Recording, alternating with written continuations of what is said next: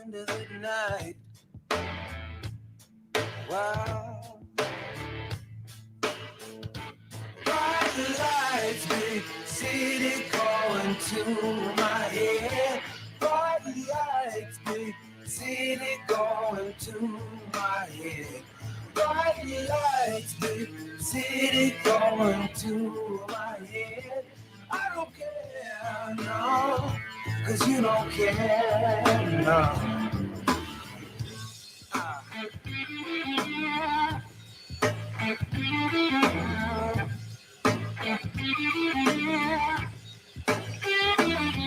Start off with the bottle, ended up with the bottle, taking shots, waiting on tomorrow, trying to fill up what's hollow.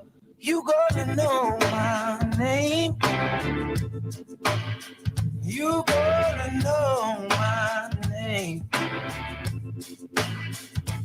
Bright lights, big city going to my head. Bright lights, big city going to my head. Bright lights, big city going to my head. I don't care, no, 'cause you don't care, no. Check. Woo.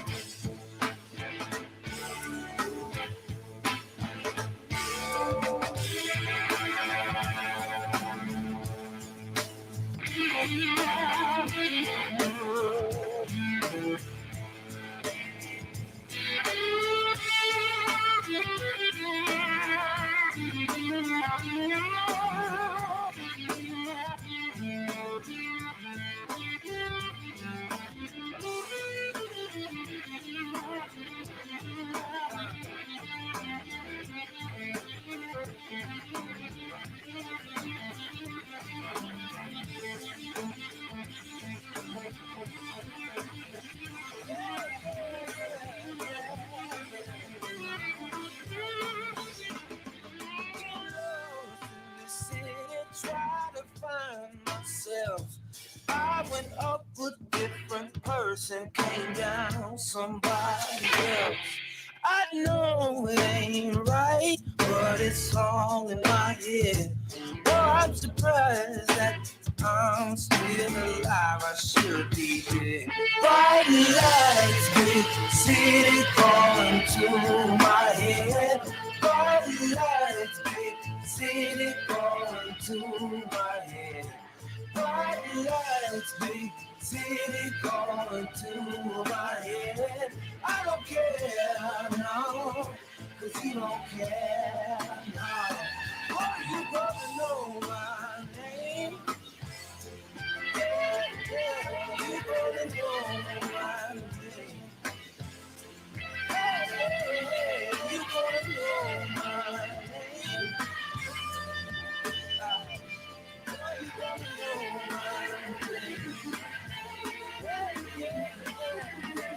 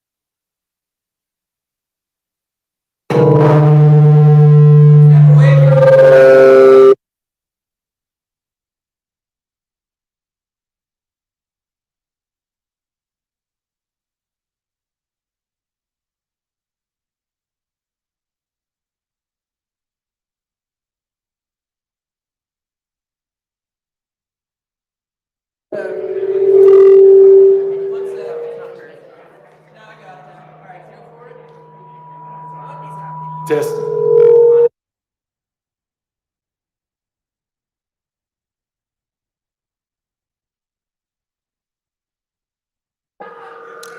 Testing. Testing. 1, 2, 3.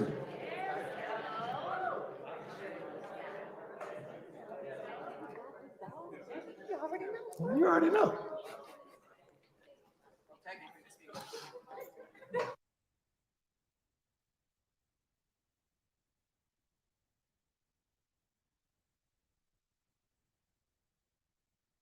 Speakers.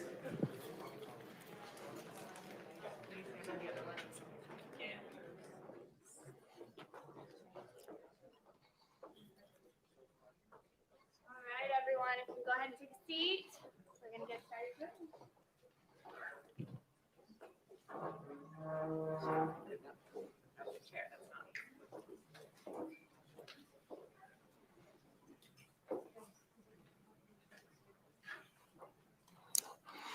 All right, hello everyone. Welcome, welcome, welcome. It's good to see some folks here in the house, some familiar faces, some old faces, some new faces. Definitely want to welcome everyone to the 4th annual Black in Tech Summit. My name is Ashley Dewalt, the Managing Director of Div Inc. in Houston. We're actually one of the supporting community partners as well of this awesome event. And so I want to just kick things off. I want to welcome Carly Deardorff, Chief of Staff at Capital Factory. Hello, everyone. Welcome, welcome. We're so happy to have you all here today. I'm here to welcome you to Capital Factory, and we're just so thankful for each of you coming to spend your day with us. This is an incredible event every year, and as Josh told me last night, it is one of the best days with the best energy of any event that we throw, and we throw a lot of events.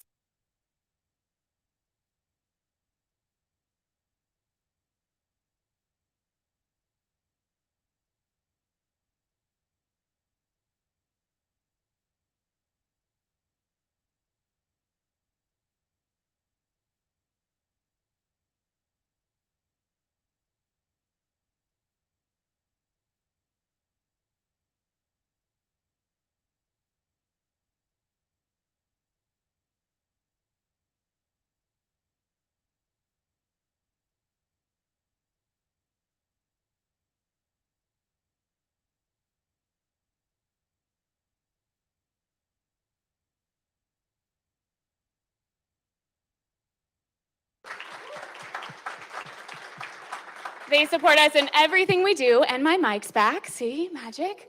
So thank you again. Welcome to Capital Factory, and I can't wait for a wonderful day.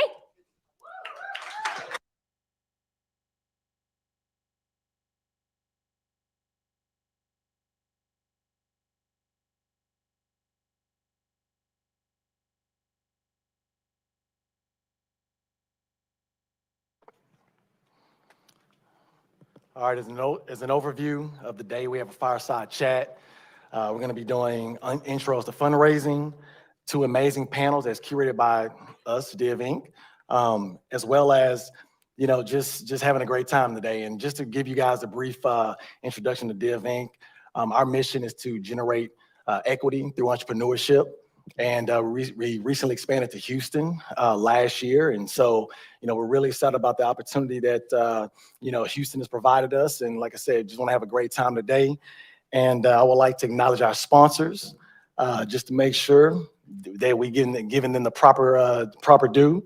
It's Oracle NetSuite, Accenture, AWS, Baker Bots, and Google for Startups.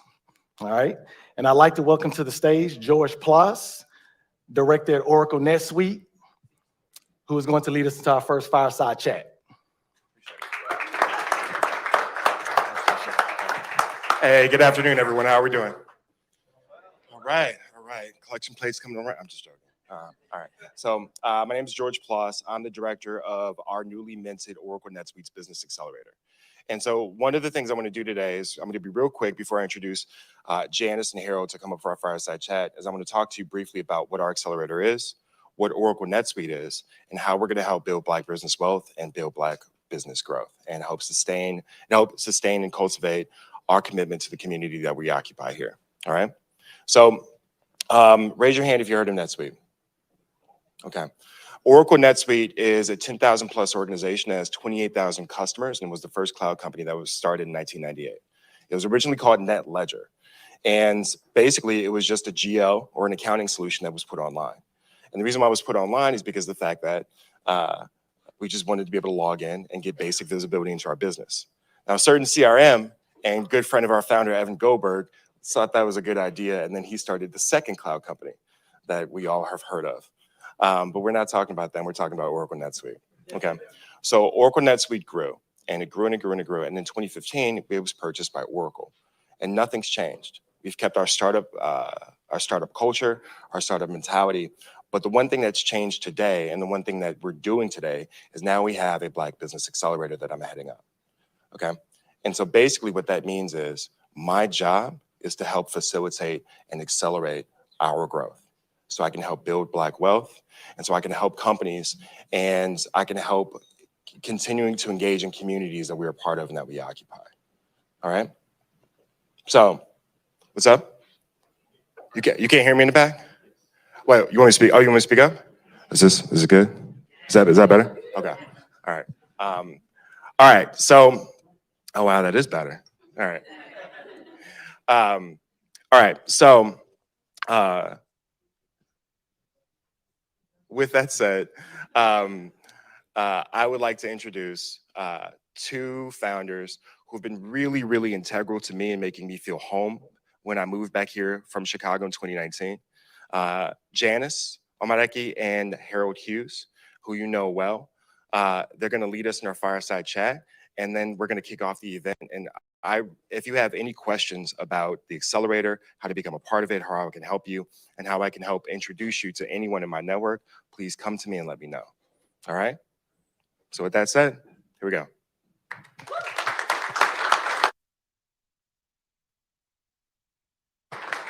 Hello, everyone. I would like to welcome Janice and Harold to the stage. Y'all give them a big round of applause. Some water. Thank you both. Let's make sure our mics are good, and we will go ahead and get started. I think that works. Yeah, is mine working? Can I? Yeah, you can hear me? Yeah, you just have to bend that part that way. There we go. Perfect. Perfect. Okay. This whole in real life stuff, right? We've all gotten our mics at home down, and now it's just getting it back in person. So I'm so happy to be here today with two incredible founders who are building community all across the city, really all across the state and beyond. So thank you both. I want to first give you both a chance in your own words to talk about the work you're doing right now and what you're most excited about in the city of Austin. Sure. Hi, everyone. I'm Janice Omadeki. I'm CEO and founder of the Mentor Method. We are an enterprise SaaS solution that helps companies build inclusive mentorship programs at scale in under an hour. So our customers, including Amazon, the Department of Education, Slalom, and more, would consider us the eHarmony for internal corporate mentorship, because we've built a system that makes it equitable for women, people of color, LGBTQ+, and military veterans to get the right mentors faster, build those meaningful connections to make corporate America look like this room. Woo woo. Thank you, Janice. Love that. Good morning, everyone, or good afternoon. My name is Harold Hughes. I am the founder and CEO of Bandwagon. Above that, I'm a dad, have two beautiful kids, and I'm a Jamaican American and first-time founder. And so my company Bandwagon is a fan identity connecting really human beings to their favorite brands and entertainers. A lot of us are probably on social media following Beyonce or our favorite teams, and a lot of times that content is one-directional. And so we know the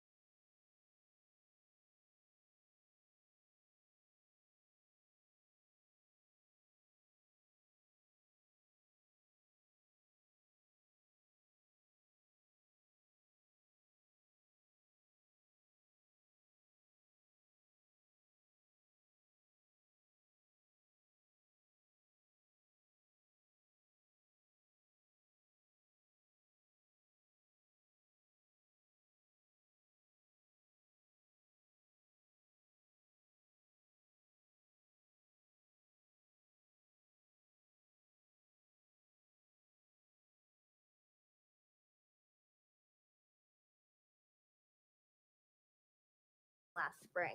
Right. Woo, woo, Love woo. it. Thank you. Well, I mean, I think the thing, even with Janice, and it kind of leads into what I talk about is like she's a round character. So, you look at what she just did with Techstars as one of the newest participants in the current. You're one of the hottest singles in Austin, which we're both going to be. Right? Objectively said, right? That's not just me, right? Right? So I think that she's a round character, and that I think that's important. As you look around this room, each of you probably have to hide a part of yourself at some point in your day. And I think what work Janice is doing, with work I'm doing, and what many of you are doing, trying to make sure that you don't have to do that as often, and that more of these spaces are safe. And so when I think about my brand, as Janice and I were talking about, like, what are you wearing today? I was like, they're getting a hoodie and sneakers from me. Like that's like, because it's for me, it's not only like me being comfortable, but I want people to feel approachable. I want to feel approachable. Like if I had on like a three-piece suit and all this other stuff, some people may feel uncomfortable approaching me. And so if I walk into a space, and it doesn't matter if the governor's here or whoever, it's just like, I want you to know that I'm approachable. I want to be as viewed as comfortable as I feel right now. And so that's really important to me. And then the second piece is, when I think about branding, is understanding the social capital piece. When you don't have money, your character, your reputation is really it. So when we raised our first funding round of $310,000, it wasn't a family and friends round. Like my friends didn't have money, my family didn't have money, but I had friends who had friends who had friends. And so when we looked at raising our first round, it was, hey, I'm building this thing. Could you tell me, your thoughts on it? And after we did that, you bring them in, right? They've given you their thoughts. Now they feel like they're rolling up their sleeves and they're part of it. And then you say, okay, who are some people you think would be interested in this? And if you do that 2 or 3 times,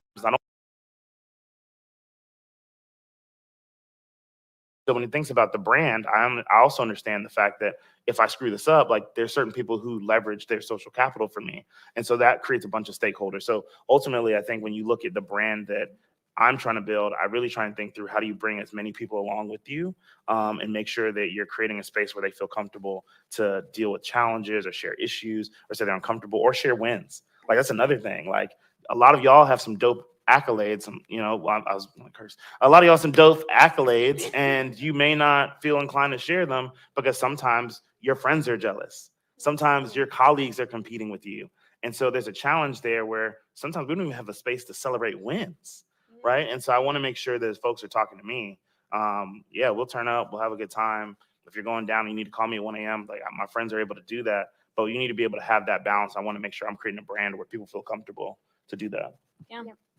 No, it's incredible to hear both of your perspectives on that, and championing one another, right? Mhm. Being able to hype each other up, just like you did with Janice, just like you do with Harold. And we all do for one another. And so that's something I've seen over and over with both of you. And it's really just incredible. You both mentioned this in a great way. And this is where I wanted to go next with the conversation about fundraising and why it's essential to get funds to the founders who we know historically and driven by data has not been the case.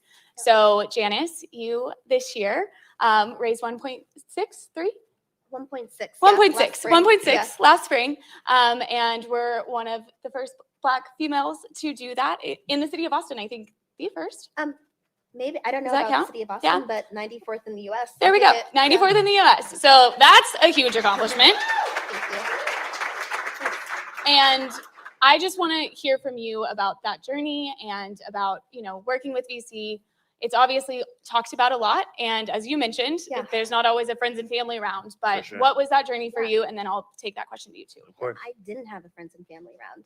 I mean, my sister gave me 10 grand when I got into the Mass Challenge Accelerator. I had quit my very comfortable PwC job to move here and build the Mentor Method in 2018. And my sister was like, I am betting on your success, and this will help you pay for that janky furnished sublet that you're moving into. I don't know why you're living there, but like, this sounds like it's your calling. Rent is covered for 5 months and just go after it. And that was the biggest blessing I've ever had. But that was my friends and family round. Otherwise, it was my 401k and burning through my savings from that very comfortable management consulting job. But, when I started the Mentor Method, I knew that fundraising wasn't something that was going to be easy. First-time founder, Congolese American, so first-generation American, not from a, high socioeconomic standing, grew up very poor, and first time, building a business. And with our thesis around, mentorship and future of work, nobody was really paying attention to that. I think in 2016, people were still like messing with fidget spinners and they were all getting funding for whatever reason, right? Instead of something actually tangible. So, I went the route instead of spending a lot of time with potential customers, really becoming an expert in the field, understanding what the critical pain points were and like the levers that we needed to pull in order to turn it into a repeatable revenue process. Grateful that we did. So, in response to George Floyd and the shutdown, all of those years of experience and understanding just came into play so beautifully that we were able to say, customers, we've been in this field with you for over 4 years. We understand this. Like, come home. We will help you build meaningful connections across your employees at scale. You actually don't have to struggle with it. Diversity and inclusion is not as hard as you're making it. Just connect people and do so intentionally. And that solved a portion of that battle. So I actually wasn't going to raise. So November 2020, Larry Warnock from Alumni Ventures Group reached out to me cold on LinkedIn and was like, hey, I like what you're doing. Let's talk. And I was like, okay, random man on LinkedIn, like, sure. It's between Thanksgiving and Christmas. I have time. And so he messaged me, we had a conversation, and he was like, I don't understand why you haven't raised before. And keep in mind, Larry is a wonderful human and a straight white male that has had multiple exits. And normally we would not be in similar spaces, usually. And so he was like, no, I think you can raise $1 million. So put us in, we'll be the first check. We'll make some introductions and then just keep going. And so that process, he thought it would be 2 weeks, which I was like, that's adorable, Larry. I'm a Black woman building a tech business. It will not be 2 weeks. It took us 6 months. Which I'm actually still really thrilled about. I thought it was going to be 9. And during that time frame, we had the holidays. We had the insurrection. I'm from DC, so that really impacted me deeply. We had that horrible snowstorm, not to trigger anybody from last year, but that happened. And I remember being on Zoom calls apologizing for not being on camera. Because I was like, I'm sorry, I'm on day 4 of no running water. Like, you should not see me right now. Right. And so during that entire time frame, I treated the entire fundraising process the way jazz musicians treat their sets, right? Like, anytime you see them, even if they're at the same jazz bar and they're playing the same song and it's the same run of show, they're still changing little pieces of it, right? Like, they might do a crescendo here and like bring in a jazz solo on this side. And that might not be the first time that they're doing it, but they're like changing it every so often. And so I had that mindset through the pitch to figure out, okay, what is actually landing? What is authentic to me when I'm talking about it, so that our investors see not just the scalable business that is, and what we have now, but like the energy behind it, the bigger why behind it, so that they're not just buying into the returns that will get them in the next 3 to 5 years, but also me, the team that we're hiring, and trusting that we have those cultures in place. So all of that is to say, fundraising was very challenging. Thank God for Danielle Locklear, my therapist, that I met through the Black in Tech Summit in 2020, not knowing that I would need her so much. But yeah, I think combining mental health, amazing community, and then just really recognizing that it's going to be a bear and it's tough, but I'm tougher, and we did it. So Yeah. I love that. Thank you. Sure. Harold, do you want to speak to fundraising or funding in general? It doesn't have to be VC. Yeah. It could be, Yeah, we can talk generally yeah. about, so in the beginning, I started my company. It was an idea that I had as I was finishing my MBA. And then I spent a year and a half just working on the weekends and nights. And I had this mentality, this idea that first I need to de-risk the idea. Like, does this even make sense? And then from there, we de-risk the business.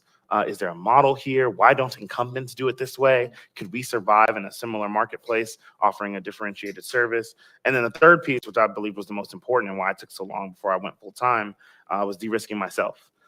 Would customers trust me to support them on a product or service? Would investors want to give me capital? Would people want to work for me?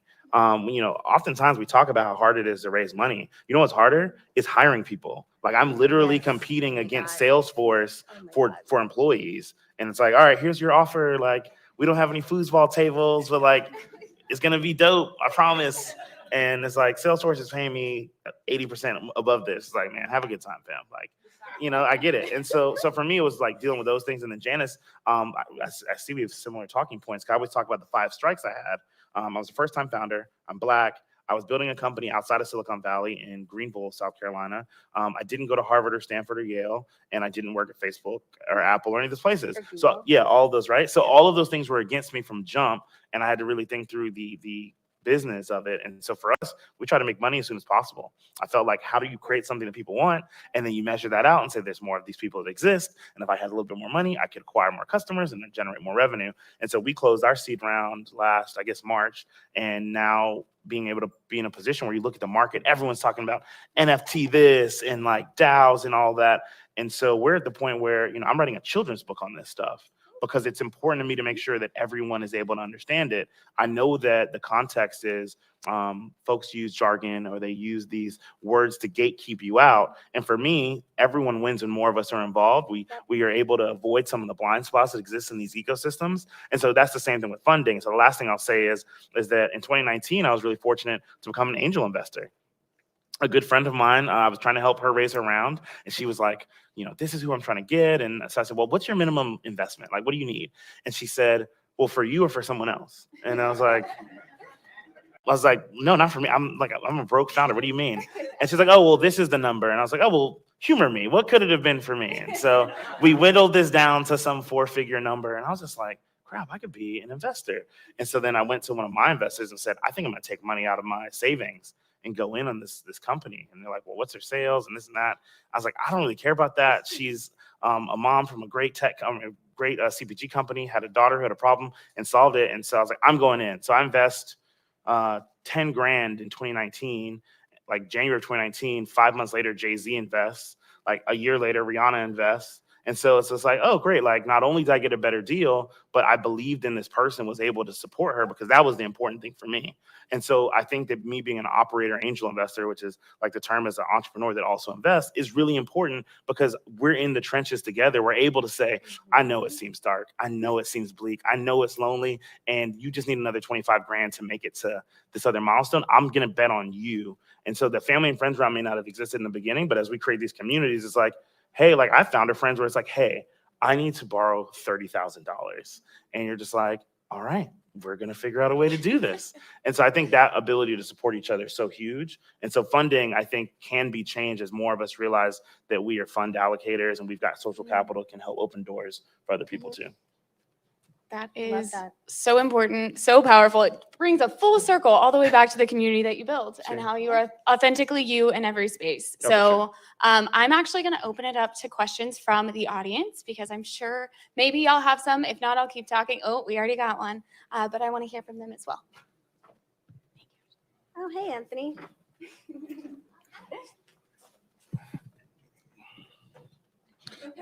Hello, everyone. Good afternoon. I'm Anthony Gant, the CEO and founder of At Ease, which is a company or a technical platform that allows government travelers to use their government allowances to book Airbnb-style properties. You said something that was really important about investing in the jockey and not the horse. And I asked this question last Friday at an event I was with for a lot of military veterans and military veteran entrepreneurs. I hate that they say we invest in the jockey. Right. And I'm like, well, I'm a solo founder. Then they go, well, you need a co-founder. And I was like, I thought I was the jockey. So can you talk to your experiences, or both of you guys, talk to your experience about when you go to these angel networks, when you go to these different venture firms, and how you let them know, hey, I may be the jockey, but here's the team that's actually helping me get the saddle on the horse, the reins on the horse, and actually training the horse so that we can actually go to the next level. Because sometimes I believe that we as underrepresented founders don't know how to communicate that effectively for others to see that, like, oh, we're actually doing work behind the scenes. We just didn't put it in a 10-slide deck or like know the words to tell you. Well, no, I mean, so that's really important, right? That happens all the time. I think that the challenge that exists is that in the beginning, you're trying to figure out how to do everything. And then sometimes you stay in that doing everything mindset for way too long. And so you end up being a generalist. I'm a huge specialist. If there's something like, one of our interview questions when people are trying to come work for us is, I'll ask, when it comes to time, professional and personal development, do you spend more time on improving or decreasing your weaknesses, like being better at things you're bad at? Or do you spend time like being better at things you're good at to try and become world class? And for me, it's really important to try and become world class. And I'll give the example, like really simply, is that if Janice is good at cars and good at food and good at whatever, but Carly's really great at food. I'm going to call Carly for food. And so I think being able to create that thing that you're most well known for and best equipped to solve is important. So going back to the founder thing, I'm a solo founder. Are you a solo founder too? Yeah. So solo founders, that whole thing is like, oh, we want you to have a co-founder. It's like, I'm sorry, like this is a founding team. I'm valuable and I understand what I'm building. And so I don't really even push back that much anymore. It's just making sure they understand it's like, this is the horse that's going to win the race. And you just got to kind of lean into it. I'll say this last thing, because I know Janice probably has some points to this. A lot of you may not be entrepreneurs in this space. And so when you go into a room, one of the things I tell everyone is to make sure that when you know you went into that room, you are needed, your voice was not there, you deserve to be there, take up space, 100%. and because all those things matter. And so when you're a founder, so putting that lens on it, you have to know when you show up, like I'm the most specialist person, senior most knowledgeable person in here. And that confidence is what helps me go in and say, that's completely fine. You may not get it today. We have an investor that's participating in our current round that's at 2.5 times what the last one was because they didn't get it. And that's fine. Like they didn't get it. It cost an amount. Like I've got student loan debt, so I know education costs. So they had to learn and now it costs them more. But I mean, I think about that as just like, yeah, you just missed it. So give me any thoughts on that? I love that. I mean, you hit on everything. Honestly, the first thing I thought when you said that, not to sound discouraging, was like, they're just not interested, move on. Right. Because what I found is VCs will find any reason to say no. Like you're going in saying this is an amazing opportunity and you're optimistic about it. And VCs, their whole job is to poke as many holes into your business as possible to figure out which businesses have the least amount of risk. Therefore, in their head, they think that that may convert into an opportunity. And keep in mind, I'm a GP and on the investment committee for the fund, which is a new fund that launched here in Austin for pre-seed and seed stage businesses. So my core thesis is on future of work, and anybody Black and brown or identifies as a woman, please reach out to me on LinkedIn. We want to support where we can, but have traction before you come talk to me. But, you know, what I found is, especially as a Black woman raising in tech, Oh, we better get there. We better go there. Yeah. So we had 6 figures in revenue. We had an amazing team with a person that sold their rideshare app to Mercedes in 2014, seasoned entrepreneur, 20 years in the military. Not me, my head of operations, Joseph, right here. I have a personal connection to the mentor method that once you hear it, it's like my origin story. I'm not doing anything else. I'm just going to be continuing to build the mentor method and help as many people as humanly possible. I have all the time in the world to do that, right? And so the story was very clear. And yet, despite raising a seed round of what we were hoping for $1 million, people were holding us at like the Series A and Series B metrics. Yep. And I was like, this is ridiculous. What do you mean I need to have $1 million in revenue to raise $1 million? If I had $1 million, I wouldn't need you right now. Right. You know, and so that was really frustrating to see. But what I realized was just once I stopped taking it personally and just saw it as a business, right? We're in the business of customer acquisition. When a customer says unsubscribe to your 3rd cold email to them, you're like, cool, okay, we'll remove them from the pipeline, right? Or maybe you send one more, but like, you know, you remove them, right? Same thing for investors. If they don't see the vision, that's their loss. It's not mine. Right. It's none of ours, quite honestly. They are missing out on an opportunity to acquire millions of dollars, be on the cutting edge of technology, get on the ground floor of something truly incredible. And if they are not able to see that, I do not have time for them because it means that they are not at the same operating level that I'm at. And I'm very grateful for the investors that we have because they saw it. They got it, and it's so different. You'll know when you're talking to an investor that gets it and one that doesn't when you start seeing more investors that do get it. So I would not spend any tears. I have cried enough for everybody here, I promise you. Don't spend any tears on it. Don't spend any time. If it's not for them, somebody else will come. But do take the time to listen to the feedback that they're giving, despite the misogyny, despite the very clear biases and the systems that were built to oppress us and hold us back. If you can find some kernels of true knowledge within those to help continue building your armor to make you indefensible, then it's all mental, honestly. Agree. Any women have any questions? Yeah, we have one right there. We have time for one more question. Give it to Let's a go. woman. Yeah, actually, I was over just here. I was just making sure we called Look at that that out real quick. allyship. Yeah, Harold, I love it. Well, I'd like to say, first of all, thank you so much for both being here. It's really amazing to see you here with all of the things that you've done. But I'm sure that you've had your own share of setbacks and times when you didn't meet milestones. And as you were just bringing attention to, we are held to a different standard. So whenever we don't meet a milestone, or whenever we fail, or we have to pivot, or somebody in the communities that we're building that we used our reputation to vouch for fails, it is held to a different standard. So I'm curious to see how you've recovered from that in your personal experiences where you failed to meet the expectation, and when you've put your reputation on the line for somebody in your community and they failed. Like, how do you bounce back from that and still maintain the level of success that you've had? That's a great question. So the first thing that comes to mind for me is, so August 2018, my mom and best friend and biggest cheerleader passed away from pancreatic cancer. I was with her. Our last conversation was that she was really proud of me, saw me doing all of this work to build the mentor method. And she was saying that, she'd be in heaven doubling the blessings that we were giving to the people that benefited from our tool. That's kind of my like Batman, a vengeance thing. But after that, like, I don't know who's lost somebody very important to them, but I was not equipped for the emotional turmoil that would happen as a result of that. I had just moved to Austin. I had no deep community here. I had investors and like some people I knew through like the startup ecosystem, but I didn't trust them. I didn't know who they were, right? So it was really lonely and a very dark time for me. So I intentionally took about 6 months, 5-6 months to just figure out who is this new Janice that has this new insurmountable level of grief that I didn't know what to do with yet. I was 30 at the time.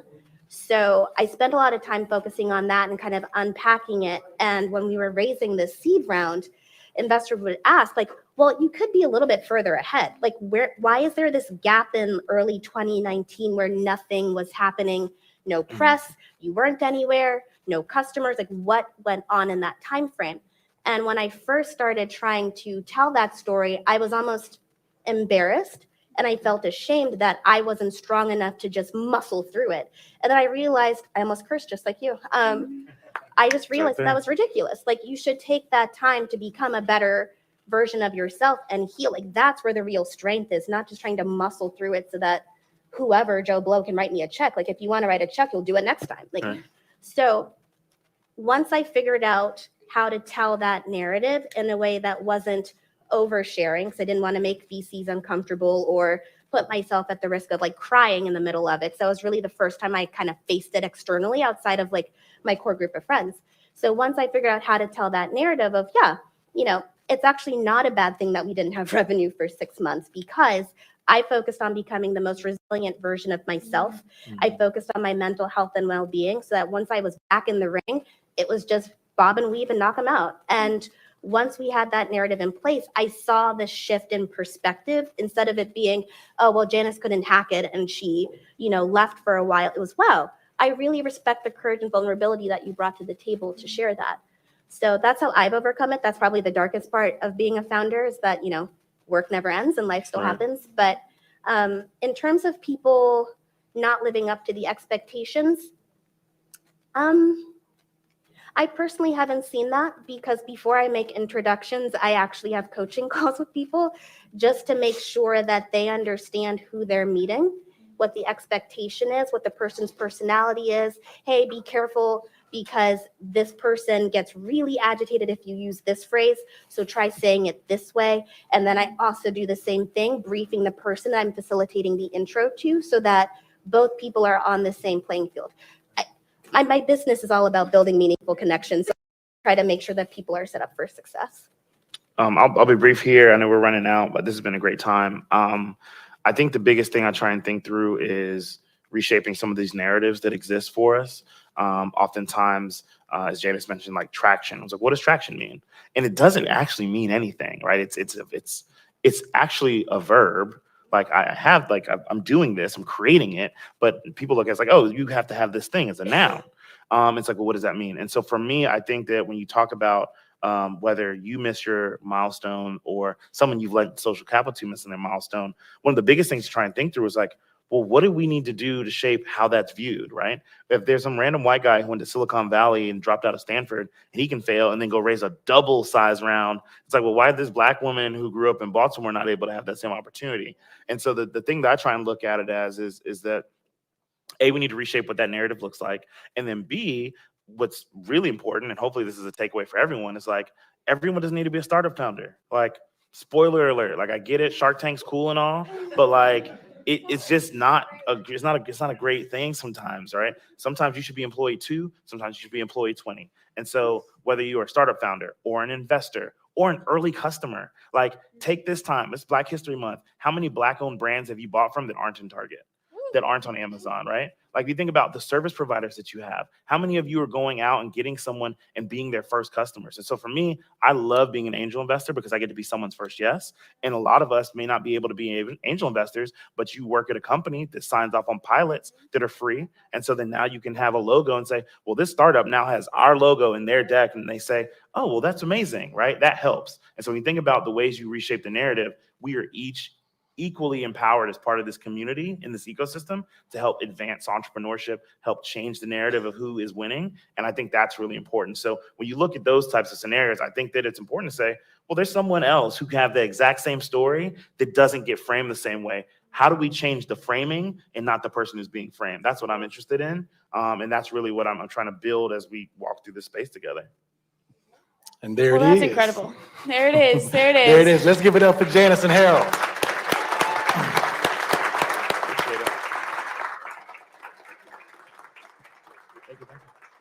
Oh, sitting, standing?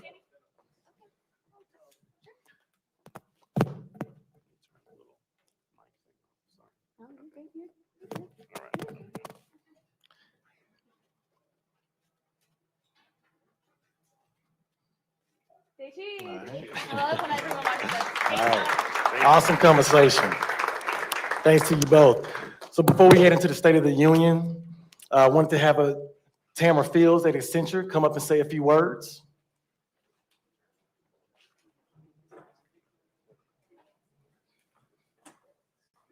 Helping diverse voices be at the table.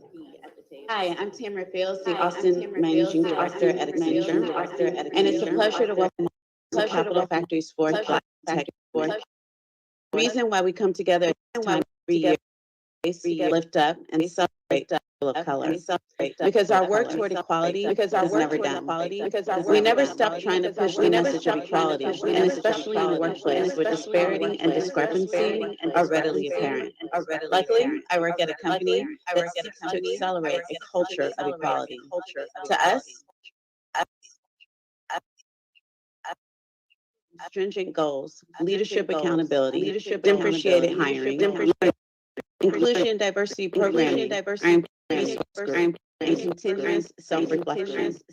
In 2016, Accenture became the first professional services company to publish comprehensive data about our U.S. workforce. Transparency is paramount. It holds us accountable. Since we began reporting our data, we've made great strides, including adding more than 25,000 people.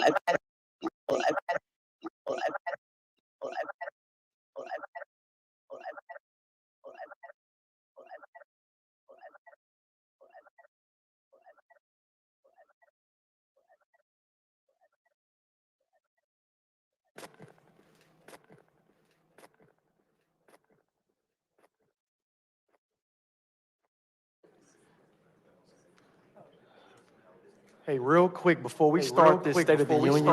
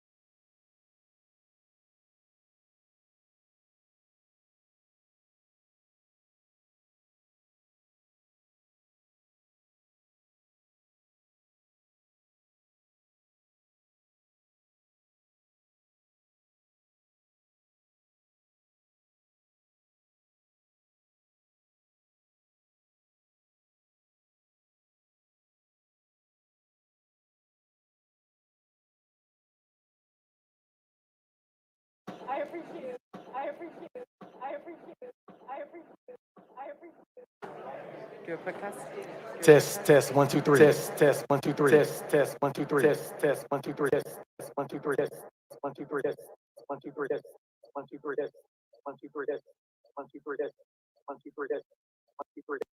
1, 2, 3. 3, 3, 3, 3,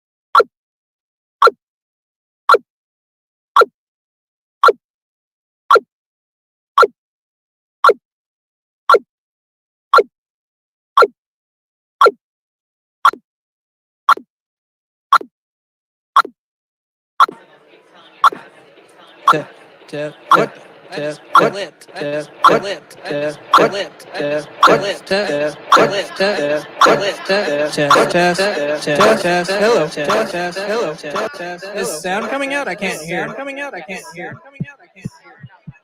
Okay, turn it on. Hello. Hello. Hello. Hello. Hello. Hello. Hello. Hello.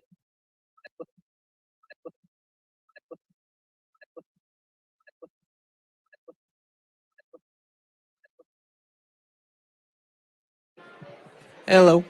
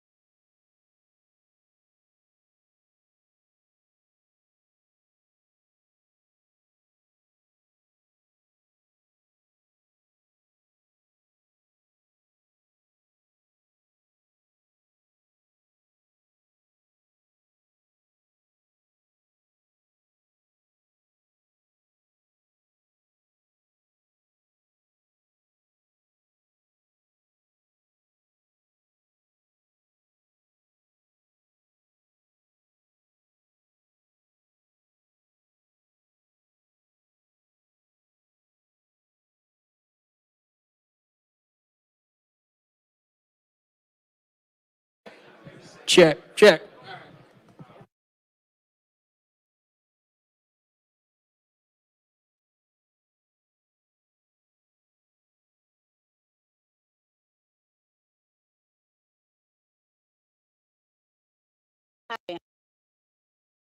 Director at Accenture, and it's a pleasure to welcome all of you to Capital Factory's fourth Black Tech Summit.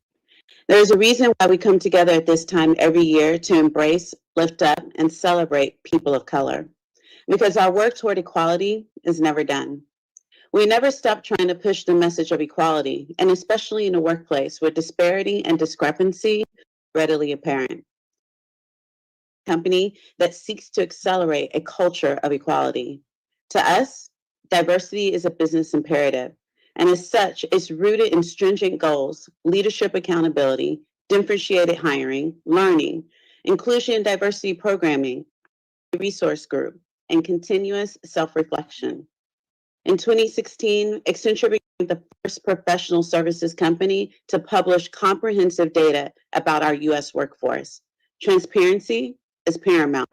It holds us accountable.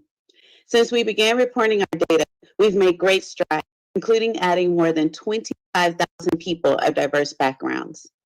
In the aftermath of the 2020 racial injustices across the U.S. and beyond, it prompted us to closely examine every aspect of our workplace experience, which led us to announcing new goals for 2025 to increase race and ethnicity representation in our workforce overall, as well as among our managing director roles. Leadership matters for African American and Blacks and Hispanic and Latino people. In 2025, we commit to increasing the representation of African American and Black people from 9% to 12%, and the representation of Hispanic American and Latinx people from 9.5% to 13%. In each case, this represents 60% increase in the number of our people across these segments, more than doubling this segment and helping us reach our goal to be the most inclusive and diverse company in the world. Martin Luther King Jr., an individual has not started living until he can rise above the narrow confines of his individualistic concerns of all humanity. This is why these conferences are critical to us not thinking individually, but corporately toward a culture of equality. Technology is key to our success in the future, and we want diverse representation to be part of that story. When I think about my own personal journey and how many times I walked into a room and didn't see someone that looked like me, I knew I had to work harder for my voice to be heard. I'm committed to helping diverse voices be at the table. And I hope you have illuminating and impactful discussions today that expand your thinking and initiate a change toward a future that includes everyone. Thank you and have a great afternoon.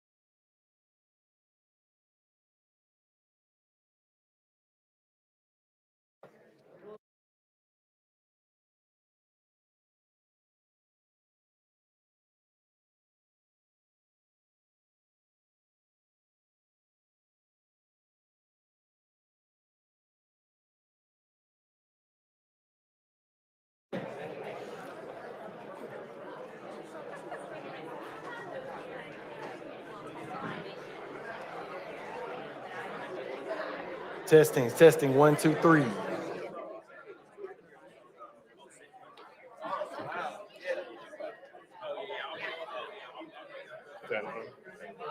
One, two, 1, 2.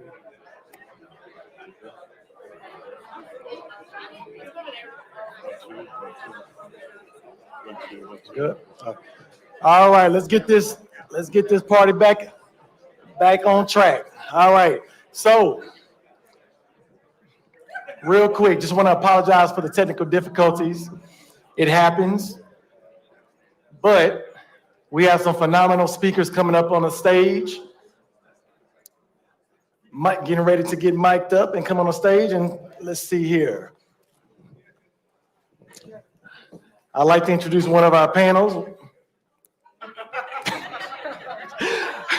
Preston James, co-founder of Div Inc.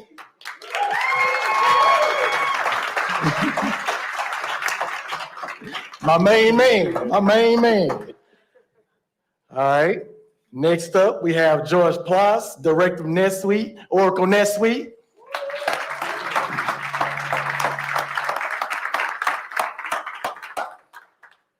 Next up, we have Anita Roberts, Managing Director of Silicon Hills Capital.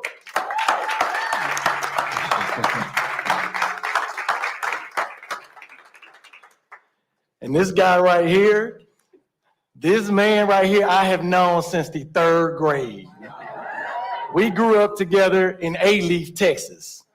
Literally, maybe 5, 6 houses down from each other, play ball every single day. So without further ado, Philip Yates, co-founder and managing director of Diversity Fund Houston.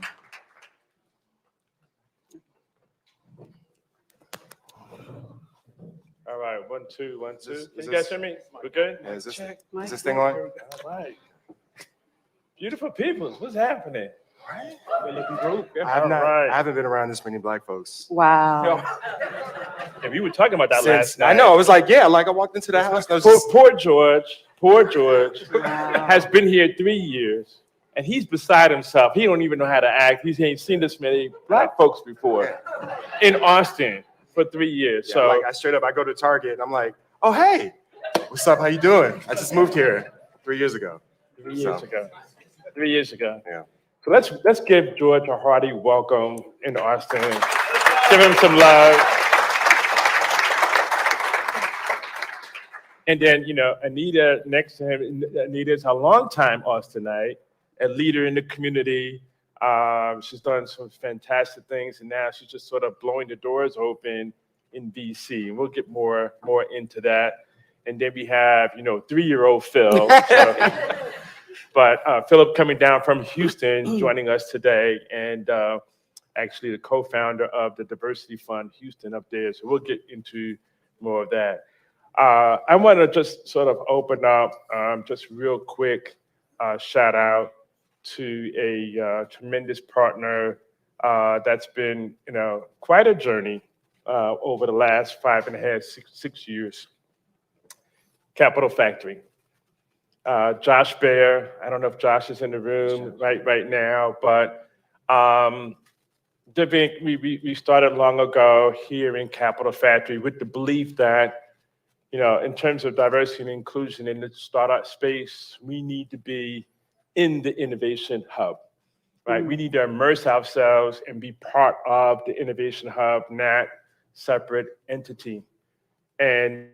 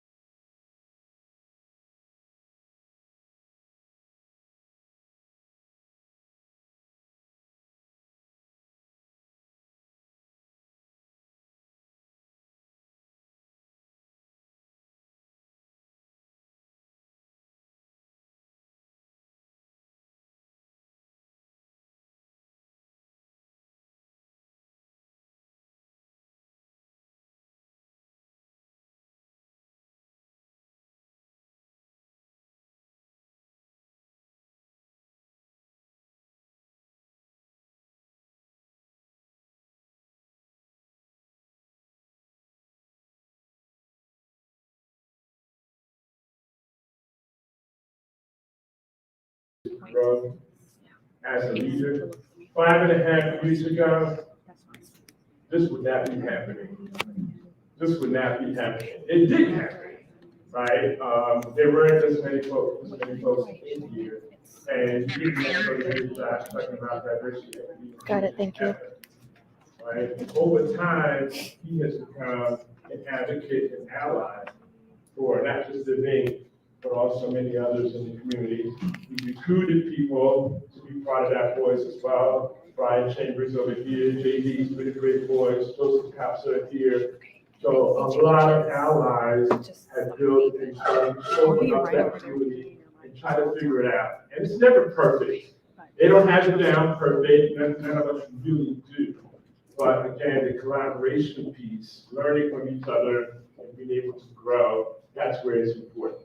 And that's why I think this is a pretty critical space for us to be able to participate in, right? Not the one and only, but definitely a critical space. So if you have the opportunity to hear us, or you just come into town, you need to be rolling through. This is where a lot of resources are here. So just wanted to say that, thank you. And now I want to get to this awesome panel. So with that, I'm going to open it up. Hope you guys read the panel, the bios and everything. Because I don't want to spend a lot of time digging into the bios. It's going to be 10 minutes, right? So I want to get in.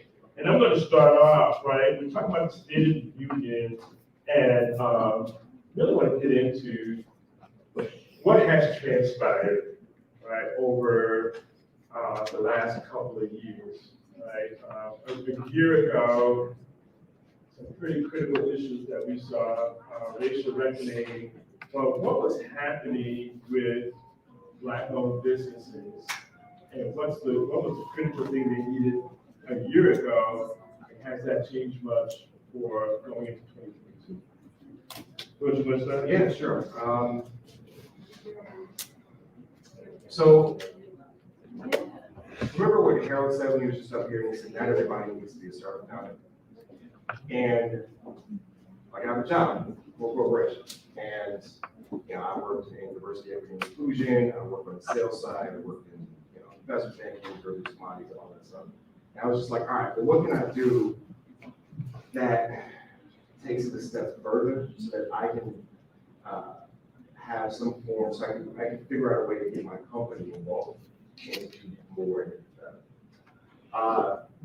And Asif, one of my partners over at Oracle NetSuite, and I were talking about the vast majority of our customers and businesses that we help grow look and are from Tammy about the like they're very overrepresented. I know, it should all work. I said, we're gonna try to play it. The only thing is, And if then I it was like, stops all right, playing, well, I'm taking it down immediately because Josh you're not and gonna Paul are solve next. racism And or I'm solve looking at the problems. mics. What really helps in You coaching? don't think this is gonna fuck up the mics? Well, right, Mike. When I was over there, Ian was like, oh, that's it. And so maybe they fixed something in the back. What tools do I have at my disposal? So that's the same thing after this panel's done. Do I have this financial support? How do I position it, how to target it so that we don't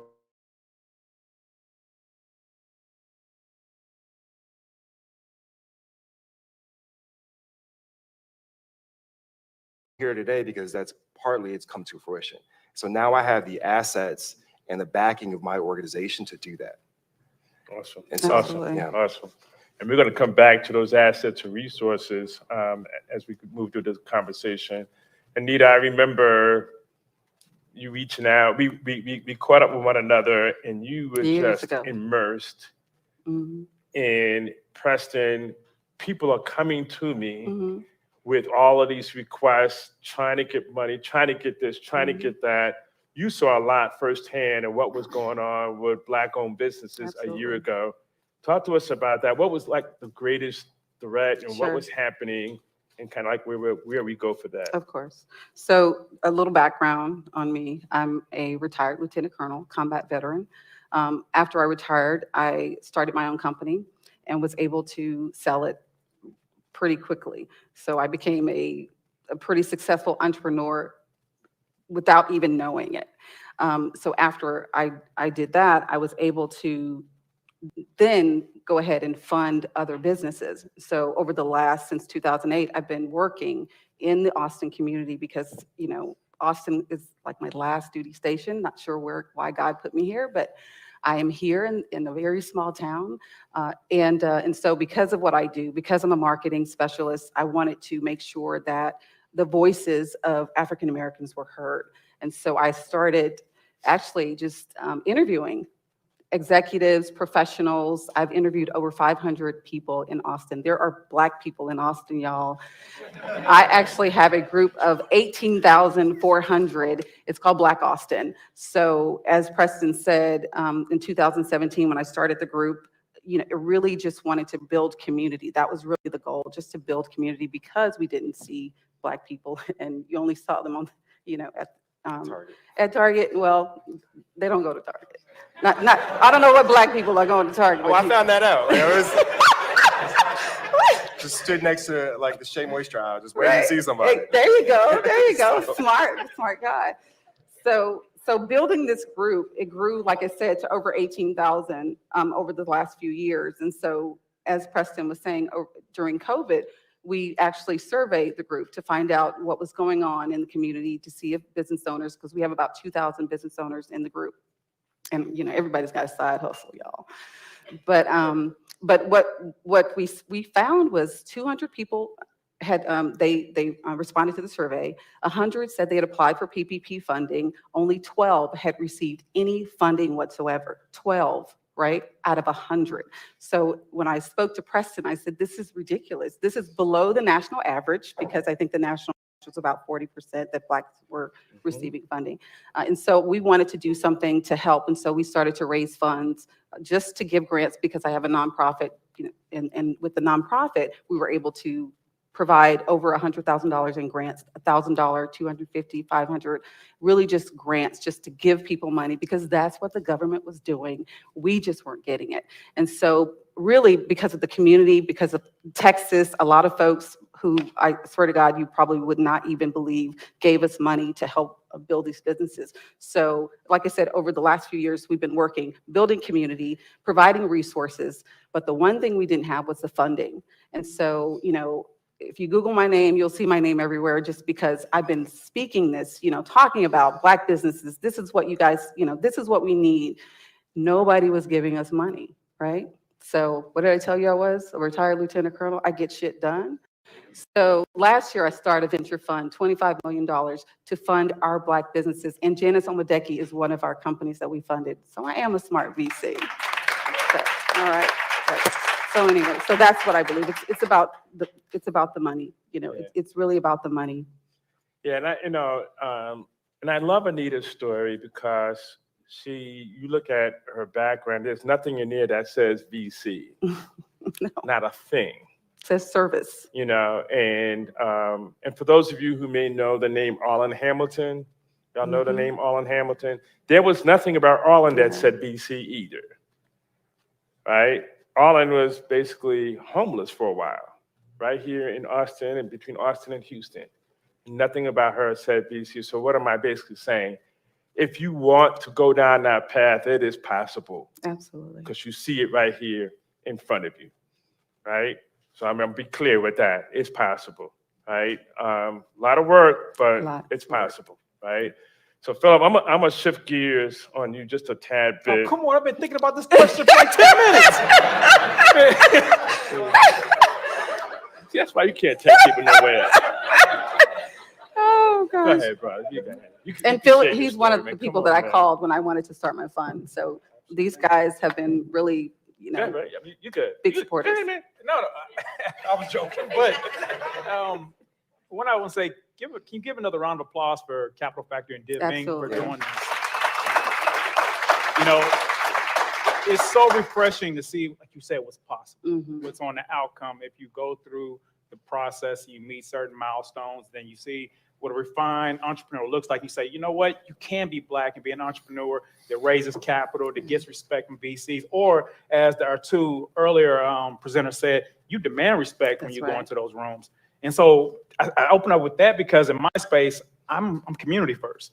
And so I work in with people who just come in with an idea, or sometimes it's been entrepreneurship by necessity. And so I love the fact, Ashley, we always talk about A-Leaf because, you know, one, I'm a lawyer by trade, so I do corporate law. So it's not like I had to go into entrepreneurship or incubators or venture capital. It was a passion to solve a problem.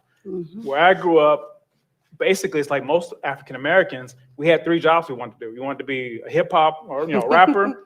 You wanted to be a ball player or a drug dealer / gangster. So out of my family, my brother took the rap and gangster role. I took the sports, thank God. I took the sports role. And so that's what Ashley was saying, that we did. We played ball, and that got me through school. And so, but once you start getting introduced to the, you know, the economy, you realize that's not going to get you anywhere. Right. I'm 5'9". I was 160, now I'm a little heavier. And so that wasn't going to work out for me. And so after I became an attorney and I started being able to have some set of a level of stability, I realized there's people that from where I came from didn't have the same opportunities as me. They didn't get a chance to meet Preston James, who 5 years ago, he took me under his wing and said, look, whatever you need, brother, this is the way you need to go. And he vouched for me. And now he's even sitting on the board for Diversity Fund Houston, or Ashley, who I can call up and talk to about some of these problems and issues. Everybody doesn't have that. And so roughly over 10 years ago, started a pre-incubator program at the Urban League with Judson Robinson and Eric Goody. And that was to help people have a safe place to fail. And so over time, you realize no matter how hard they work are the sacrifices. And so I'm going to answer the question you said. You talked about the past 2 years. And so these people, this is pre-pandemic, pre-civil unrest, pre-George Floyd, pre-everything. But there's a quote that you often hear, and it says, you know, when America catches a cold, the Black community catches pneumonia. And that's what the last 2 years have really been like, because there's always been a problem in our community in terms of the lack of resources that we need, whether it's education, network, your first customer, and then obviously capital. And so from Harris County, the most diverse county in our country, number 2 largest county in the state, you can look at the disproportionate ratio in terms of the economic ills that took place. So Blacks, you know, they're only, I want to say 15% of the county, but 25% economic loss. Hispanics, 33% of the county, 45% economic loss. Meanwhile, you have Caucasians or white Americans who have a larger, you know, size, which is, I want to say they were 45%, but they only suffered 15 to 25% economic loss. And then you start defining what is economic loss. It's not, this loss of jobs, loss of income, loss of family members, emotional costs. And so while you're still trying to go through this process of being an entrepreneur, you're dealing with things that, one, you couldn't even deal with prior to the pandemic, prior to the freeze, prior to the civil unrest, prior to the resurrection. So I say all that to say that it's gotten worse. I do like the fact that the government stepped in there. I do like the fact that now we're creating these rooms and people are being more intentional. And so I've been fortunate enough to even be a part of the George Floyd Foundation. And so you see corporations stepping up. And so if anything, I encourage everybody who's in this room who is a part of the ecosystem to continue to be intentional and put the resources in the hands of the people who need it, you know, like the Anitas, like the Prestons, like the Ashley, and everybody else who's doing, and obviously, George, you're doing a great job already by sponsoring this, because people need it and people want it. And so that's why I come from Diversity Fund Houston. We do pre-seed, seed investments. And so if you're in that stage of raising capital, please come talk to me.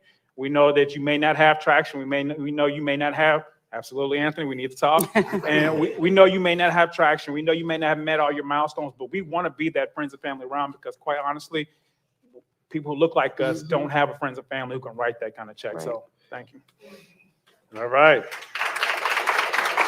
I'm going to tell you right now, Philip is not getting up out of here. He just opened it up. He said if you're looking for some fun, then come see him. So come 6 o'clock, Philip will be right about here on his way out. All right, so I'm gonna shift gears a little bit, and I'm gonna share this. I'm gonna share some information, right? So, a new report came out today. There's an organization called Black DC. I don't know how many of you are familiar with it. I know you are, CV. This is a new report that came out from Black CV, and they're basically breaking down on initial look on Black venture capital in the United States. okay? And I'm gonna share a little bit, just a little bit here and there throughout this conversation. What they came up with is only 1.2% of a record $147 billion that were invested in companies in first half of 2021 went to Black founders. 1.2%. Okay? For us that have been in the ecosystem for a while, that's not a surprise. If you are surprised, you need to come holler at me. I'll be right here. Right? 1.2%. In Austin, there was $4.9 billion record, double the amount of investment the previous year, $4.9 billion in Austin. There's no breakdown that I'm aware of on what percentage went to Black founders. But all of us can probably guess it was probably just teeny bit, right? Less than 1.2%, I would guess, okay? So the other flip side of that is that the Black partners, the number of Black partners in the United States increased by about 27%, right, in the United States. And most of those Black partners, the vast majority of them, started new funds. Yeah. Okay? So we're talking about the lack of access to financial capital, right? So I'm gonna go through all three of you. What are you seeing? What are you seeing in terms of, is this a long-term trend in terms of an increase in Black funds and more capital? How do we get more capital, more than 1.2%? How do we get to that 10 to 13% aligned with the demographics, more at parity, if you will, right? What do we need to do? Be check writers. What's that? We have to be check writers. Yeah. Break it down for me. We know that. That's the easy part. Break it down for me. So how do we become, how do more of us become check writers? Because here's the interesting thing, right? In this report, it also says there's a higher percentage, I think it's like 42% of our Black fund managers and investors are coming out of the same schools as their white peers. Right. Ivy League. Yeah. Ivy League. Yep. How many Ivy Leaguers do we have here today? Public school, right here. Raise your hand up proudly. Are you a fund manager? What you doing? All right, never mind. We'll come back to you. So, yeah. But that's Yeah. So you're not Ivy League, you're not Ivy Right. League, I'm not Ivy League. We got some others in here. Ben, you're not Ivy League, but we got funds. Janice, not Ivy League. Right. So what do we need to do? Check writers. Check writers. So you mentioned Black VC, right? Mm-hmm. So Black VC, actually, they're working to build more Black VCs, right? I do not have a finance background. I have a PR and marketing background. So I am definitely not a traditional VC as you would. I didn't, I went to the University of Alabama, so no, I didn't go to one of those Y'all schools got either, championships. right? But exactly. But here's the reason why we Black people have to be the check writers, and I've got four reasons. So these are challenges that we have when you go into a room. Most often, they're going to be white VCs, right? They're going to be male and they're going to be white, right? So we solve different problems, and we have different solutions for those problems. One of them is the unbanked. I remember when the young lady who actually raised funding, a Black female who raised funding, and when she went in to pitch to the white VCs, they said, "What do you mean Black people don't have banking accounts?" They could not even conceive that Black people, or that people, we're not banked, right? And so we have different problems. We're in different environments, right? We have different resources.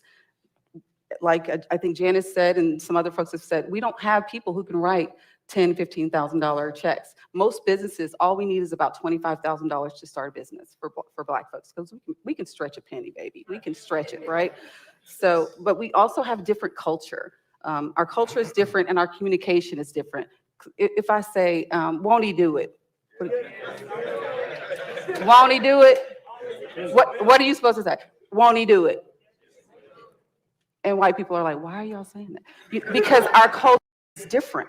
Our culture is different. Therefore, when you go into those rooms and you're saying things and they're looking at you like, what the hell, is going on? And our customers are different.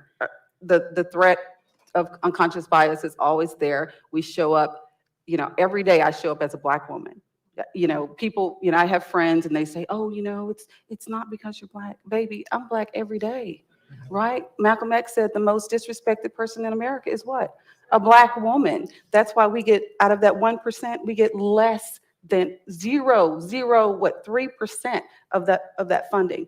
But we start the most businesses. Black women start the most businesses. We receive the least amount of funding. So if Black women that you're in this room, you need to be a check writer, baby. So come talk to me if you want to do that. That's the truth. I guess to piggyback off that, and you spoke on like being unbanked, Yes. I think financial literacy, and I know when Ash and I were talking about capitals, like we need to understand how capital works. Mhm. And that was the biggest challenge for me, even going to venture capital, because as an entrepreneur, you're like, I want to raise capital, I need money. And then you say, well, what do you need the money for? You don't know. Sometimes you don't, exactly. And so I think that's step number one. And so more programs or more opportunities to teach people, whether they're fund managers or they're entrepreneurs, how capital works. And then two, unlocking capital in our community. And so there are people who can write $15,000 to $25,000 checks. They may not be my mom or my uncle, but if you look at people's stories, so Janice said something that was, highly critical. Look at people who've done it successfully and then watch their roadmap. So like, look at Preston. Like he was an angel investor. He came from corporate America. There's so many corporateurs around this country that can easily just drop $50,000, $100,000 checks, but you need to actually unlock that. And then let's figure out a way to build a vehicle or a community. And we all know about the laws that which this can be done.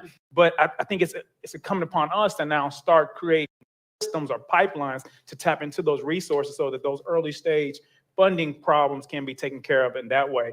And then alternative financing. I was speaking to, Brother Derek over there, and he was just telling me his story, and I know he's going to share it later, but he didn't even go through venture capital. And so that's another thing, is like learning alternative financing as a whole is important. So that way, when you're walking into that room, you're equipped up here, and then you can actually articulate yourself and then have a meaningful discussion. And then, like you said, get that check, get them to write that check for you. So Yeah, and George, go ahead, man. Yeah, I was gonna say, to piggyback off that, like the financial literacy is like, what do you do once you receive all this money, right? That's one of the reasons why, like, access not just to capital, but access to technology and access, and also enabling how we use that technology to get visibility to make our businesses grow, right? I had a cousin started a business. I was in my early 20s. Asked me for $1,000. I gave him $1,000. Business didn't go anywhere. He was selling T-shirts. This is really bad business, but like, but I was also like, what'd you do with that $1,000? He was like, oh, I think it went here, I think it went there, I think it went all these other directions. It's like, all right. And so now I'm just like, again, when we're talking about like, what can I do? I have this financials platform that we can offer people to give you visibility into like cash management, your cash outlays, compliance. I guarantee you, a lot of your startups are on a subscription basis, right? Because of ASC 606 and because of how you recognize revenue from a subscription-based standpoint. How are you going to manage your cash so that you run so that you're compliant and that you can grow successfully? How can you pass an audit, pass a funding round? What type of visibility are your auditors going to get so that there isn't any friction from you when you level up, right? So money is just one component. Knowing how to use it is another component. So Amber, raise your hand. Okay. Amber is one of the best solution consultants that Oracle NetSuite has to offer. Amber, what's your background? Okay. Do you have a CPA? Oh no, you don't have a CPA, but all right, but you're a senior accountant. You've worked in corporate America, and now you help businesses grow on our platform by showing them exactly how to grow, right? JR, raise your hand. Okay.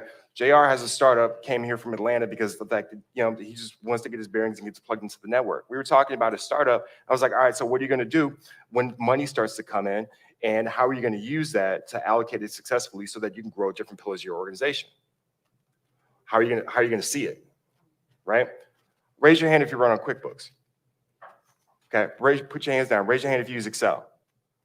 All of us, right? We all use Yeah. Excel, okay? And so like these types of things these types of tools can help us and or limit us when it's time to level up. So funding is one aspect of it, okay? But learning how to use it correctly is another aspect of it. And I'm not, I am a corporate sponsor, like Oracle, NetSuite, use us to, but for real, yeah. That was a shameless plug at all. Not at all. So but for real, it's just like, how can we help businesses grow? What tools and what assets do I have, all right, for us to do that? And this is. So I'm not cutting you off. I'm add on to that, because one of the biggest things that I've seen over the last 6 or 7 years that really makes Austin somewhat unique. And I think it's growing in Houston and other places as well, is collaboration and community is key, right? Everybody can have, this person got this, they got that, I got that. How do you make it easier for people to get access to those resources? One of the reasons why DivInc started is because we wanted to remove barriers, right, and provide access to the resources that people need. Right? And now, of course, DivInc is not, we can't do it all by ourselves, and we admit that. So we partner with Capital Factory, partner with Oracle. Yes, we use NetSuite, right? All these tools and resources that are out here. I got my sister back here, Lauren Washington. She's created a new startup called Funder. We partnered with her as part of our platform, right? Hey, sis. And how we collaborate. I got Benjamin here. He does an accelerator in Dallas. We talk every so often. How do we leverage for each other? Our founders, Anthony and Madison and so forth, founders that go through Janice and Harold, they go out into the world and they find different resources and programs and everything else, and they bring those back to us, and we try to integrate that, right? The meetups that we have, just coming in here and talking. You heard Janice and Harold, how they just talking, right? So, but the thing that I want to just basically sort of reiterate is how we collectively build that collaboration in that community for this audience and beyond, because that's ultimately going to be how we actually move the needle faster, right? We can't be in these silos. Right. We need the oracles, because God knows I don't have no platform, right? Oracle has a lot of tools. Does George have to be a Black guy to bring those resources to fruition for Black and brown founders? He shouldn't be. He shouldn't have to be.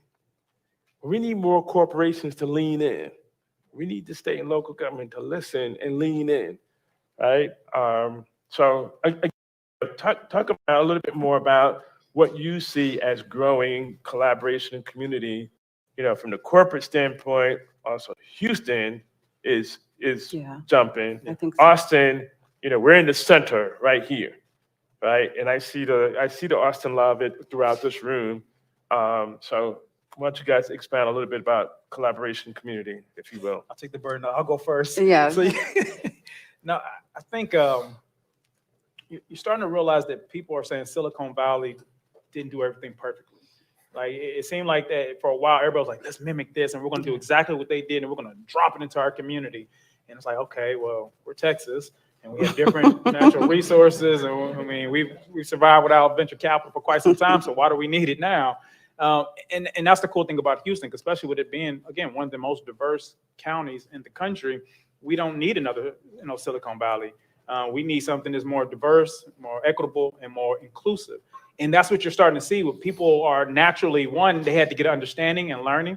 And so, like I said, for myself, when I started the venture capital journey, I had to go through Venture Capital University. I had to talk to mentors and people who understood what was going on. And then even when we built out our advisory board, instead of going after all the people who are private equity or venture capitalists, we went after people who are stakeholders already in the community and said, hey, we want you to help us solve this problem. And so if you look at our board, it's a makeup of people who look like us, but really it's some people who represent Texas and the United States so that we can make better investments. And I think that's what you're starting to see, where people are saying, hey, what's going on, Kim? Another one of our, I was about to shout you out. Please say hi to Kim Roxy. She's another one of our board members, also founder of Lamique Beauty, also a graduate of Div Inc. But bringing it all together in terms of people are starting to be more intentional about building almost a continuum. So it's like, I know my role in the ecosystem. I'm not trying to be a $500 million fund. I'm not trying to be in private equity. I want to help those people who are in the community trying to figure out a way to create generational wealth, but they're leaving their doorstep not knowing where to go. Yeah. But it's a part of our responsibility to say, okay, once you go through this program or get this capital, that follow-on capital, send them somewhere. And so that's what you're seeing now. Now people know where to send them, where to direct them, and then you direct them to the proper capital and resources. And so hopefully everybody continues to do that, and we can have a multiplier effect. Yeah. So when we're talking about ecosystem building, I mean, Preston is the guy, honestly. If you talk about, Black VC in Austin, people will always, go to Preston. And every person that I know, right? And I mean, he really is the godfather right now, he really is, right? You're like, oh, hey, George, do you know Preston? I was like, everybody. No. And it's Preston is the type of person where if he has a resource or a friend or anybody that he can, introduce you to, or like you said, I talked with Phil here when I was building my my fund, and Preston has just been tremendous. I mean, he is the ecosystem builder here in Austin. Right now, we don't have, an entrepreneurship ecosystem here, a Black ecosystem. Capital Factory is the center of the universe, right, for Texas. And so we would love to see wherever Josh Bear is something to where Black people can come and really work together, because there is so much more in community.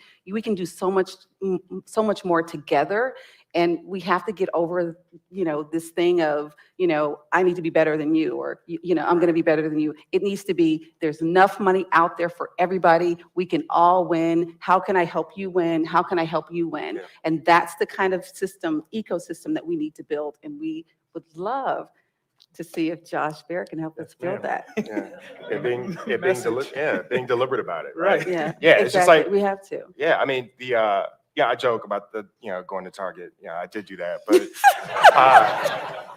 when I moved here, I knew like a handful of people.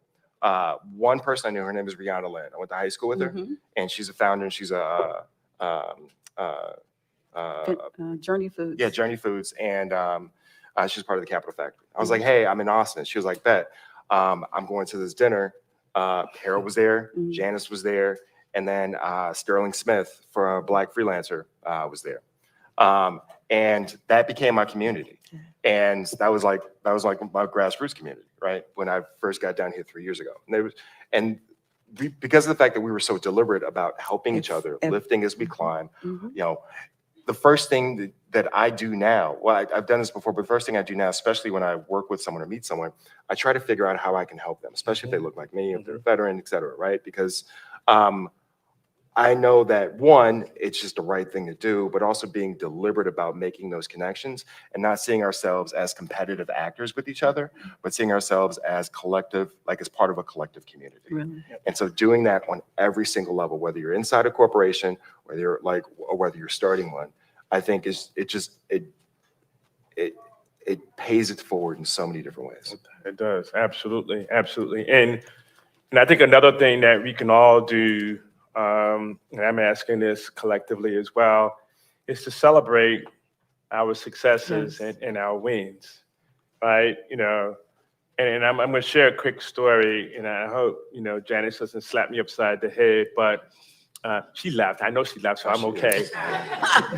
But what was interesting is when Janice closed her round, and what did she say it was? 1-6? 1-6.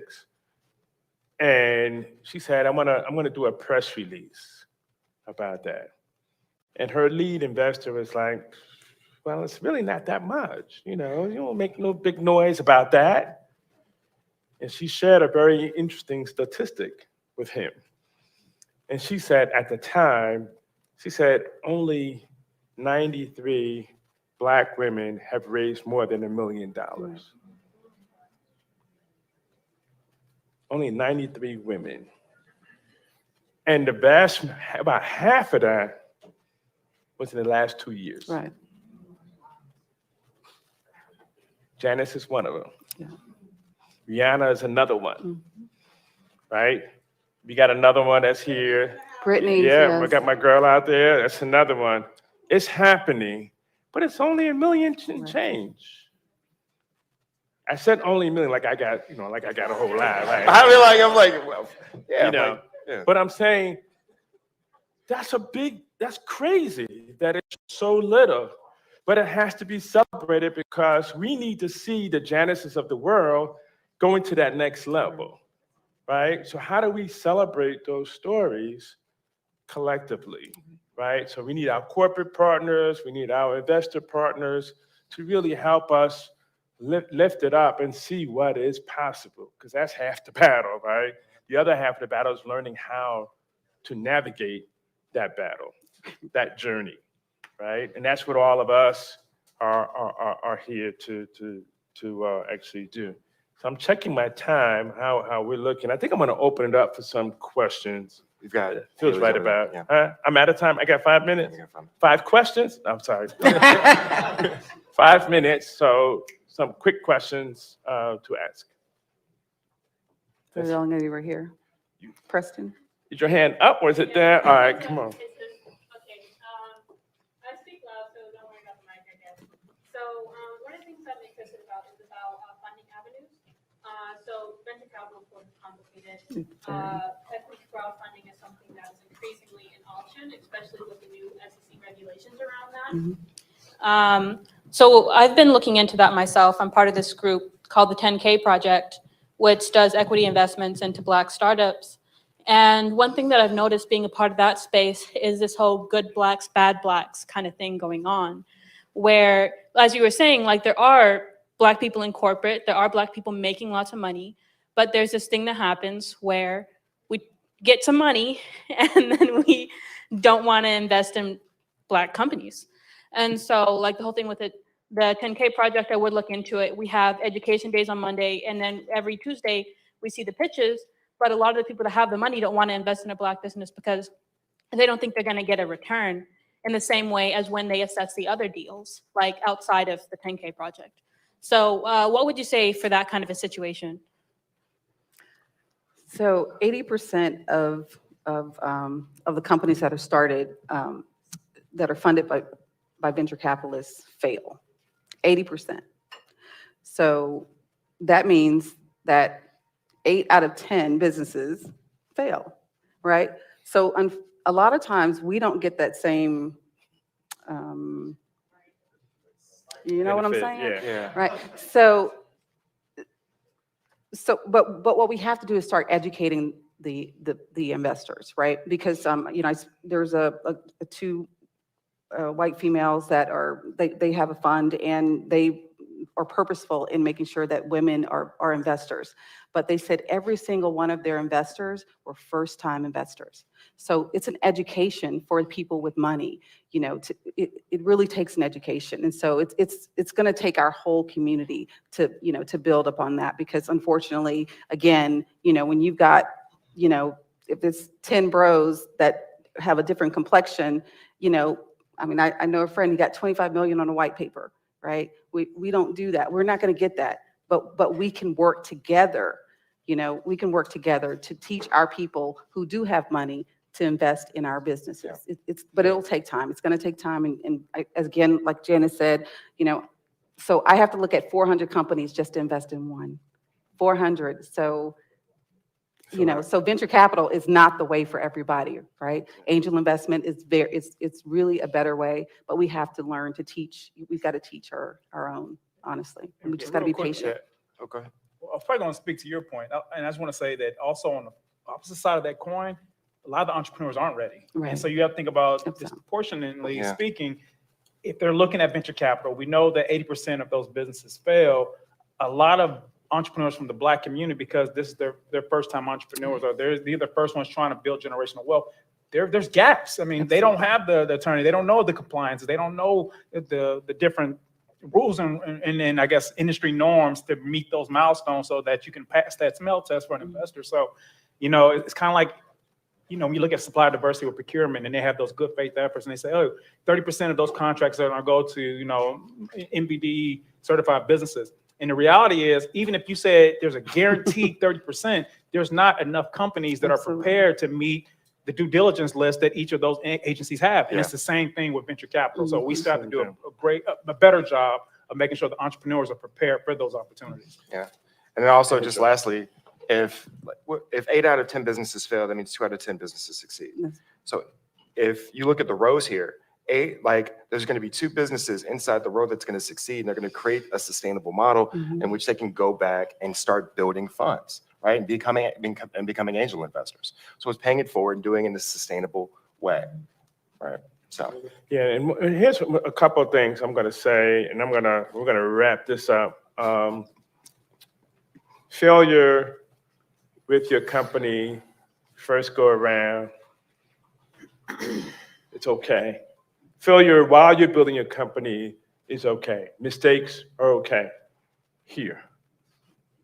In life in general, it's okay. You have to. If you are not making mistakes, you are not really building a damn company. Right. That's the truth. And I know you hear success stories, but every one of these founders who are having success went through some stuff. Investors who are having a hard time raising funds, they're going through some stuff. My man right here, Joseph, I remember when he was building his first business, he was going through some stuff. We've got to do that. Yeah. Get your scars, get your battle scars, so you can go ahead and win the war. Right? And one way to do it is you got to immerse yourself into this game. My man Joe Beard over here from Dallas, he knows that well. He knows that right there. The guy, that linebacker over there, that's him. So I'm going to say that to you. This report right here, Black VC. Black VC is one organization that is trying to grow the number of emerging managers that we have in the United States. They're building chapters all over the US and probably going to go worldwide. Latinx VC has something similar. So we're working, and we're going to try to bring those groups together to continue to rapidly grow. Because right now, our growth rate in terms of investors, Black fund managers, is stagnant. We're at 3% of all investors. We need to be 15, 20%. Collectively, Black and Latinx need to be what? 60. 50. We need to be up there. So we got work to do. All right, we got work to do, but we're looking up. Everything is looking up. You see what's happening here. We got the collaboration, got people, a lot of successful startup founders. We got investors in here tonight, and we got the great partnerships that are happening. So I want to thank my panel. Three things, or three kind of points of advice to entrepreneurs, right? So first off, stay calm, all right, and keep pushing. Even if they say no, just keep pushing. The second one is some people will retreat and others will step up. You got to figure out which one you are, okay? And in spite of all the doom and gloom, people are getting funded. Do you hear me?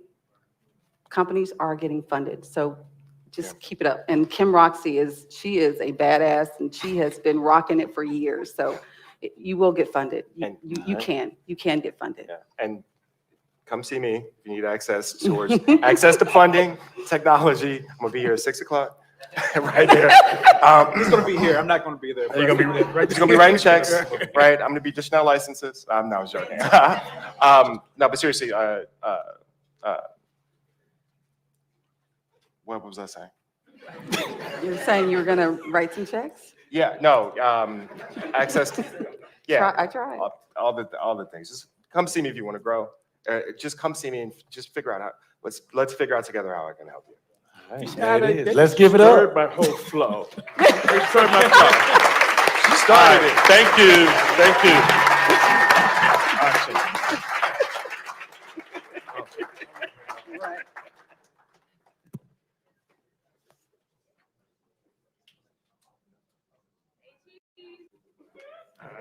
That was fun.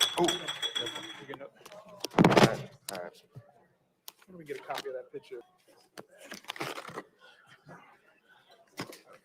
All right, all right. Appreciate it, y'all. That was awesome.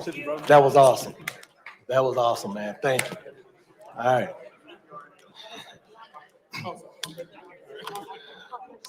And before we move to our next session, we're gonna have a word from Victoria Thompson at AWS.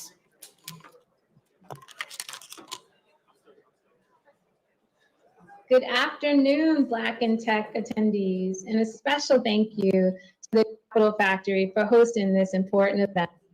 I'm Victoria Thompson, a senior manager for AWS Public Sector Partners. And while I'm a full-time employee of AWS, I'm also a small business owner with a focus on building generational wealth within the Black community. This is one of the things I love most about working with AWS. While we are focused on serving the needs of our customers, the company fosters innovation, creativity, and community service among employees.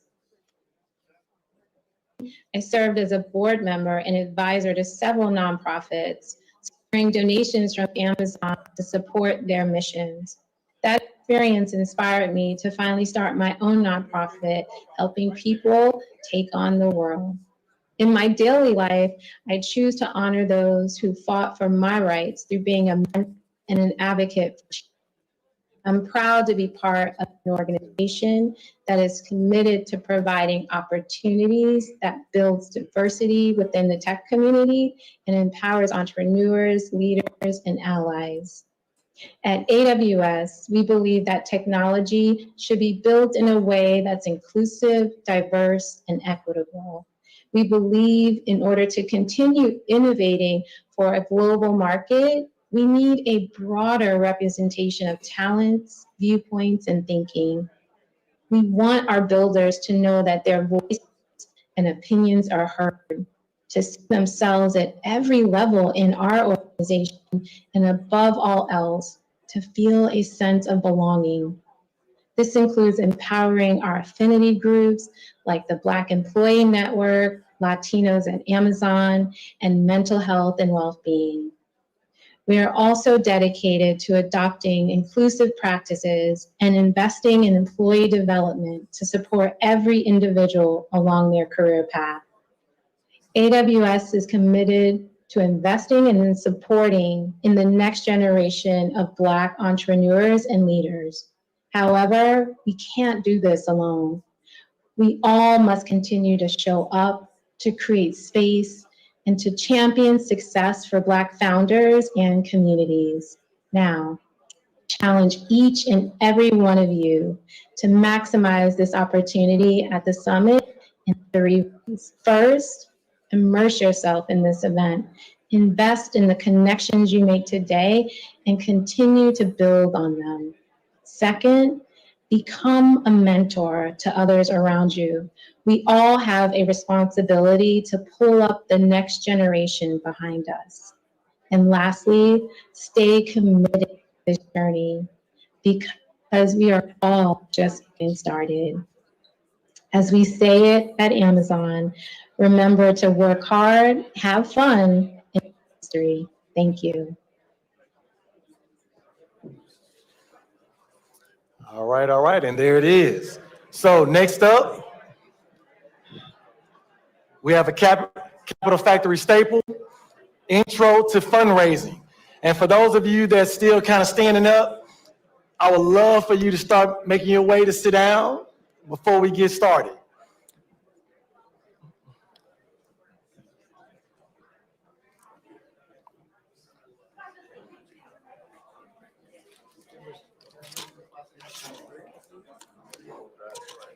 Come on, bring it in, bring it in. I still see a bunch of empty seats.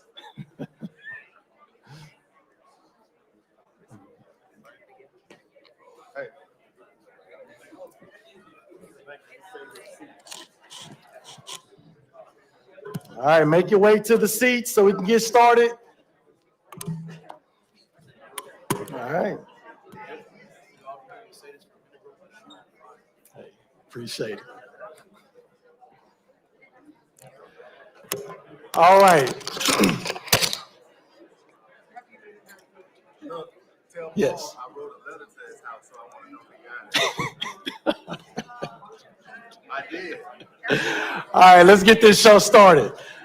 All right, I'd like to welcome up Josh Baer, founder and CEO of Capital Factory, the reason why all of this is going on right now. So I'd like to welcome Josh to come on up to the stage.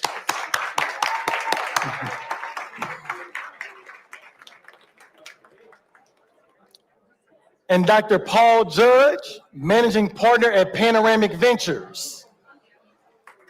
Awesome. Thanks so much, Paul. Good to see you, buddy. Awesome. Welcome. Sit down. All right. I am so glad to be here with all of you today. This is Stormy. She's with us too. But yeah, it's so great to be here. This is one of my favorite events of the year. And you probably heard me say this earlier, but it's part of our, as far as how Capital Factory tries to make sure that we're making our community a more inclusive environment. We really have three parts to that strategy. The first part is to use this place. We have this awesome facility where we're doing this today, and we invite everybody else, all kinds of other great partners, to come in and do things here, to use this place. And so so if you are doing something awesome, you should come in. Yeah, go for it. Hey, at ease, everyone. I want to hear what they got to say because I wrote a letter to Paul Judge. I want to figure out if he got it. All right, thank you. Yeah, if you guys keep it down, if you want to talk, you can kind of step outside. But thanks so much, Anthony. All right, so we got three parts to it. One is bringing all kinds of other great people, like Divink, like other partners here, to do awesome things here, and to bring all kinds of people we don't know into this community. The second thing is we host events like this. We do 6 summits like this every year to focus on underrepresented groups that we might not walk in here on their own with the other stuff that was going on. And that's for us is Black in tech, women in tech, Latinos in tech, LGBTQ, veterans, and accessibility. And then the last part, which is also going to happen today, is we put our money where our mouth is. And so we put up $100,000 investment challenges multiple times per year, where the money has to go to an underrepresented founder. And so today, at the end of the day, someone's going to walk away with a $100,000 investment prize. And so that's the grand finale you're all waiting for. But today, right now, we get to talk to Paul. And Paul flew in here from Atlanta today. So from Atlanta or from Miami. Where did you fly from? I was in Atlanta today. You're in Atlanta today. Yeah. He could be in multiple different places, but flew in here not from Texas today. So thank you very much for doing that. And Paul's someone I've actually known for quite a while, and it's such an honor to have him here. Paul, by any way you want to measure it, I think is one of the most successful entrepreneurs I have ever met. And he's actually was one of the first entrepreneurs I met when I started my first company in 1999. It was an email marketing company, and Paul started an email spam filtering company in 2000. So we saw each other at conferences. He kind of avoided me. I don't think he was really like that into talking to me at the time. But I remember seeing him as like this other, young up and coming entrepreneur in the this up and coming internet boom space. And it was such a different time. And he's gone on to do so many other amazing things since then. But first, let's just, if you can remember back that far, think back to the Cipher Trust days. And he's got a history. It's a lot of cybersecurity in there along the way. But this was before accelerators, before Y Combinator, before AngelList. You couldn't go find a list of investors on the internet like you would, which is where you'd probably start today. Like, how did you raise money for Cipher Trust? So what's interesting, Cipher Trust, this was, 1999. I was in grad school, and I wanted to go start a company. And I was figuring out ideas, and to your point, there wasn't AngelList, barely blogs, right? And you would kind of be reading what problems exist, but the information was delayed. And so I wanted to go start a startup, but I met a gentleman who had just sold his company, and he was about to start a new company, a gentleman named Jay Chaudhry, and he had started this company called Cipher Trust, and it was a handful of people, and they said, hey, we're gonna go solve email security. I said, well, that's cool, but I have these other ideas that I wanna go work on. And then I realized that, wait, if I want to get my foot in the door in the tech space, I need to kind of get in where I can fit in. And I went in and I first said, hey, yeah, I'll come join your company. I'll be like vice president of technology. I'll take their corner office. And they're like, no, look, kid, you can have this cube outside my door, and you can write the cybersecurity, the cryptography software, and you can make like this much. I wrote it down and slid it across the table, and it was like lower than what my friends were making. I was like, there's something about the startup world. And so my first entry into this game wasn't like owning the team. It wasn't owning the company. It was like getting in almost as the water guy. And so I started as they made up a new title for me. It was like they needed a title that was lower than everybody else's because I was kind of that inexperienced. And I was a junior core developer. And that's how I entered the startup world. And over the course of 6 years, I went from developer to running R&D to being CTO of that company. And they let me out of the cube and out of the office, and I started to meet people like you at conferences. But we built that company over 6 years and was acquired. But that first time for me wasn't about how can I go raise money and start a company. It was, let me get my foot in the door, let me build up the experience and the know-how. And then over time, yeah, sure, I'll start my own companies. Got it. All right. I didn't know that part of it. That's really helpful. All right. So how do you get your foot in the door? Yeah. Well, there's a good start. So you sold that company, not once, but twice. Indeed. It happens that way sometimes, right? But it was a pretty good first exit. Yeah, the company in 2006, we'd grown to about 300 employees, and I don't know, about half of the Fortune 500 were using us to secure their email, keep people like Josh from sending them email. It wasn't me, it was my customers. And protect their secrets from leaving. And the company was acquired for about $300 million by a company called Secure Computing. And this was 2006, and I became CTO of Secure Computing, which was publicly traded at the time. And I don't know, it was like 1,200 employees and multiple offices, and I was 29 at the time. I was like CTO of this publicly traded company. I was like, okay, this is fine, but I want to go start over again and build another startup from scratch. And so I stayed for a year and a week and shook hands with my boss, who's the CEO, and I was like, I want to go build something from scratch again. And so, yeah, a couple months after that, Secure Computing was acquired by McAfee. And kept going as part of McAfee. Got it. Yeah. So starting you're starting your first company. Did that feel like starting the first company, or did it feel like you had some momentum from I had already done this before?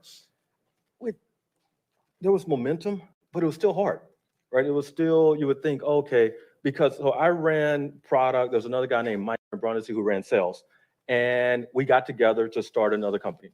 I didn't know what I was going to do. I was like, okay, I'm going to take some time off or figure out a problem to go solve. And I woke up early as heck the next morning. I need something to work on. And we figured out, okay, we spent all this time working on email security. Well, there's the web, and so many of these problems exist on the web. And so we decided to start a company to go focus on some of the security problems around the web. And you would think, okay, you guys just sold a company for $300 million. You got the whole band back together again. You would think money would just show up in our inbox. But no, you go bang on doors and explain to people that you're trying to create something from scratch that doesn't exist. And so, yeah, we had many of the same challenges. Thankfully, we made some, and so we were able to kind of bet on ourselves to kind of get things going. And so that made a difference, but it's still a challenge. Some people complain nowadays, like, oh, it's tough to raise money. And sometimes you blame it on different things. Oh, because I don't live in Silicon Valley, or because I'm Black. Because you weren't in Silicon, were you in Silicon Valley? No, I was in Atlanta. You were in Atlanta? Yeah. Yeah. And so, but it's always difficult to raise capital because you're kind of convincing someone that you're going to make these magic beans grow into something that doesn't exist. My partner, Gordon, he says that fundraising, like sales, is a transfer of enthusiasm. I like that, yeah. That's the key. You have to be able to transfer the enthusiasm from you to the other person. They have to get it. They have to feel it. Yep. Which means enthusiasm has to be inside of you first. And sometimes people make that mistake, right? They're pitching you to try to test to see if the idea is good enough. Yeah. And they haven't yet convinced themselves. They haven't yet convinced other people to join them as a team. They haven't talked to customers yet. And they get the order all wrong because they think that the proof point is if an investor says yes, then it's good, versus figuring out yourself, getting that conviction, go convince some customers, and then go in that order. The investors are not the experts. Right? Yeah, unfortunately. I agree. So yeah, nothing to make an investor enthusiastic like some customers saying they will spend money on something. Yeah. So what do you think about, it's pretty common, right, to do something in the security space and then start another security company, right? It wasn't the same company. It wasn't competitive, right? It was web security, not email security, but at the same time, in your wheelhouse, right? Indeed. Was that kind of obvious? Did you consider doing something totally different, or was it no, it had to be security? At that time, I didn't, right? So at that time, it was I went to grad school to get better around security. So before grad school, I was into web development and websites, and I was working at IBM in college, and I was like, wait a second, who's spending all this money on stuff? Where's all this money going? Someone's going to steal this money. I became interested in securing it. And I was like, I'm not. Because payments were just starting to happen on the web. Yeah, like people were just doing like SSL research, Mm-hmm. right? And it's like, wait a second, I need to know more. I don't know enough yet. So I went and spent, 4 or 5 years of life studying cybersecurity to go find problems to solve and like understand enough to actually contribute to what the state of the art was. And so for me, it was like obvious, like, okay, let me go find another cybersecurity problem to solve. Because the hackers, they're always out there. They're waking up every morning and they're figuring out, their job is like figure out how to steal money from your pocket to their pocket. And they wake up every morning and they have a room they're probably sitting in just like this right now, and like they're having a talk and they're figuring out how to get The better hacker at convention. their skills, right? Hackers and tech conference. Right? People always think, oh, it's like somebody in their basement, like no, it's an enterprise. They wake up every morning, they clock in, and they have computers. And you think about like Cipher Trust, we had this whole research team of brilliant people, and we would make an algorithm, and then 3 days later they would get around it. I was like, or like PenDrop right now, we have 50 PhDs on staff, and you do something and you see them react to it. It's like, wait, well, how many PhDs do you have? And so it's an actual enterprise. And they probably do have PhDs. Absolutely. Right. Yeah. So to your point, like going from email to web is like every time the world's getting excited by some new technology or some new application, the attackers realizing that's a vulnerable blue ocean for them. And we probably haven't locked it down yet. And they can go there ahead. As soon as it's the headlines for us, they're figuring out how to steal. So if you look at Web3 right now, that's what's happening. Right, where everyone's talking about NFTs and metaverse. NFTs before. What's that? I've bought fake NFTs before. Like my son came in, he's like, "Go buy this NFT." 5 minutes later, he's sorry, Dad, that was fake. I'm like, oh, "Thanks." Like you bought it on like one of the I went and like marketplaces? send your ETH here, right? Like, and then they're like, "Oh, you're not getting anything." Like, where's my NFT? It didn't show up. Like, no, it was a scam. That's the thing with security. Like every 5 to 7 years, it's like Groundhog's Day. Like we forgot everything that we knew about security because we're so excited by some new platforms. So everybody right now is so excited about NFTs, including me. But it's like we forget everything we know. So we go to Discord and we start clicking on links from unknown people. And then we're like, oh, wait, why did my wallet get wiped out? I was like, wait, we learned that like in 2001 to not click links from people we don't know. Wait till you talk to our friend Marcus Carey. He's working on security for NFTs. So you'll Marcus, you know where him. Yeah, he'll be around later. Okay. Cool. All right. So we don't have a ton of time, and I could go through this forever, but I want to get through your journey. So that company was a big success too. Did you sell that one to Barracuda?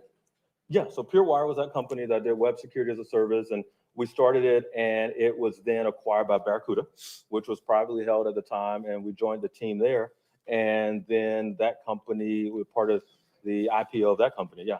Such a small world. Dean Draco, founder of Barracuda, also now lives in Austin and is an investor with us in our funds, and we've invested in a bunch of his other companies, which have also followed similar kind of like same kind of patterns of companies, after that too. Dean and like Dave Faulkner and Michael Perroni, were the exec team at Barracuda, amazing entrepreneurs. And Dean, like talk about solving different problems. Like he's working on so many different problems right now. Oh yeah. And one of the things I learned about Barracuda is when we were at Cipher Trust, we used to compete against them.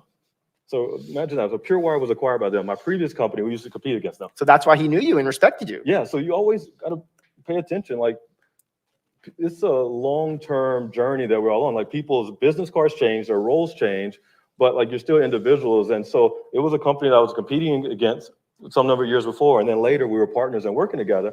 And I remember competing against Barracuda and watching like how they would go to market, like how they would scale, how they would do customer acquisition and learning from that. And then, we became part of the same Paul, team. 25 years ago, you were blocking emails that my customers were sending.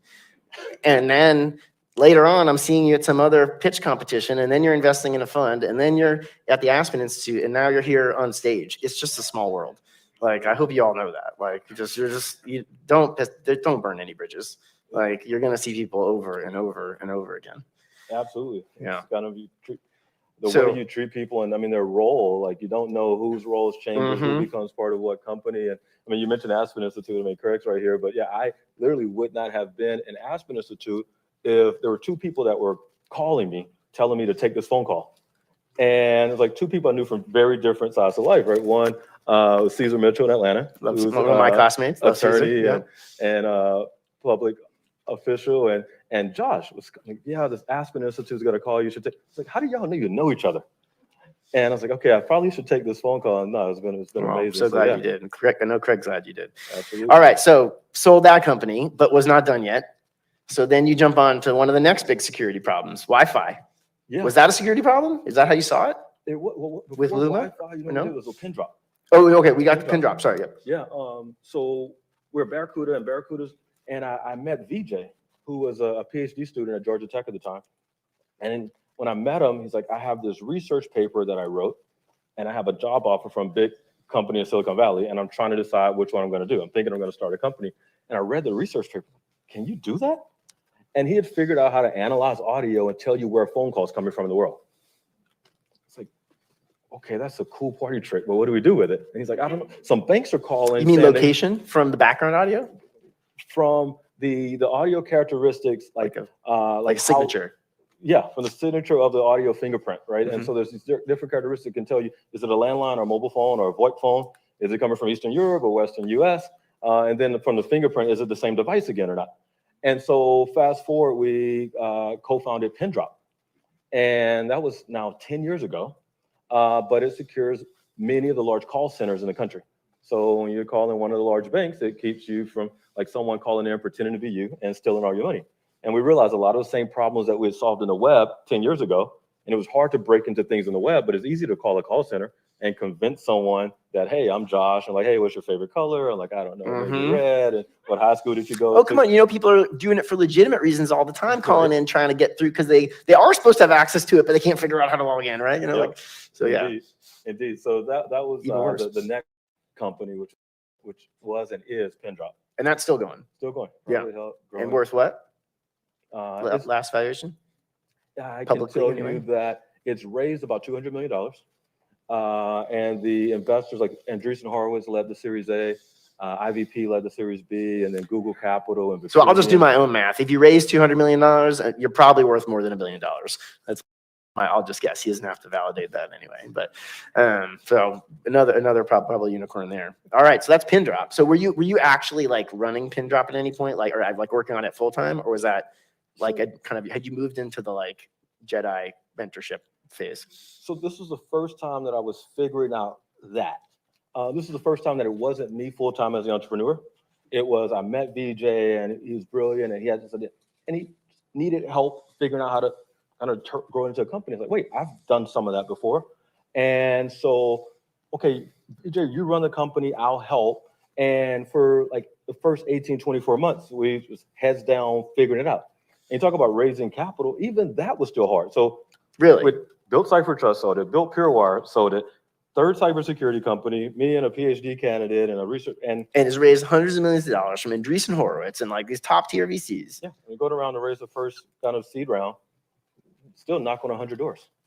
It's like, but it's me and the cybersecurity. Like, we're not going to break this, and it's still so it's natural. It's going to be hard. You have to go to face those no's. Fundraising is a numbers game, and so that was the first time, that I figured out that wait a second, I can help other people start companies. And after that, I was like, after maybe 2 years, Josh, I was like, wait, there's more VJs, right? There's more smart people who just need a little bit of help turning their idea into a reality. And that's when I got rid of my office in Buckhead and got as close as I could to Georgia Tech. And kind of opened a capital factory. Yeah, that's right? when I came here and I was like, hey, Josh, wait, how did you do this? I need to do a little miniature version of it right next to Georgia Tech. And yeah, we started Tech Square Labs. And I remember sitting in the room with you up there, kind of working through kind of the details. Awesome. All right. Well, we could spend the whole time on your story. I want to get to Panoramic and I want to let other people ask questions. Okay. So he did a bunch more startups. He did a Wi-Fi startup, Luma. We might have to skip that one. But also probably that's a whole story by itself. Cause as I remember, that was probably a harder one. There's some stiff competition in the home Wi-Fi space. So that's probably a whole nother talk we can bring you back for next time. So before we get to the VC part, my one big question for you, this whole story that we've talked and told, like I said, you're one of the most successful entrepreneurs I ever met. We talked about that whole story. We didn't even mention the fact that you're a Black entrepreneur. Like that whole story would have been great, no matter what your skin color, no matter what anything else. But like, I don't know many other Black entrepreneurs that have done all the stuff you've done. Like it's a pretty short list. Like, I don't know. Do you have any good, like, do you have some secret?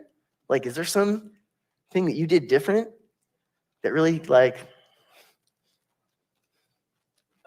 I have some secrets. 'Cause man, like stands out. You figured something out. Look, for the first 15, 20 years of my career, like there was never a conversation of like, oh, Black entrepreneur or Blacks in tech. Like there wasn't really enough of us around to even kind of, I don't know, fill this room to even talk about having a Blacks in tech event.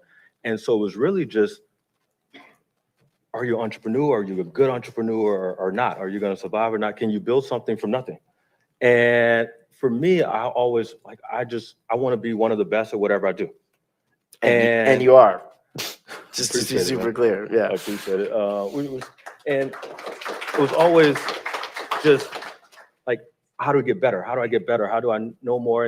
And like in music, you kind of talk about this rapper being the best or this rapper being nice, and rappers talk about, oh, I live in the studio, I'm there all night, or you know, and in sports, people talk about being in the gym all day and shooting the shots and being the best.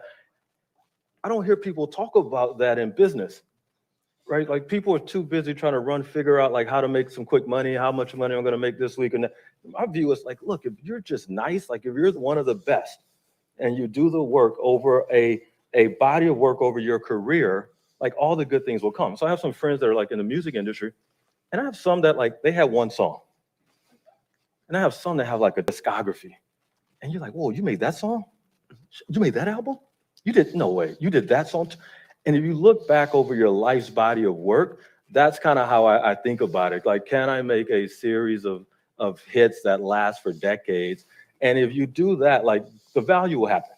And so that's how I've been thinking about it. And I've kind of like 20 years in, I think there's about 20 years left of me working at this pace. And it's like, what's that body of work when I'm done? Like, what's a bigger problem I can go solve? And how can I do it at better scale? How can I help more people? And you do that, all the monetary side kind of figures itself out. Yeah. And now I love, to your point of being kind of Black in the space, I love that kind of the world has opened its eyes up to like the impact that tech can make. I think of it as like, wait a second. I got on a whiteboard, I thought of something, and I sat down on the computer, I like typed it, and then it was like working, and then we went and sold it to somebody, and then we went and sold more of it, and then it was worth millions of dollars. Like, we created something from out of nothing. Like, That's exactly how I feel where about else can it. you do that? Like, you can dream something up and then like That's actually go technology. put some hustle in. So you take creativity plus hustle, closest thing to equal opportunity you've Magic. ever seen. Like, I didn't have to inherit any land. I didn't come from money. I didn't have to kind of steal. And so I feel a little bit like, yeah, I was early, so I've seen over the mountaintop. So it's like, oh wait, everybody, come here. Watch this thing that happens. Like, you dream it up and you code it and then you go scale it and you grow it, and it's how we can unlock wealth that we haven't traditionally had access to. And so it's amazing kind of opportunity that it creates. And now I think right now what's happening in the world, we're just talking about remote work. You don't longer have to be in Silicon Valley, even more so. We've been proving that for a long time, but I think it's very clear to the world now that you don't have to be in Silicon Valley. So you can be in Texas, you can be in Atlanta, you can be in Nashville, you can be in Miami and build. And so I think it's just such a time that we've all been waiting for, of like when it becomes more and more inclusive than it's ever been before. So it's a beautiful thing. I look at this room and it's a beautiful thing. It's a beautiful thing. It is. You're all beautiful. You're all a beautiful thing. Awesome. All right. So I want you to be able to ask some questions. I think we're running 15 minutes behind, so I think I have till 3. Am I on the right timeline? Well, I'm sure you're going to still end up starting a bunch more companies because you can't help it. You're an investor. You're a venture capitalist. Fund. Because he doesn't do anything that small. So he's got a big fund for any venture capitalist. And I'm pretty sure you're probably got one of the biggest funds for a Black venture capitalist too. And I'm pretty sure anybody here that's fundraising would be pretty excited to get you to invest in their company. So what are you invested in? Like, what are you looking for? Let's start with Panoramic, okay. Which Yeah, no, the certainly. main fund. Yeah, so Panoramic, what are we investing in? So there's myself and a gentleman named Mark Buffett, managing partners, health tech investing. I've obviously done a lot of cybersecurity, spent a lot of time in 3 nowadays. A lot of underneath. And there's a couple other partners.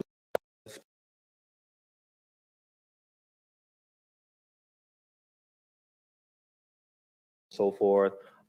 And so those are kind of the main areas, but our view is panoramic because the point is, look, we look where other people don't.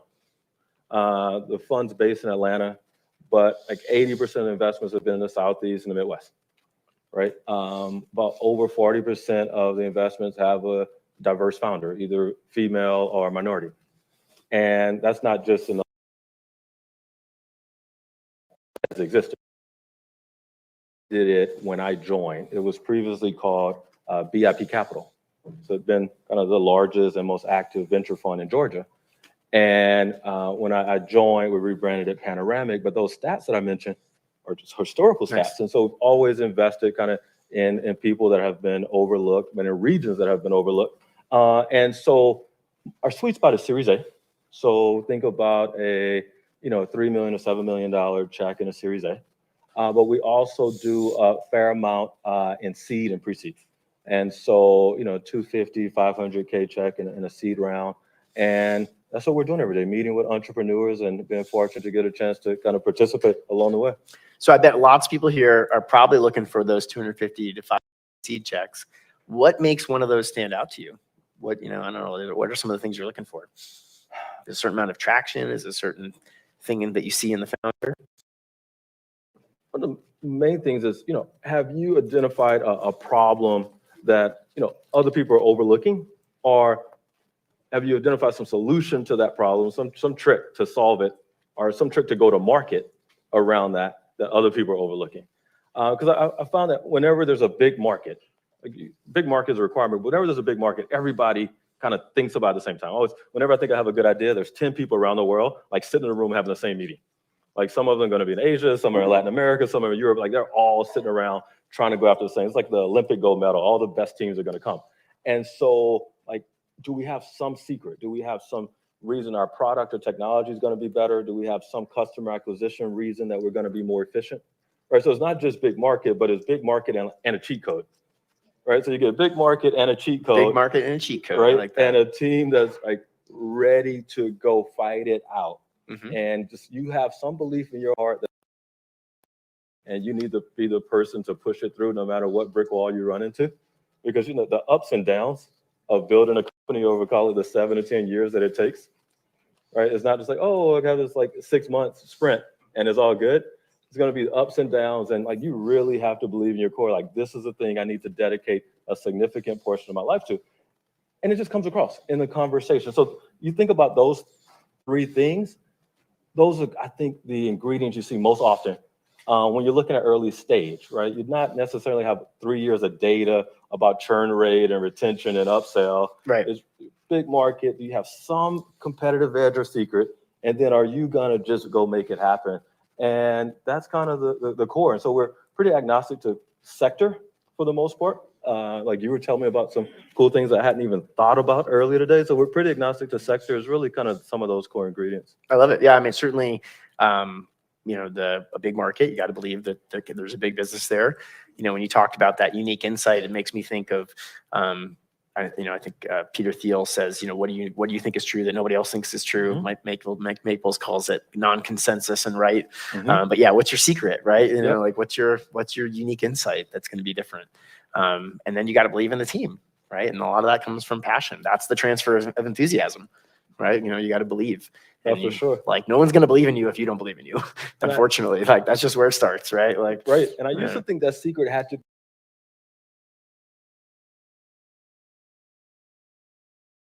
I'm 20% faster at this, and then you run into companies that a lot of like Barracuda, for example. Think about Dean and Michael and the team. Their secret was airport advertising. No, I'm just kidding. I mean, they would say, yeah, it was some secret around customer acquisition where they could acquire customers more efficiently than the next person. Yeah. So even if your product was 20% better, their top of funnel Channel engine was sales, just right? better, and they could grow faster.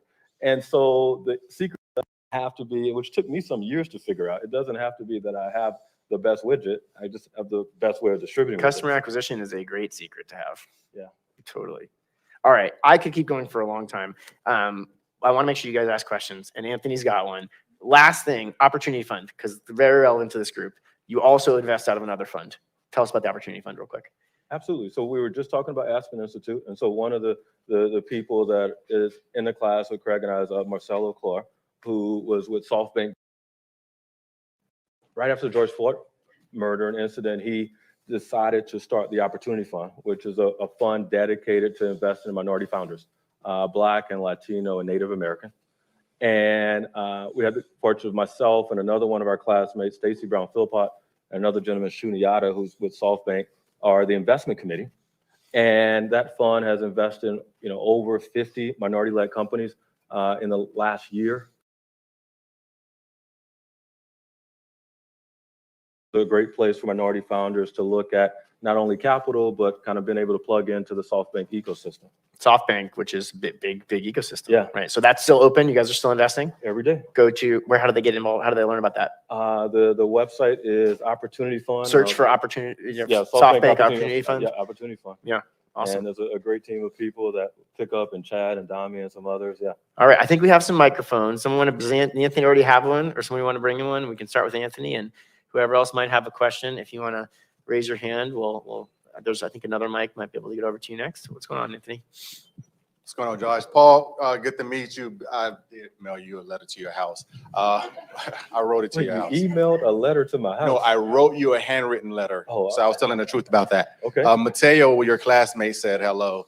So At Ease is the company that I created, which is a technical platform for the government and military travelers who are looking to stay in short-term rentals when they use government allowances. And the reason I created it was because I didn't get reimbursed when I learned that government restrictions prevent you from using Airbnb, VRB, and so on. So I've been tinkering with it since 2018. And, like Joseph likes to say, my hobby was building a startup while I was still active duty. But as I've gotten closer to retirement, I've gone full bore and noticed how important it is to establish a team and get these different networks and communities, which is why I'm a part of the Capital Factory as a portfolio company, hint, hint. My question to you, something that you talked about and Josh kind of scratched the surface when you first started talking in terms of the question. Oh, let me stop. I am raising a seed around the 3 million. I've raised 1.1 and I'm looking for the other 1.9 so we can. The question I do have is something you said that was very important from your time at Morehouse to your time at Georgia Tech was that you thought you were going to get a job at this startup and have a corner office on the 35th floor overlooking Atlanta. But what they told you is like, you're actually going to work in the basement and you're going to just code and code and code. That's very important because you said you got the experience. A lot of times folks like us don't know what right looks like. And had that startup that you were with not been successful, I'm kind of curious what the outcome would have been. But since they were successful, you were able to see what right looks like, as well as to replicate those processes, which is something we do in the military a lot. We see what right looks like, and then we repeat those processes over and over. Can you give us go back in time and tell us what are some of the things that you identified that was like, oh, this actually works, this was right. And then when you went out and started doing your own business, you were able to replicate that, because I think that's very important when you're talking about early stage founders, someone who comes from a background don't have other founders in their families, to say, I saw what right looks like, and this is what I did to capitalize on it. Awesome. What does right look like? Love that. I also like how you painted the picture of the office. I never said that. And then it was the basement. So I like that. What's some things I learned in that first company? I mean, a lot. So Jay Chaudhry was the original founder there. And like the pace and work ethic. And Jay had just sold his previous company, Secure IT, to VeriSign. It was a really successful exit. And like, Jay would be first in the office, he would be last, we would have meetings on Saturdays, we would have meetings on Sundays, and you just look at the pace and the urgency of what we're building was something that you just absorb, and it became part of kind of the pace of building, right? Which think about so much of what you do in a startup kind of competing against incumbents is like, how many iterations can you get in, right? How many iterations on product can you get in? How many iterations on customer calls can you get in? How many Just real quickly, that is your main advantage as a startup, is in more iterations than the big company. That is your number one advantage. Yep. So that pace and that urgency throughout the organization is key. I think one of the other things really learned there is like what I call the Olympic team. I'm gonna joke about everybody's gonna go after the gold medal. And I think sometimes you talk about us, right? We want to kind of go get our boys and our girls and our friends and like, all right, but that's like playing Little League. right? That's like when you were little, you go down the street and like get your friends from down the block and like that was your team. Like that's not a team that's going to win a World Series. That's a team that's going to compete down the block. And so it's not about like going to get your friends. It's about like who are the best athletes in the world for every one of these positions, and how do I go recruit them to work with me, because we're going to have to go medal. We're going to compete against the best people in the world. And so that would often mean call in 10 people for a position, and 9 of them may hang up on you and say, hey, I'm not going to work at your little bitty startup. What are you talking about? But you get that one, and now you have this rock star salesperson, this rock star customer success person, this rock star researcher. And so building that world-class team, I saw kind of what really a world-class team looked like.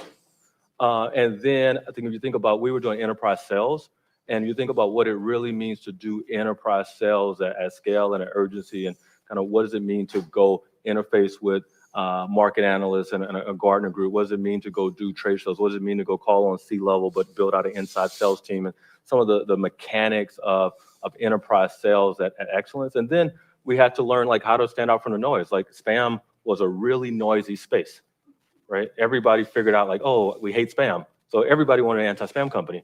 And we had to figure out tricks to stand out. And there's some things that we did there that were just not a normal playbook. Like how do you go off the beaten path to stand out from the crowd so that you can win not only in product development, but also in customer acquisition. So there's a few things that come to mind. You know, one of the things you said there that really resonates with me. Yeah. Is just about getting great people to join your team, and how many startups and many entrepreneurs feel like, well, I could never get that person to join my team. Like, why would that awesome person at that big company join my little startup, right? And you're right, and a lot of them might not. But for the right one, they're going to look at your startup and they're going to see a great opportunity there. They're going to see that, wait, like you're going to find them like stuck in that job at that big company with nowhere to go because the person above them isn't going to move and they have nowhere to get promoted to. And they're like, no, actually, if I go to a little startup, I can rock that. I can turn that little startup into a huge, and they're going to see that opportunity. And that's who you need to go find. Yep. Right? And who's going to come do that? And the other piece I'll tie that to, and I give this piece of advice so often to people who are having trouble fundraising, they're hitting a wall and they're stuck. And there's a few different things you can do. But like one of the only things you could do overnight that like I can't fundraise today and suddenly tomorrow it's easy is add somebody to your team. It's not easy to add somebody to your team, but like doing something like that, like suddenly you bring that person in from your competitor and they're that top salesperson, and now they're your salesperson, it's a lot easier to go raise money. Like everything changed overnight just because you added somebody to your team. You didn't build anything. You didn't sell anything. All you did was add somebody to your team. And none of these things are easy, but that is like one of the most powerful things you can do.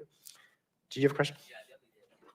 So thanks for just hosting this space, giving us a chance to fellowship, get to meet one another, share ideas, and thank you, Paul, for your wealth of knowledge. So on the whole Web3 and with blockchain emergence, right, NFTs being the hot word, can you talk about your perspective on, I'm from 40 Acres Down, where we're creating self-sustaining communities of color utilizing blockchain, trying to be the biggest onboarding mechanism for BIPOC into the space. So could you talk about your perspective on how blockchain has revolutionized crowdfunding? My perspective on how blockchain has revolutionized crowdfunding.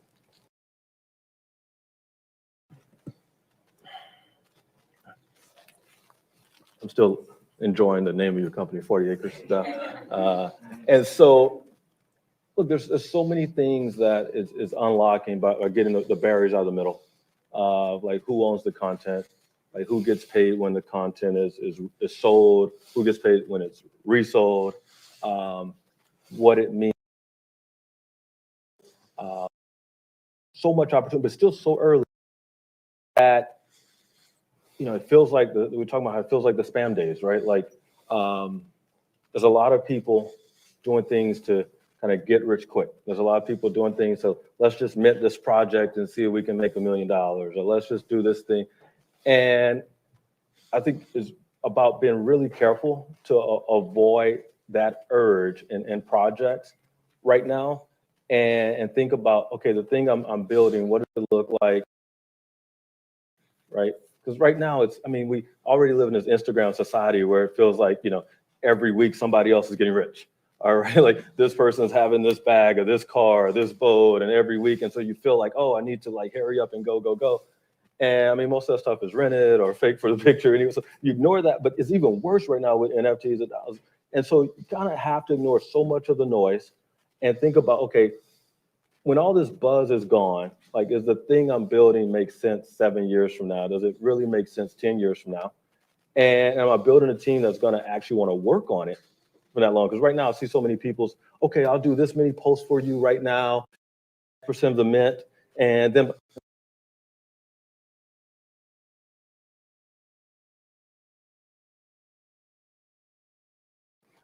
but with that said, I think the opportunities that it unlocks for group economics, I mean, especially you think about kind of minority communities that have been challenged to work together and invest together. And sometimes because there's not enough minimum investment capital for traditional systems, right? You think about accredited investors and other things, sometimes because of lack of trust, right? And this lack of trust, I mean, clearly, like, this lack of trust is because for centuries, like, we were trained to not trust each other, right? Like, it's not accidental. Like, we were trained for centuries to not trust each other. And so we're combating not just years or decades, centuries of that. And so I think you mentioned DAO's ability to, like, really have clarity around a multi-sig wallet, really have clarity about voting and governance and what's going on. Like, okay, yeah, let's do business together. And so I think it's interesting. There's a few technical tweaks that can allow us to overcome centuries of things that have held us back if you do it right. And so I love to chat more about what you're doing. I think I have time for one more question. Is there maybe one from one of the ladies in the audience? There we go. Great. You guys are already successful. Hey, Paul. My name is Simone May. I'm the CTO and co-founder of Clutch. I'm not sure if you remember Gary May, but it's my dad. So I just wanted to, first, Clutch is like the Fiverr for the next generation of side hustlers. And one of my questions for you as a technical founder is, what qualities would you recommend looking for in a technical mentor? Because that's something that I'm struggling with. Qualities, you said Gary May is your father? Gary May's a legend. I mean, you said it, so yeah. I mean, Gary May was, what's his title now? He's the chancellor of UC Davis. Yeah, I mean, you talk about Black excellence. I mean, he was Dean of Engineering at Georgia Tech, and now, yeah, Chancellor there. And I love it because, like, you think about people that just stay focused and do the work, and they're not like, oh, let me get the headline, let me get the headline. So a technical mentor, what are the weaknesses that you have on the team that you want to solve for, right? Is it, really about, how you measure your customer funnel for user acquisition? Are you really trying to make sure you understand that, or is it really more so about, how you're building out your app infrastructure? I think one of the things is, it doesn't have to be someone who built in the same exact problem as you. Kind of think about kind of parallel markets that maybe didn't do the same thing you're doing, didn't go after the same problem, but had to deal with the same kind of architectural issues, right? Oftentimes people are looking for someone who solved exactly the same problem they solved. And it doesn't have to be exactly the same problem. It's like, okay, who else dealt with consumer acquisition at this scale? Or who dealt with a different type of marketplace? Or who else had to do data mining for a different industry kind of in this way? And so looking at kind of parallel is interesting. The other trick we found for finding those technical mentors, like sometimes you call someone and say, hey, I'm looking for a mentor. I'm like, oh, I'm busy, I don't know. Sorry. People are like, hey, I'm busy, I don't know. If you try to call someone and say, hey, I'm trying to hire you, I'm like, oh, I like my job, I don't know. Trick we've learned is, hey, look, I'm looking to hire someone in this role. And I found that you're a great example of someone in that role. Can you help me with 3 to 5 things I should look for in someone else in this role? And so if you can get 3 to 5 of those meetings, like, hey, I'm not trying to hire you. I'm not trying to ask you to be my ongoing mentor. Like, that's a long-term commitment. I just want one conversation because I need to hire someone that's like you, but I want you to help me understand what the prototype is for that. Like, people will take that one phone commitment that, like, the word mentor means to someone, and you really just, you want to have that touch point, and there might be chemistry there or not. But you have 4 or 5, 6 of those touch points, you'll find that chemistry and you'll start to build those relationships. And so that's one way that has worked for kind of finding not only mentors, but partners, as well as finding people that you hire, is kind of reducing the ask, right? Reducing the commitment of the ask. And so it's just a way to kind of just get more exposure to more people that you want to interact with. Awesome. Well, this has been really great. We're going to have to wrap up. One more thing before we do. But thank you so much for joining us. I want to share something.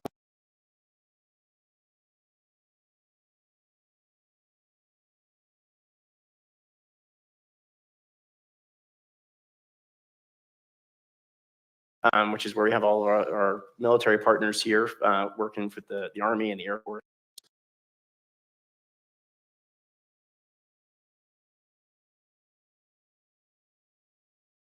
Want to get out of DC. They wanted to get away from like the Beltway bandits, that whole thing.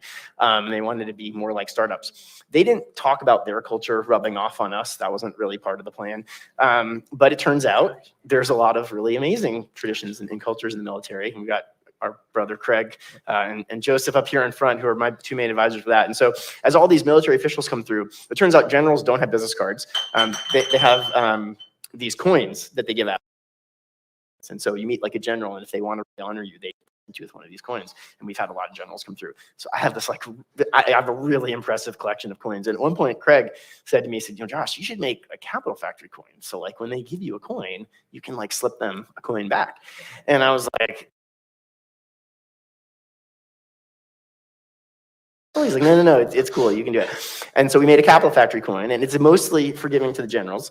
But we also present it to particularly awesome people that come visit us. And so I'd love to give you one. It has the Capital Factory logo on one side, and on the other side, it's got the big blue robot up there. And it says at the top, the center of gravity for entrepreneurs in Texas. And as it says on many of the military coins, presented for excellence, which you definitely deserve. So we'd love to give that to you. Thank you for coming. Thank you, brother. Thank you so much. All right. Awesome. Oh, yeah, sure. Oops. You want a little picture?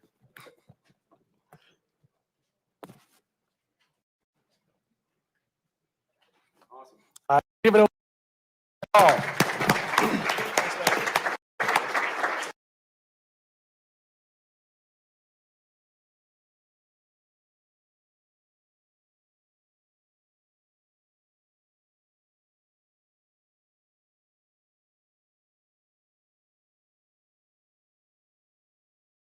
Done with this panel, we're going to jump immediately into the company.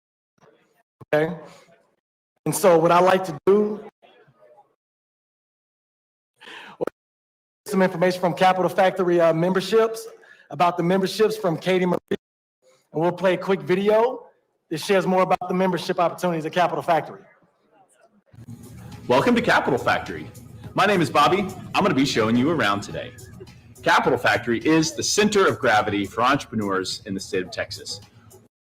Decade, Capital Factory has been introducing thousands of entrepreneurs from every industry to their first customers, their first investors, their first clients, their first mentors. Today, Capital Factory's coworking.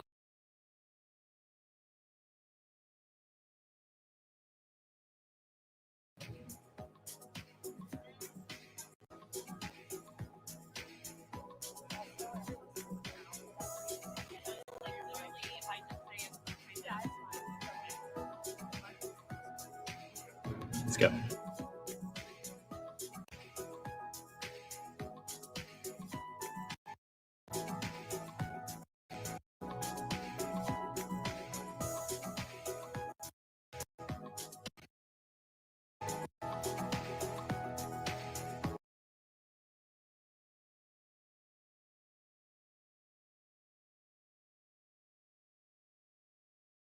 Conference rooms, you get cold brew, you get kombucha, you get and green.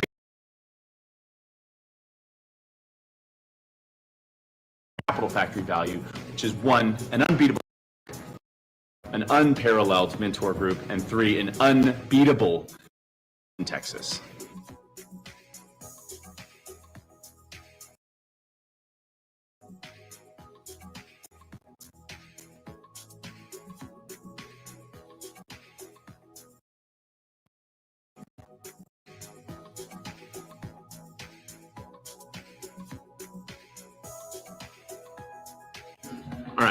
So let's talk practicality then. Capital Factory is a community, right? Okay, y'all, sorry about that. I'm Katie. I'm also on the memberships team. We're having a little bit of issue. Is it too loud? Testing, testing. Y'all, listen up real quick. We're going to hear from Miss Katie Marie about memberships. Thank you so much. It's not like I feel like I might die up here or anything. So no, thank you for your attention. I'm Katie with the memberships team. We're going to play a little video for you that kind of showed you around the space. This is just a snippet of Capital Factory, what you're getting down here. I would love to show you around, tell you more about Capital Factory. I'm here to help you plug in. I will be at the happy hour later. I'd love to meet you, so please come up to me. Let's talk about what you're working on and how we can be a resource for you here at Capital Factory.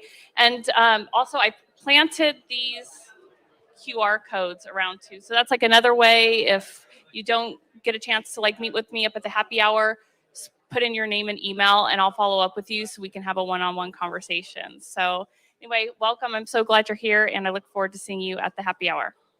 Thank you. Thanks, Katie. Make sure to find Katie at the happy hour if you are interested in the Capital Factory membership. Right there, Mike. All right. All right. Let me have some of the folks that still kind of standing up, if you don't mind, starting to fill in some of the seats.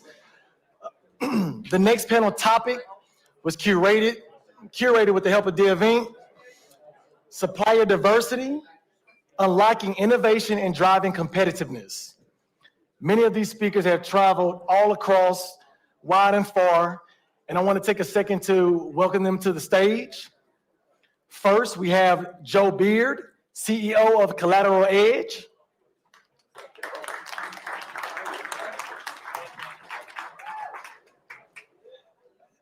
Next up, from H-Town, Brittany Winters, founder and CEO of Upgrade Boutique.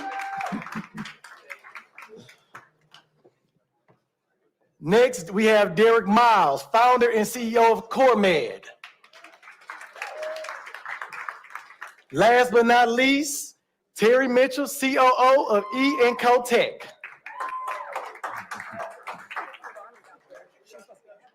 Oh.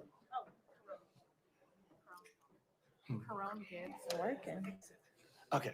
And last but not least, for sure, Ms. Caron Gibbs.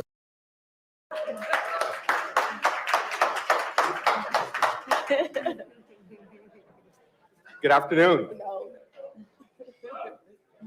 Good afternoon. All right, I know we are standing between you all and happy hour. So we're going to make this very informative and we're going to keep it quick. My name is Joe Beard. I'm the CEO of Collateral Edge. Honored to be hosting this panel because it's always great to have people that are more accomplished and smarter than you on the stage, which is what we have today. The topic for today is really about diversity and how it relates to vendors and customers, right? You hear a lot about diversity as it relates to employees and hiring, but we're going to take it just a step further. And we're going to talk about this from the perspective of being a minority company and what you're doing, but also being a minority company that's trying to work with vendors and partners.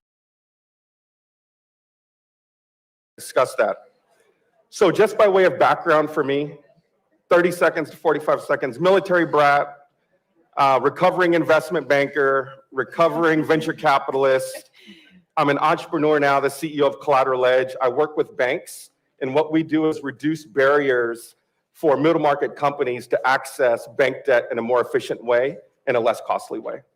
And so I'd like each of my panelists to briefly spend 30 to 45 seconds introducing themselves, and then we'll get started. Sorry.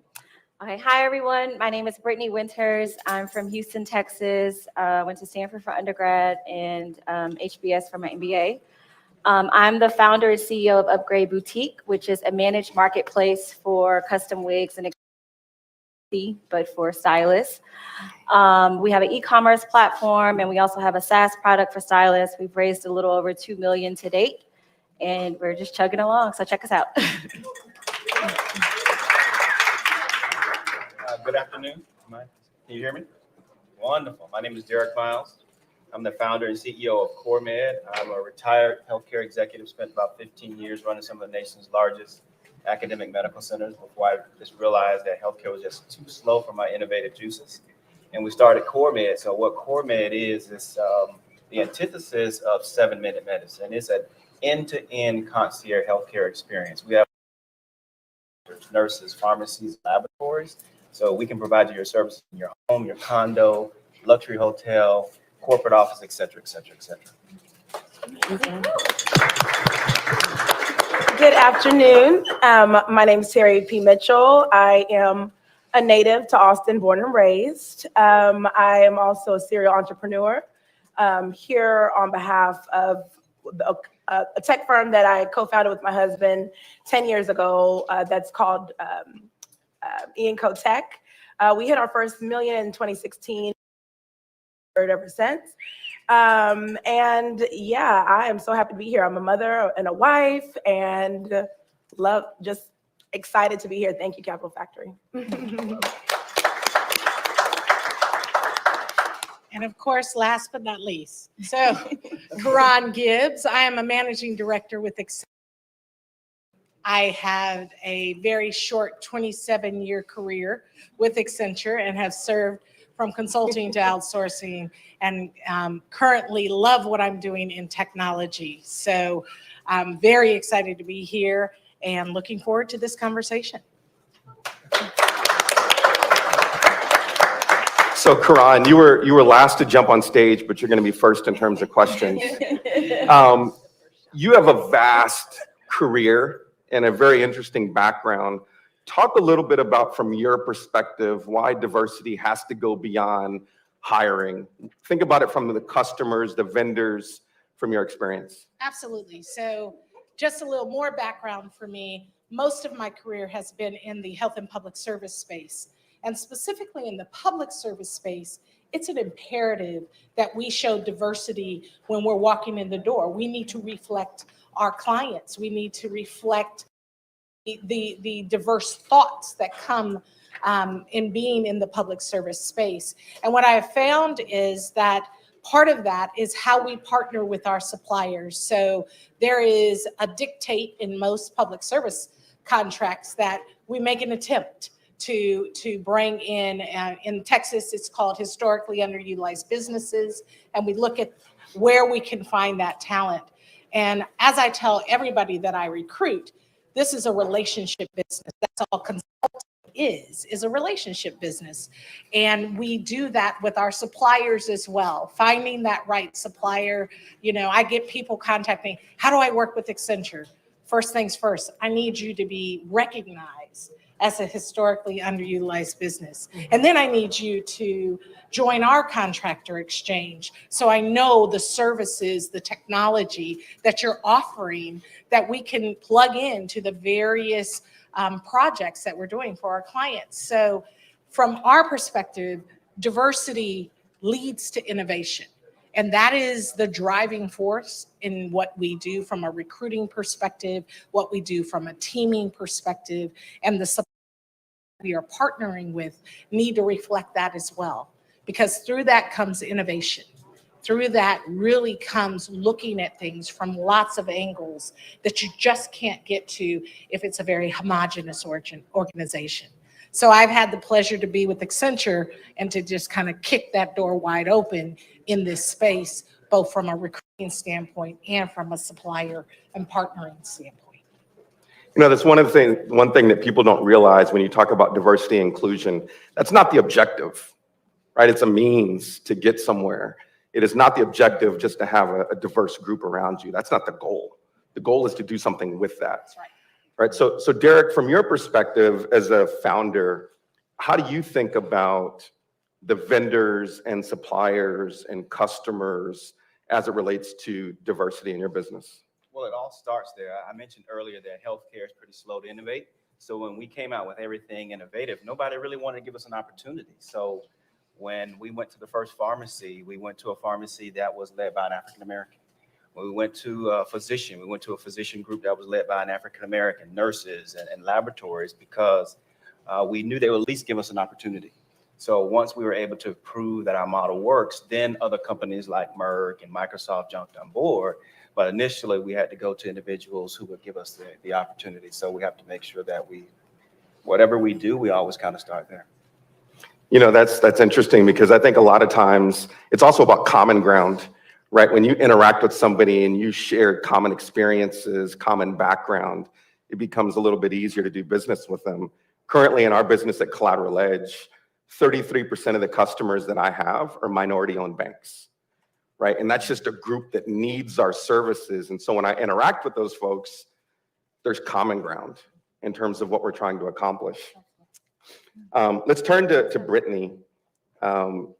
So talking about, you know, in your business, diverse customers, right? Why is it important that there's diverse suppliers when your end market consumer is a diverse population? Yeah, so that's very important for us, specifically because I started Upgrade to address a personal pain point. So I am the end customer.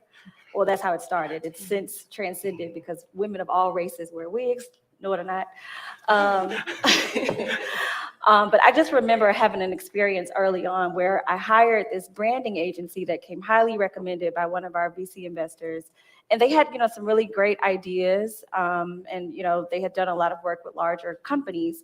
But when it came to helping us with our like brand messaging and brand positioning, some of the language that they were using was borderline offensive. So I remember just working on like the mission statement.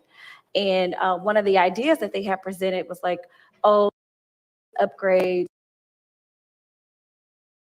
Y'all about to get us canceled before we start. Like,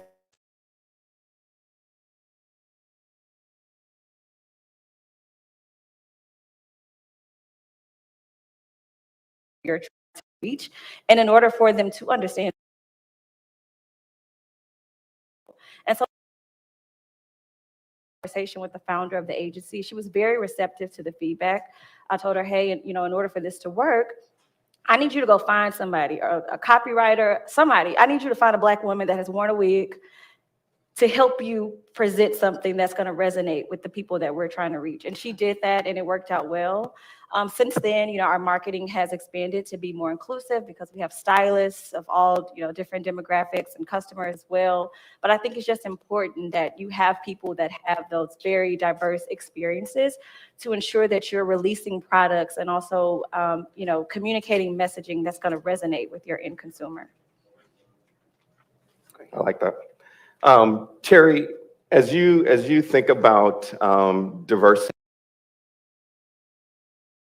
you hear from opponents of diversity is that somehow creating a more diverse environment may reduce standards or the quality of standards. Yeah. I obviously don't believe that. What do you say to that? What are your opinions on that?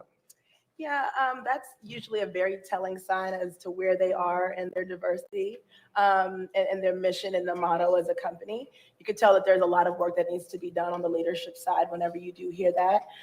Because the reality is when there is diversity involved in both hiring and in supplier demand, it brings a higher rate of return. It brings more of a return on your investment. You broaden your demographic of folk bigger, far wider when people see themselves.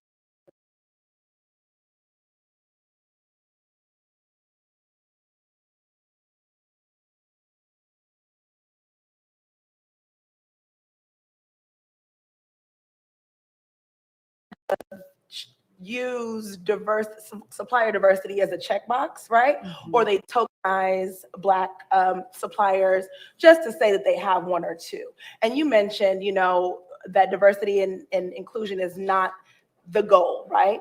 That you're looking for true change across the board. You're looking from it, you know, from a top-down approach. So I usually go back to the leadership and ask, you know, where they got that from and why. Because a lot of the time it's a rumor that they've heard before, but have never been, you know, never never been a part of. The reality is, diverse suppliers, we have to work 10 times as hard because we know all of the stigmas that we're up against. And so a lot of the time we're working much harder to produce much better for way less, right? And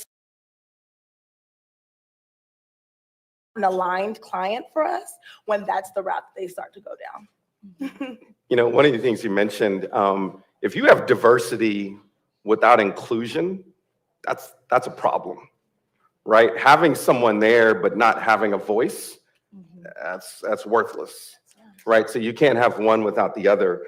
You know, this group here, we all have, you know, leadership roles in the entities that we're involved in. And so that makes it a lot easier to kind of control what the customer looks like, what's the vendors look like. One thing I'd like to, for people in the audience that may not have that type of position or may not have that shared experience that we may have collectively, what would you offer as advice? How do you work within your organization to try to get some of these things implemented?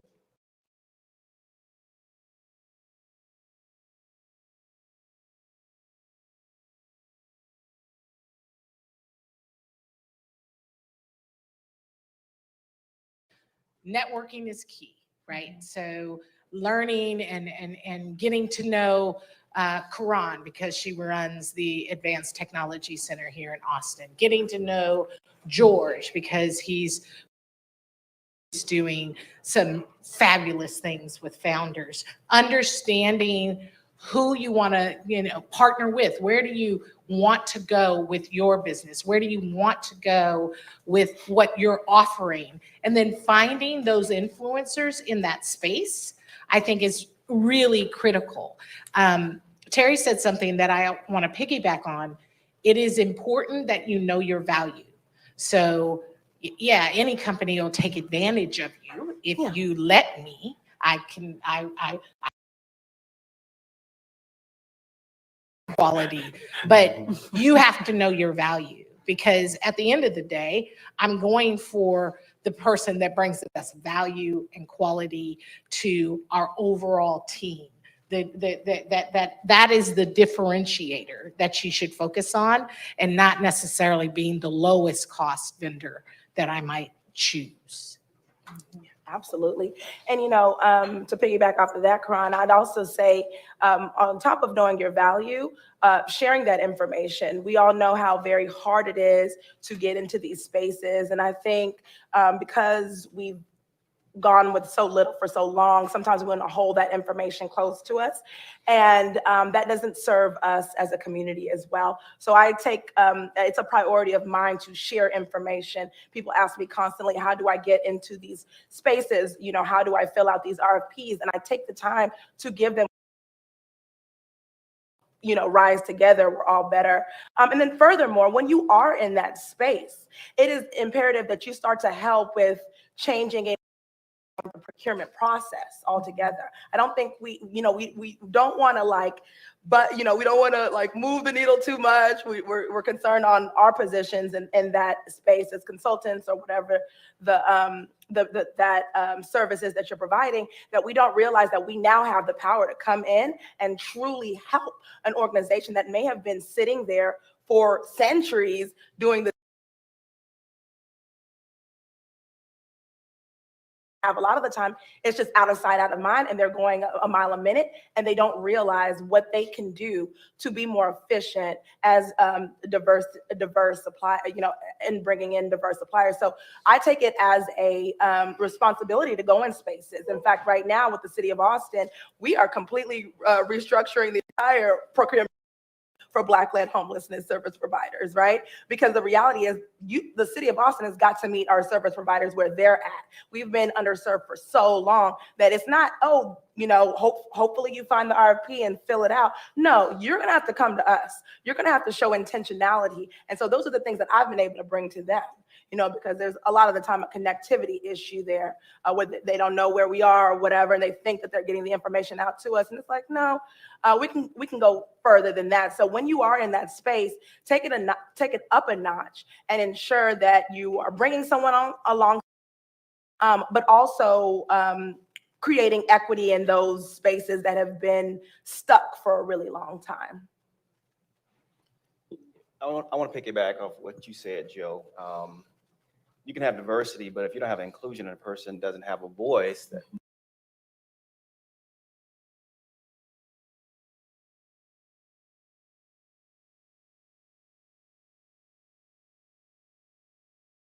and they just felt they didn't have a voice, and I felt so bad for them. Even when I was executive, I didn't really have a voice. I'll just be totally honest. Sometimes I think I was just put there because of the hue of my skin, right? So I've been very intentional about building core meds so that all types of races are represented. You know why? Because all types of people get sick. That's right. So when COVID-19 hit, we had Caucasian customers, Indian customers, African-American customers, you name it. So within Core Med, our medical director is Indian. Our leader, who Brian knows over IT, is Caucasian, young guy, like 24, 25, but he's a genius.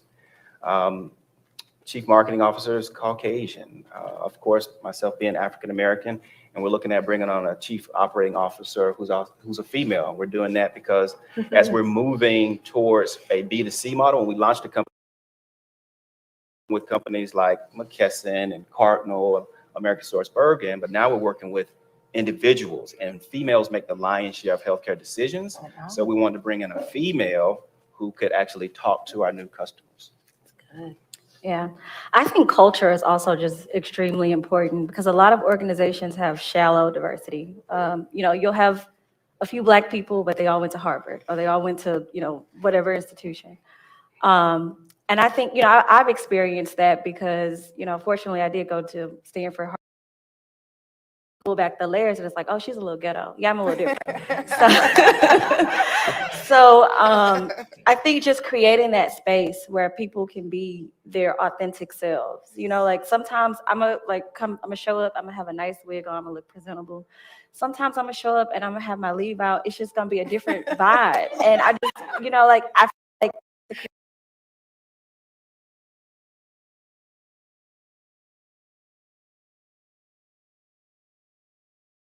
but we have to create those spaces where people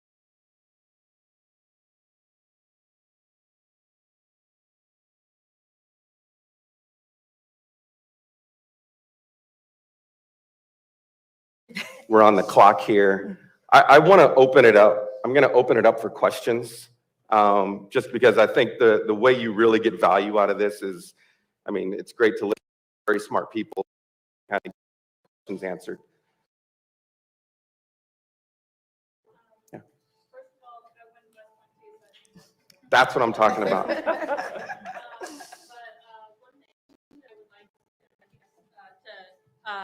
Dig into deeper is while we're talking about suppliers, could you go over for the crowd about PTAC and how to become a certified minority-owned business? And there, and in fact, I'm a commissioner for this MBE program. That's the program you'd want to go to specifically for the city of Austin. So it depends on if you're looking for certification locally, regionally, or nationally, but the process is about the same. So I can speak to the local. The simplest form is to go to the small business MBE, WBE, and DBE procurement office. You can call them, and they are all about bringing in more brown indigenous folks to get those certifications. They have metrics to hit to show that they are intentional in that space. And so that's where you can go locally to get that information. In that process, by the way, I've looked at the process and I haven't completed it. That process, it's really about just having your information together.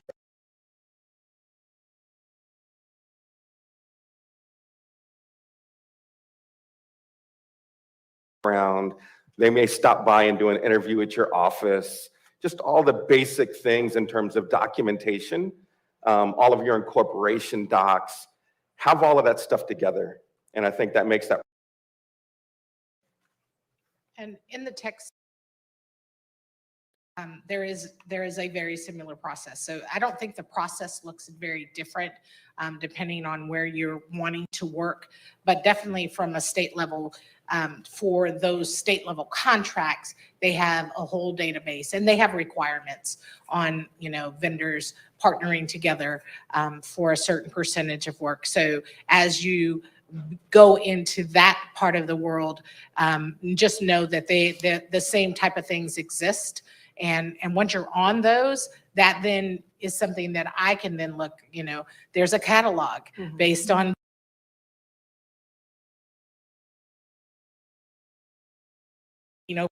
for someone, then I know I can go and find companies that do networking. And it's true for any amount of service. It can be staff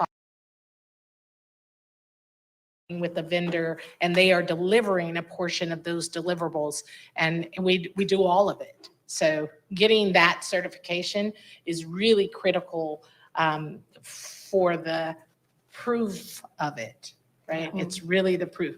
But at the end of the day, I will say that networking with people and getting them to know what you have to offer is really your first step. Yep. Other questions? Yes. Thank you. Hi, I'm Sumedha. I'm the founder of Quimby. I help leaders create psychologically safe teams. So my question is, I've been working with companies and leaders to kind of see what is not specifically around emotional safety. One of the things I noticed is the idea of psychological safety and inclusion, as you all were speaking to, everybody buys into. But then it's really hard to prove it with metrics, like, yes, this is good for your business, this is good for your team. And a lot of times, like women leaders, for some reason I've noticed, lean into it. They just intuitively know, like, yes, this is going to be good for business, but not the rest of the audience always, or at least in my experience. No offense. No offense, just being very direct on what I have seen with the customers I've piloted it with. And I see this as an area of growth for myself is, okay, how do I translate this intangible psychological safety and inclusion into a business metric that it and goes, yes, that just makes sense. Because we know it's going to lead to more retention. It's going to lead to people speaking up, employees giving feedback, which is going to be better for the company, more innovation. But yeah, I guess my question is, how do you turn that into a business metric, or should I even try to? I will just start from an early stage perspective. The challenge you will find with early stage companies is that they're not raising their next round on that, right? Their investors aren't putting in more capital because of that. And so therefore, when you have limited time and limited resources, that's probably not going to be in your top 25 things that need to get done between your seed round and your A round, right? So part of what I've on companies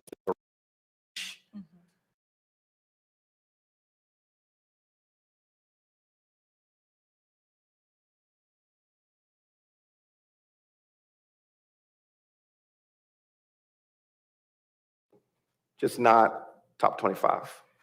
And I'd also say, you already know that your target audience is women. So I'd focus on women first.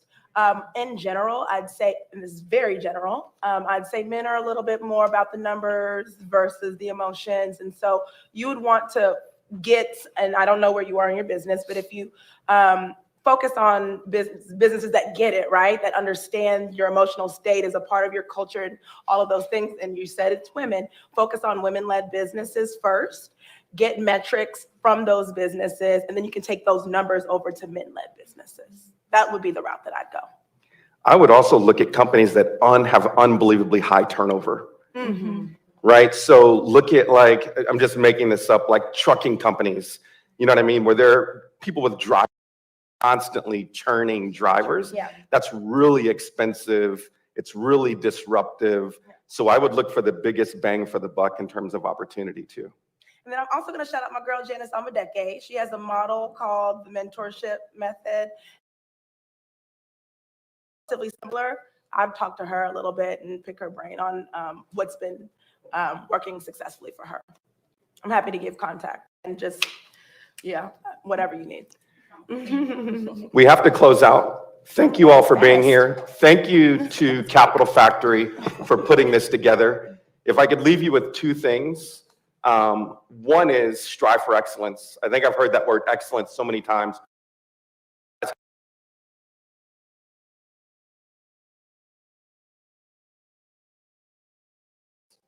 Right? But that voice is not for you.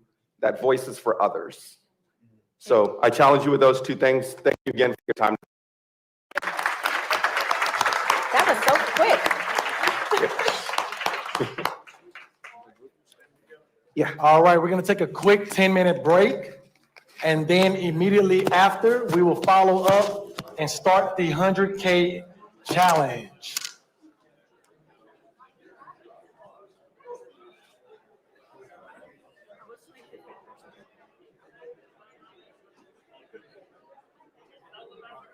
Can you guys stay for 1 second? I'm gonna have them take one else.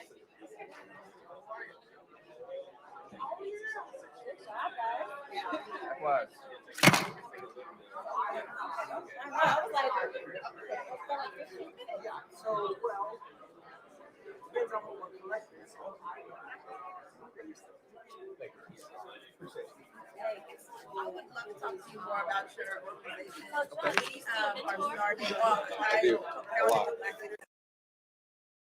One of our issues today this year is launching an African American men's health clinic in March. Okay. It is all Black led and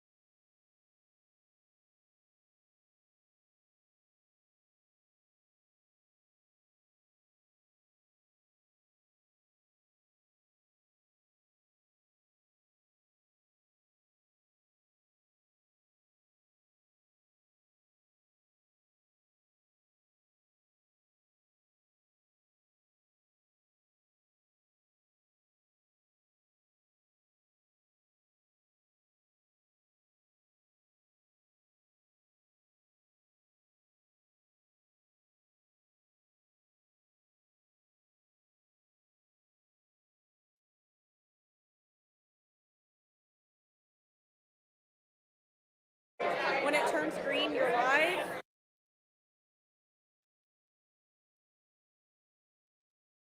Again, to turn it off. Yeah.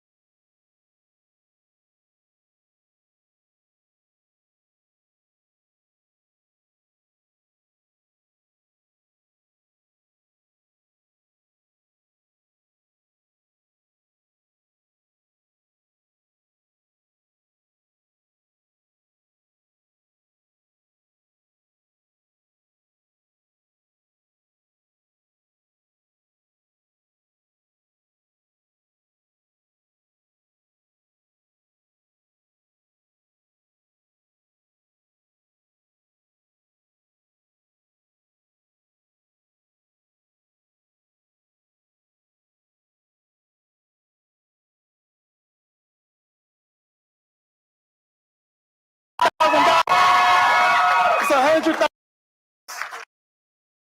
Thank you, thank you.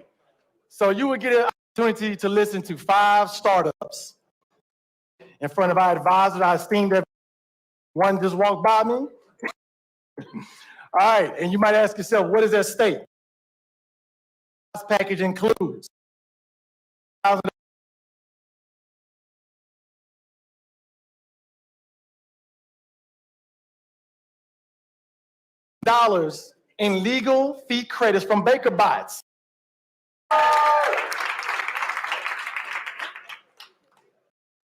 So $100,000 in Oracle Cloud credits and a special NetSuite offering.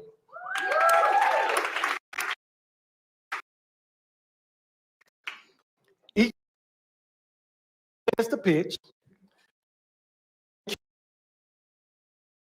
That I'm going to reintroduce for some of y'all that missed them speaking earlier.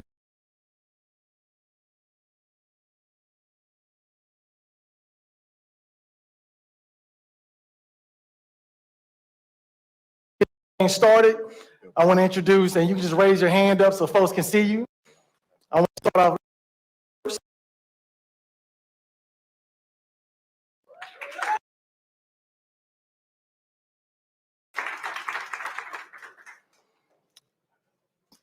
My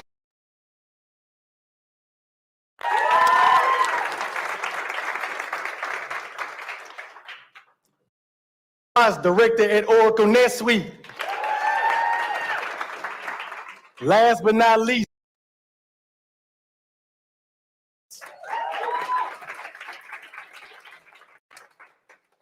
let's get this party started.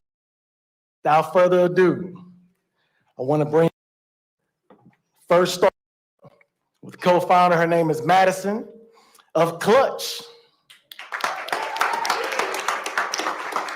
Thank you, Ashley, and thank you, Capital Factory, for having us here. Hi, my name is Madison Long, and I'm the CEO and co-founder of Clutch, which is a digital marketplace empowering the next generation of side hustle. Let's get into it. I, Simone May, have spent the last year or so really bringing Clutch to life in the Houston market. And on our side, we've had some incredible advisors, Ashley, not only have expertise in the higher ed space and working with students, but also building global marketplaces such as Match.com. So we know with the mentors, advisors, investors, and the incredible team we've been able to build, we are. So as we all know, the future of work is changed forever. From the pandemic and even from just the it's going to be remote first, but also everyone's going to be having a side hustle. This comes at a time of historically tight labor market and hiring shortages. And during this time, Gen Zs have really stepped up and shown out. To break this down, Gen Zs have a side. Gen Zs are like 10 years old to 24.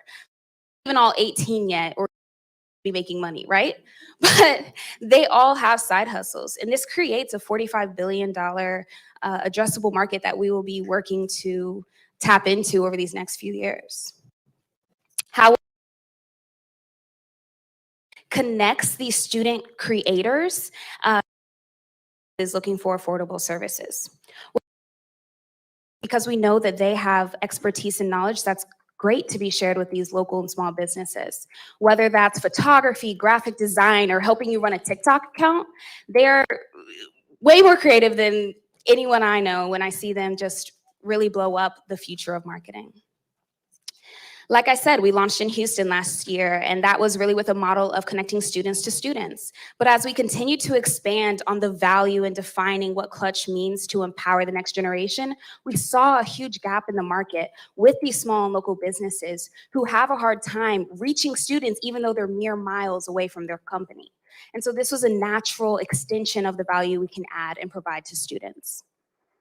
When we look at students' alternatives, when they go to other apps such as Fiverr, Upwork, TaskRabbit, they don't see themselves. They like apps and platforms that are curated to their personality and their style. That means social first. That means building their personal brand. That means integrations with TikTok, with Instagram, those type of things. Plus, when we look at platforms dedicated just to students, we often see it framed as more of a professionalism thing, which, don't get me wrong, is 100% something students also need. But we have biomedical engineering students that are excellent at TikTok and have 50,000 followers. So why company who needs to grow their page? So not only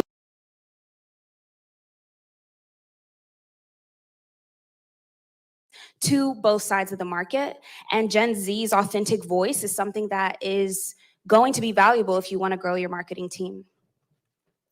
Students have been really excited, as well as businesses. Just in the last month, the start of the semester, we opened it up to working with these small local businesses and have done $4,000 in revenue just in January and are on track to double that this month.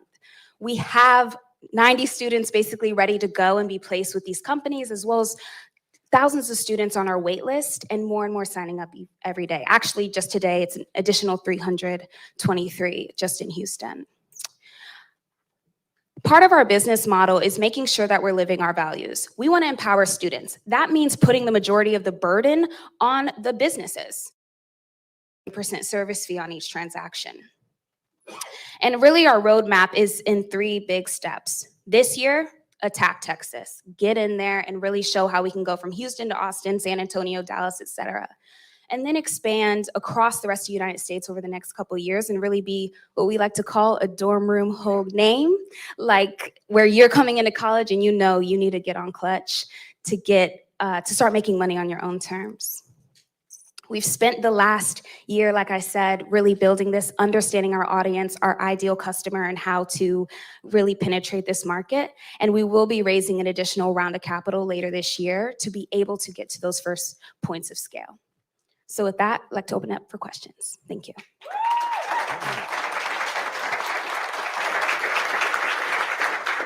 Advisors. Yep. Take it away. All right. So yeah. So first question, you said you were, so students and college students are on your roadmap right now. Correct. But you also mentioned that Gen Z, a lot of them aren't even working age yet. Right. One of the biggest issues that high school students have is finding jobs. Yep. Are high school students on the roadmap? Absolutely. So we want to be able to expand to high school students once we have a better, let's say, brand recognition, because we don't want to be working with minor children and leaving them more vulnerable until there's a level of trust in the ecosystem we're building with Clutch. Right. So then from follow-on question from that is that as a parent, one of the Sure. things that I'm worried about is making sure that I'm curating and monitoring the social content for my kids. Sure. So do you have a plan on how you're going to approach both that target market as a customer, those kids, but then also how you're going to reassure those parents that they can reinforce your platform for you? Totally. So no, we don't have that fully fleshed out, but our core value has always been to make it safe. That's why first semester, we only did student to student, because we said we don't want to open this up to the public.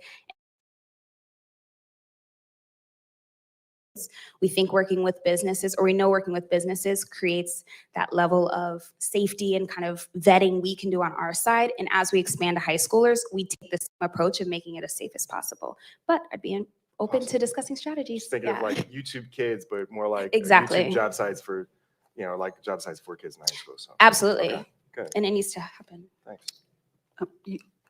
Your last slide. How much money have you raised and how much are you looking to raise? Yes, so we've raised a little over $1 million and we're looking to raise 5 million seed round later this year. So you built out your MVP?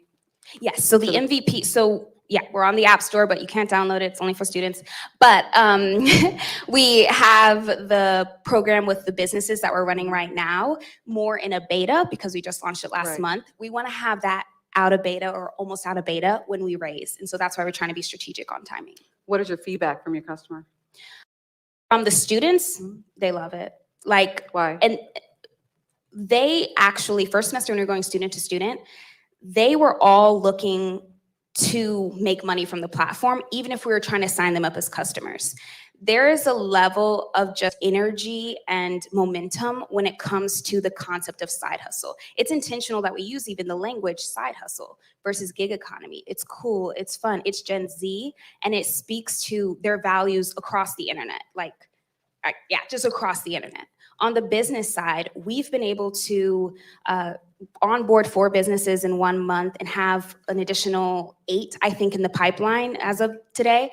8 in the pipeline just from word of mouth, because this is a need. And I was actually talking to one of my competitors who was like, we need to get in touch because people targeting Gen Zs have to hire Gen Zs to be able to market to them. There's literally no other solution because how they move is so rapid. And you are gonna miss the trend. You're gonna be playing old music on your little videos. You're gonna be lame if you don't. And so we know that working with agencies and other things is like essential to being able to get this out there. And what's your age group? Right now, like 18 to 24. So if I'm 25, I can't? No. You just have to be a student. It can be anyone, just like any of these platforms, but there's an intentionality. Who's familiar with Depop? The Gen Zs. Because Depop is basically buying something from Goodwill, flipping it, putting an upcharge and selling it online. But the platform's 100% Gen Zs. That's why they're acquired by Etsy for $1.7 billion last summer. So it's this world that anyone can join Depop, don't get me wrong. But why would you? It looks like Instagram and it's like Y2K is a category. Like what is, you're like, too grown for this. So that's what we want to create, but it isn't exclusive. And And what's your background? I'm sorry. My background, I am from Indianapolis, Indiana. I graduated from Purdue University with Simone. I was studying accounting, went to work at Microsoft in finance, then went to a nonprofit in the Bay to learn more about running small organizations, and then did DeVink and moved to Houston in last March.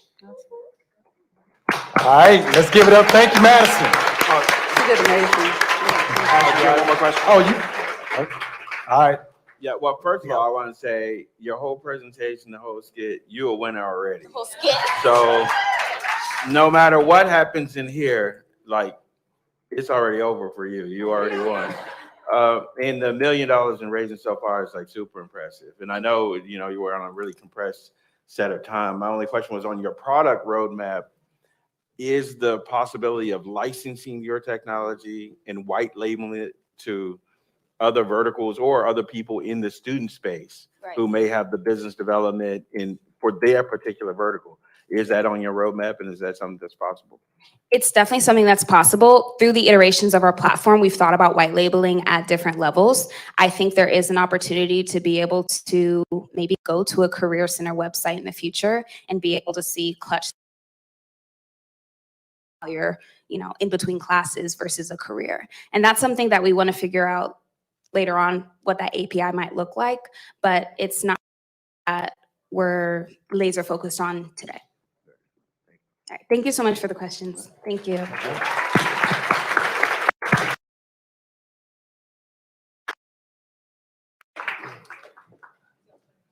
All right, thanks, Madison. All right, our second startup is Duke.ai with CEO Marcus Cooksey. Come on, take it away.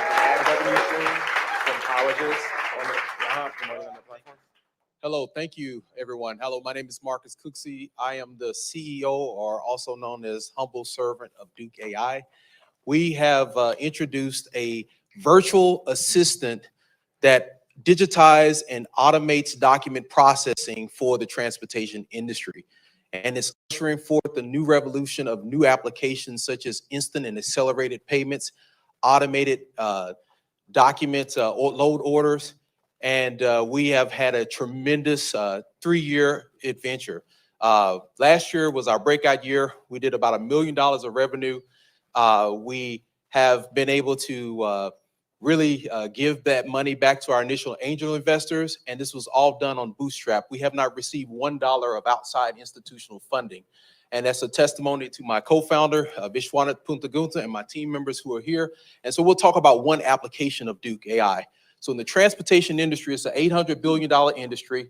Most of your Amazon deliveries, they're actually been done by small businesses. And so what plagues them is cash flow, lack of cash flow. And that's because whenever they submit their invoices and all the supporting documentation, it actually goes to a bank. And today, humans are doing all of the processing of those billions of pages that come through every year. And so that's a cost for the driver. There's a 3% invoice charge. And also there's a long duration for them to get paid. And so today the workflow is just arduous, sending emails of documents, portals, all these types of things that drag and slow down and delay the payments. And so one of the questions we asked ourselves at Duke was, why can't drivers be paid like taxi cab or Uber drivers? And what do we mean by that? When a taxi cab driver delivers a passenger, he or she doesn't wait 30 days to get paid instantly.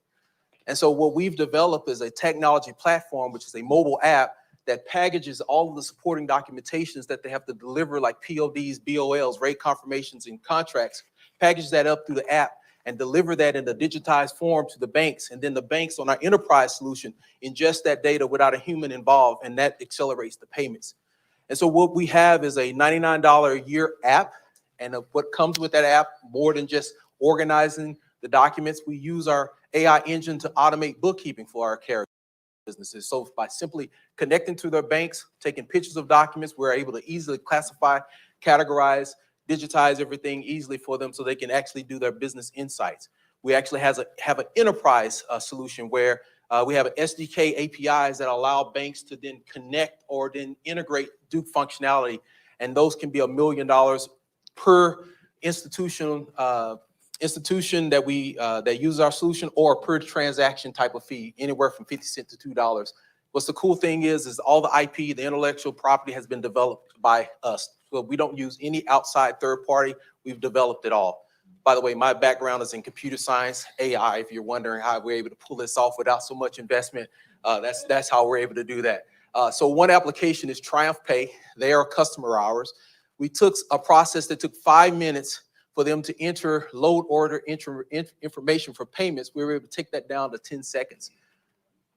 So we have a symbiotic growth.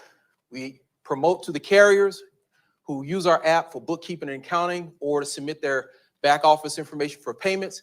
Then we promote to the factoring companies, who then ingest that data that comes in from the carrier. So we have a two-way relationship to kind of grow and build our product, or build our traction. Last year, we signed $4 million in agreements with these 3 companies across different applications. And at this moment, we're just trying to grow. We've built the rocket, and we have an incredible team that's a diverse team, not just in background, but diverse in terms of their knowledge. We have individuals like my co-founder, who's AI, myself in AI, he in data science. We have but not only that, we have an incredible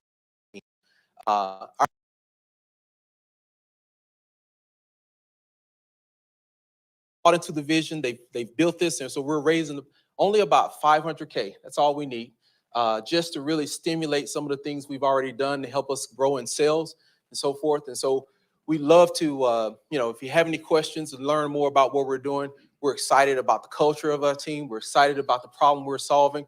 It's one of the only solutions that's out there in the market doing what we're doing.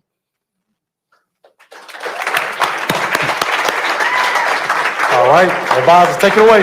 Yeah. So, okay, sorry. Go ahead, man. All right. So, so it sounds to me like you have multiple revenue streams.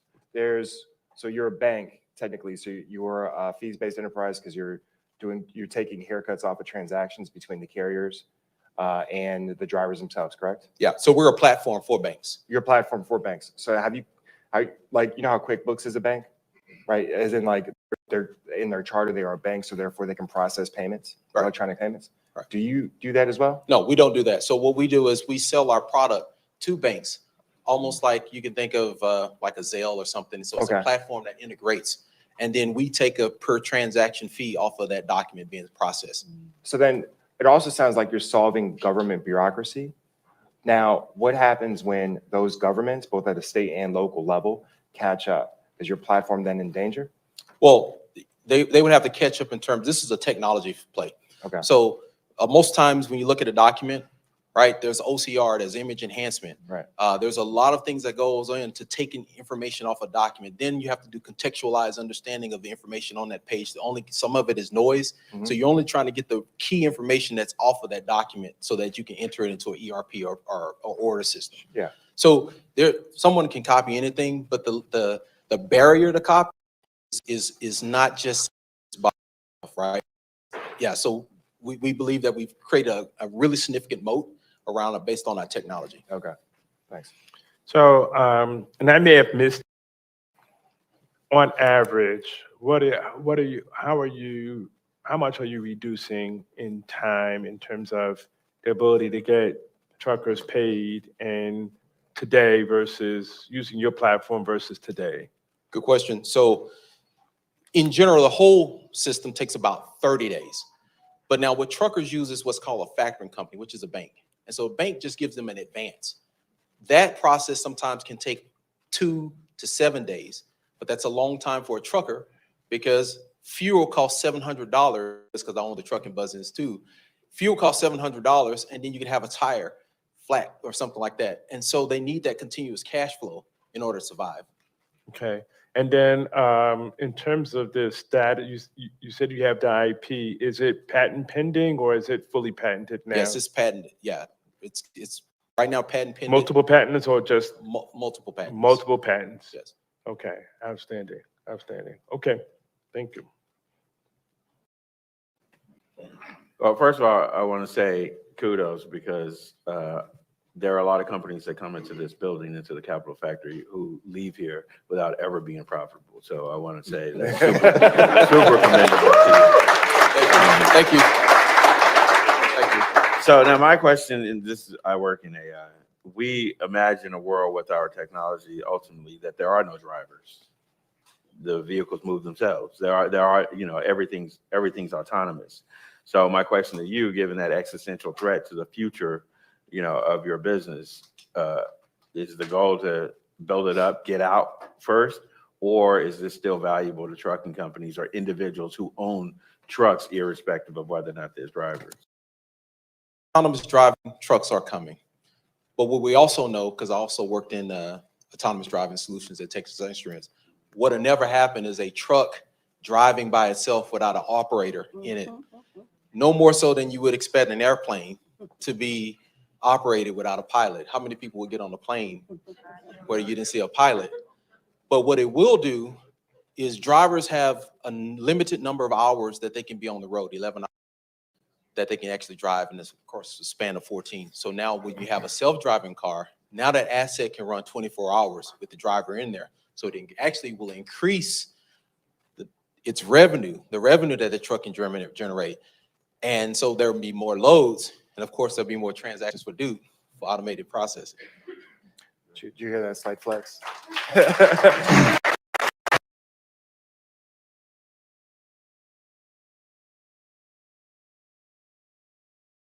By the way,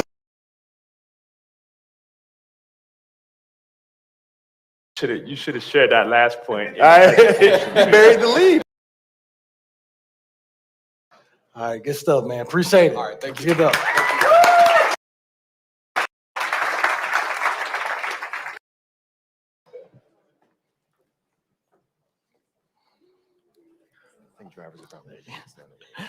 All right, next up, let's welcome to the stage his founder, Moffett. He is a founder of Kadago with Founder Quest. Let's give it up.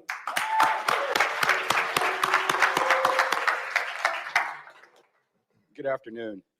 My name is Quest Moffett, and I am the founder of Kadogo, which means small economy in Swahili. And what Kadogo does is we provide Kadogo giving accounts, which are donor advised funds that are funded by everyday transactions and are matched by brands and or employers.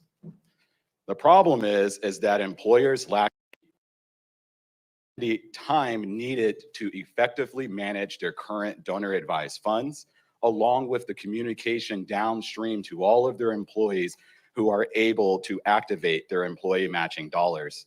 But on top of this, they also have to manage their external partners like a Chipotle, who provides matching dollars to them every time their employee shops with them, but they have to manually match each transaction. On the opposite side, employees have to locate and find the rules that allow them to donate. Then they have to find and match every single receipt and keep it collected and then pass it to their manager and jump through some other hoops just to activate their matching dollars. Well, this leaves 27 million employees in the United States who currently cannot activate their matching funds because they lack the funds to be able to activate these dollars. And this leaves $7 billion that is already scheduled by the books left inside of their donor advised fund. And so what we have created are Kadogo giving accounts, which changes how giving feels and it makes it easier. A Kadogo giving account is a donor advised fund, and a donor advised fund is similar to a 401k plan, an HSA. It is a tax deductible vehicle. This Kadogo giving account keeps all giving in one place, all of the charities with one single receipt. Follow me on this example. All 100 of us in this room go across the street to Chipotle. Chipotle provides a 33% kickback, and that is a real figure if it is going towards nonprofits. Us 100 people collect $3.33 from our $10 burrito bowl. Now that $333 all goes off to Capital Factory, match it $1 per dollar, and that information goes to the nonprofit along with what 100 donors gave them that donation and what employer matched it, so the nonprofit can plan a bigger giving event in the future with more impact. The process is simple. Shop at your local Chipotle or Starbucks or brands that are affiliated with us. Collect cashback rewards, free money every time you shop. Our artificial intelligent card linking as a service is partnered through Visa, MasterCard, and Amex. We recognize the transaction and the type of transaction, and we can automatically match it if your employer provides matching dollars. All of these funds are then sent to virtual and/or physical debit cards for the nonprofit and the foundation. Well, on the individual side, you now have a Kadogo giving account that is tax optimized and all of your giving is in one place. But it reduces the administration and time that is needed for the employer while allowing these partners like a Chipotle to increase their sales from the foot traffic from the employer's employees. Now, we charge $450 a month in a SaaS solution to the employer. This is $1 per month per enrolled employee in the platform. That gives them access to automated matching, so they no longer have to manually do it, the partners that they should work with, and then individuals like us who may not have an employer that is on the system, it's absolutely free for you. And you can still enjoy in the same tax optimization benefits, earning these cashback rewards, and donating to your favorite charity. We just ask that you make a one-time donation of at least $20 as the minimum. Now, we believe this is a $6.1 billion total addressable market because our average contract is $8,500. There's 720,000 corporations in the United States that operate some form of cashback of employee matching and or charitable contributions to their community. Average contract for us is $8,500, which gives us that $6.1 billion TAM, 260 average employees in the program. Traditional DAFs can't touch what we do at Kadogo, but GiveGap focuses on the giving ability and crowdfunding. While Charity Vest allows everyone to have a donor advised fund, but they do it through traditional payroll deductions model that allows you to accelerate. It's tied into the merchant point of sale system, and it gives you those cashback rewards. The reason why the time is now is millennials want a new way to donate that doesn't require them to pull it out of their pocket. The giving is on the rise due to the pandemic, and we just want different options. Over the course of right now, I have over 230 customers on the platform who have piloted 22 paying and $8,500 a month in reoccurring revenue, and we are consistently growing. Myself, I have over 18 years of experience in the nonprofit world combined with software development. I'm a 3X founder of fintech products that are still in the market today, and I'm joined by Alejandro, my CTO, who has over 8 years of software development at Qualcomm, has a master's in comp sci and cybersecurity, keeps us all safe. We have sales and mix of other individuals that help on the development. And our advisors have either built banks or sold banks to JP Morgan. What we're raising is $1.5 million at a $7.5 million seed round to acquire our first 320 extra paying people and to change some of us into full-time while paying off these API fees. Once again, my name is Quest Moffitt with Kadogo, which means small economy. And now everybody can impact the world how they see fit, no matter what's in their wallet. Thank you. Answer any questions for you. I was fixing my earpiece. Wow. Oh, I mean, yeah, I got a question. I mean, all right. So, I have a lot of questions. For one, this is fantastic because one thing I really can't stand doing whenever, like each year, is trying to figure out which nonprofits my company is going to match and then trying to link it to whatever payment platform that I'm trying to use. Not a big Chipotle fan, but It's fine. No, There's 2 million restaurants that do this. We have others on the platform. no. So I want to talk about output and corporate governance and CSR. Mhm. So as part of your platform, do you produce reports Yes. for your customers so they can incorporate it into their overall messaging? Yes, we handle the reporting and the tax reporting along with that CRSI side. Use the evidence on the inside of the corporation to Got build it. bigger campaigns. Okay, are you branded on those reports? Yes, Okay, and so is that from a compliance issue? Or is it just we just put our own brand on there to provide it to you. It's not a compliance issue. they're cool with that? Mhm. Okay. I have more questions, but Thank you. all right. I'm absolutely intrigued because it's really interesting over the last month alone. I serve on a few nonprofit boards, and the conversation of DAFs has come up, and I think it's, the complexity of trying to have is in alignment. And I'm just curious, when you're talking to the employers, or maybe even nonprofits, where do you see the greatest friction in terms of folks getting on the platform? Like, what's sort of the hang up there? Because everybody should just be maybe just jumping on this, right? Education has been our biggest friction to the nonprofit and the workplaces. A lot of us don't know what donor advised funds are.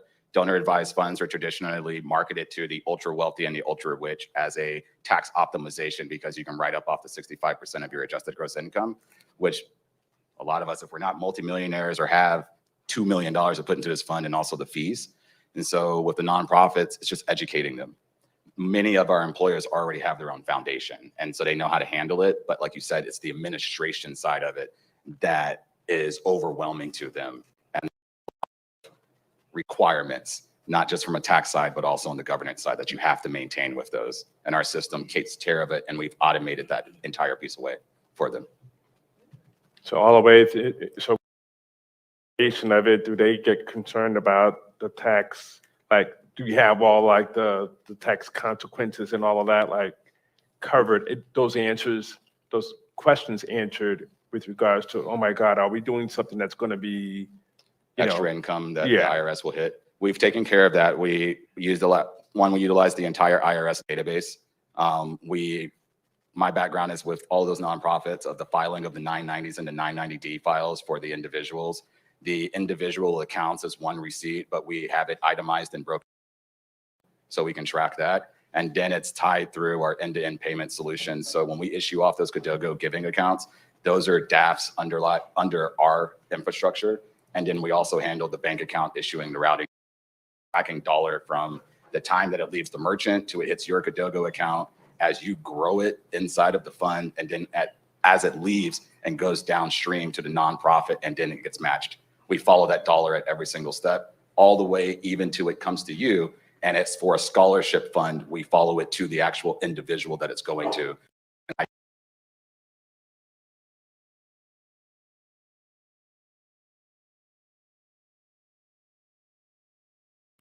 Thank you. All right. You're welcome. Let's give it up, Quest. Thank you.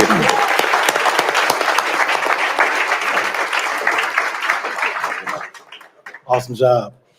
All right, our next startup is Metaversible with founder Marcus Carey. Let's give it up. Hey, how y'all doing? Every time I get a mic, I just want to start beatboxing on it. But I don't. I'm going to restrain myself here. All right, my name is Marcus Carey. I'm a Navy veteran, and I did cryptography in the military. I worked for NSA for 8 years, where I did a bunch of cryptography stuff. And it's crazy because when I was growing up, I was an artist. And as an artist, I always wanted to do art, but art doesn't pay well. And most artists will tell you that, right? So this crazy mixture of things happened where it's this whole NFT thing. And I've been doing cryptography since I was 18 years old. and they're talking about the blockchain. I've been doing blockchain related stuff to check to see if stuff was, valid. And oh, I haven't even got to the next slide yet. All right, hell, how you doing? I'm Marcus Carey. Let's start this over. All right, so basically, there was really onboard people to what they call metaverse and Web3, and it's totally unsecure. And MetaMask is the key go-to.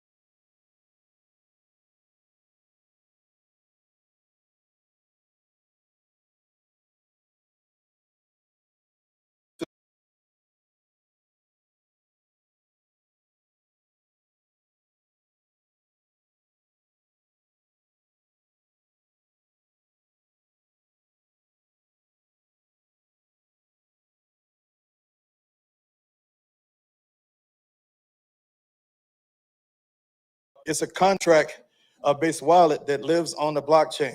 And what that allows you to do is that allows you to put something like this into a transaction. So when you log into something, you do that. Well, that doesn't exist in regular W3 stuff. So we're putting two-factor authentication so you can do these transactions. So instead of using MetaMask, you're going to use the Metaversible wallet. And what the Metaversible wallet allows you to do is put that in, you authenticate it, and you have your crypto right there. Not only did we do that, we actually been building other technology called Metaversible Watch. We have the best threat intelligence database in the metaverse, and if you go to a fake site or a malicious site, we give you notification. We didn't just stop there. We're doing mad tech. We also have this thing called Metaversible Ping that allows you to monitor your wallet, and it tells you if somebody moves something, if they stole an NFT, or you get a deposit like this. Wouldn't everybody in here like a two deposit in their wallet? You feel me? So what we're doing is I'm actually a technologist. I started a company 6 years ago called Thread. I sold that company 2 years ago. So I kind of understand how to raise money. I understand how to sell a company. So I've been around the block a little bit. And that's it for me. And I'm happy to take your questions. All right. Awesome job. Pass it off to the advisors. Fire away. Well, first of all, you win on the Black History Month throwback. Yeah, hey, right off the top. Appreciate it. Anybody, Jackie Robinson's gonna win on the Yeah, everybody in here, I think we're trying to break barriers.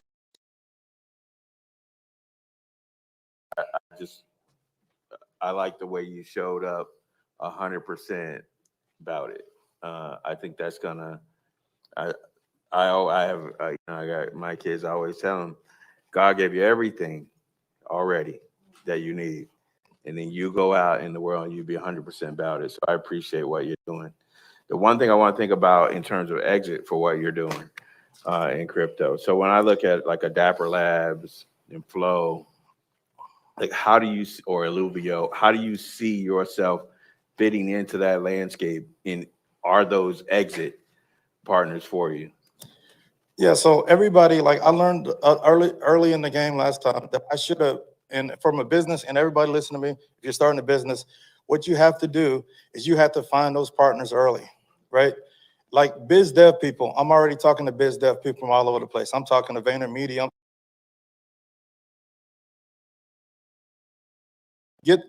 They know what I'm doing, and when they need what I'm doing, that's a potential exit. So I'm talking to everybody already.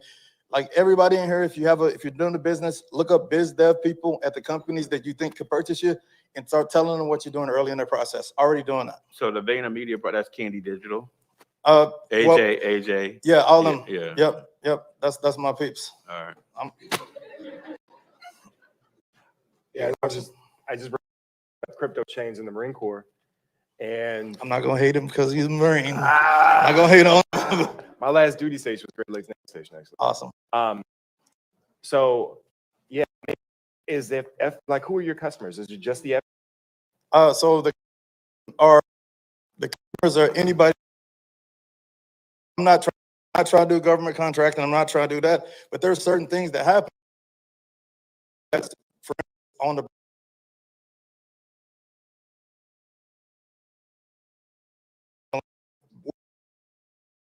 on NFT stuff. They came to us, and we're going to help them. We're going to, because I'm kind of I kind of like crazy like that. Military. I like to help people out. But yeah, so the customers, anybody that has a crypto wallet, and especially if you think about big brands, we've already partnered with a major government, like not the U.S. government, but a government, and we produce NFTs for them. We did 85,000 NFTs for a major government, and they want us to do a whole marketplace for it. It's a different country, different language. So which government is this? I can't say. Okay, so two things. So when I think of crypto and I think of NFTs, I think of anonymity. The fact that you're partnering up with the government, wouldn't that scare your potential base? Or there's two different people. There's people that want to be anonymous, and then there are people that don't want to be anonymous. I don't care about the people that want to be anonymous. Okay. Because I believe all that stuff. I want to business.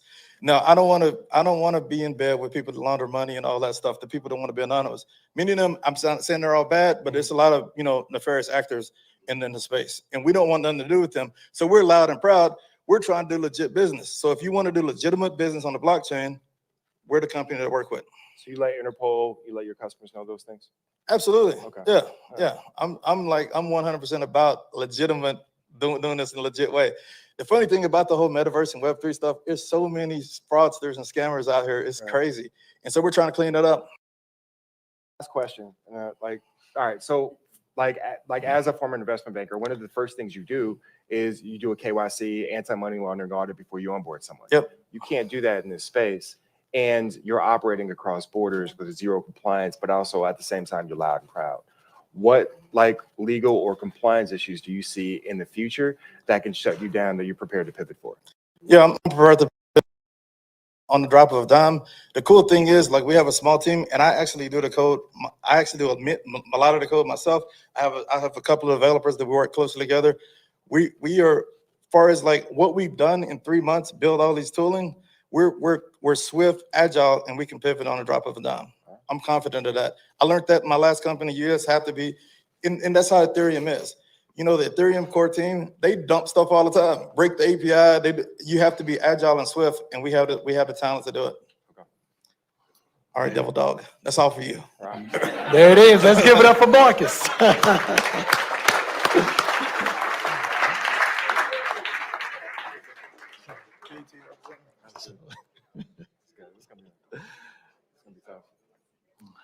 All right. Last but not least, the last startup of the day. No pressure. No pressure. All right, let's welcome to the stage Safer Management with the founder, Fred Burns.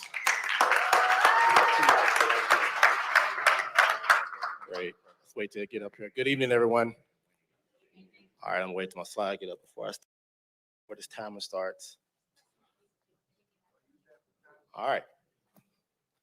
Everyone, my name is Fred Burns, the founder and CEO of Safer Management, a company I started 18 months ago after I dropped my twin boys off at summer camp and experienced inefficiencies with the sign-in process. That sheet of paper that you see on the screen there is actually what I was handed. You're joking? And that's what happened. Safer Management sells attendance tracking software to public school districts. Public school districts receive their funding based on their average daily attendance count, and we help them get the funds that they need. As you see here as well, I ran into a local teacher at a coffee shop and sparked a conversation, and this was on her screen. It says, take attendance, we need our funding. That's how serious it is. The number of teachers you have in school, the federal free and reduced lunch, all that is based on attendance count. It's one of the highest line items on the budgets for schools. The challenge is the inefficiencies in the attendance tracking process. The sign-in method, it takes so much time, and it's a lot of it is lost. A lot of data is lost as well too, and also auditing purposes as well. School district report false information, some receiving too much funding, some losing a lot of funding, and it costs a lot of millions in federal and state funding losses. The solution is Safer Management, a product that is built and that has evolved and that is being widely used now. Safer the attendance tracking process takes the load off a lot of the teachers that it's having now. They're already stressed and overworked, and also helps school districts get funding they need with the accuracies, and also protects them against the audits as well. Our business model, we sell directly to schools, school districts, and states as well too. We are 82% profitable. We have a total of $1.8 million in revenue with $625,000 recurring revenue, and we are on track to hit our $2.5 million over the next year. As of now, we're growing. We're in 77 schools and colleges as well, and we're expanding with deals in the pipeline as I speak. We have raised $2.3 million, and we're raising a total of $3 million on the YC Safe post-money safe. The funds will be used to go towards expanding our team in order to accommodate the growth in which we are experiencing. We wanted to start off with, it's easy to hire instead of firing. My background is computer engineering. I wrote a lot of the software when you all last at first. I actually went home and made a prototype that night and brought it back to the summer camp. And that would fed the excitement in order for me to do this. Solving a real world problem, so I got tired of waiting 45 minutes to do the same thing every day. We have a great opportunity here. Attendance is our core value proposition. However, we're actually adding gamification to this as well too, because school is getting very bored, and 62% of students are actually dropping out of school. Learning is not fun anymore. Students are not engaged anymore. So we allowing them to get points for attendance, test scores, and grades, and putting this all into our platform. We have a bright future ahead of us. We just signed a partnership with Power School, who serves 22 million students each day, and it operates in 65% of all the public schools in the United States, and doing state level contracts with them as well too. I spoke about the gamification. Next stop, YMCAs, and also increasing our technology. I have a wonderful team that allowed me to stand up here today that I could not function without, and hopefully this slide will continue to be expanded as well too. Various backgrounds, and majority of these people, actually everyone up here, with the exception of two, I actually worked with them in my former relationships with them and got them to come on board. I'm excited to answer any questions. Safer Management, simplifying the attendance tracking process.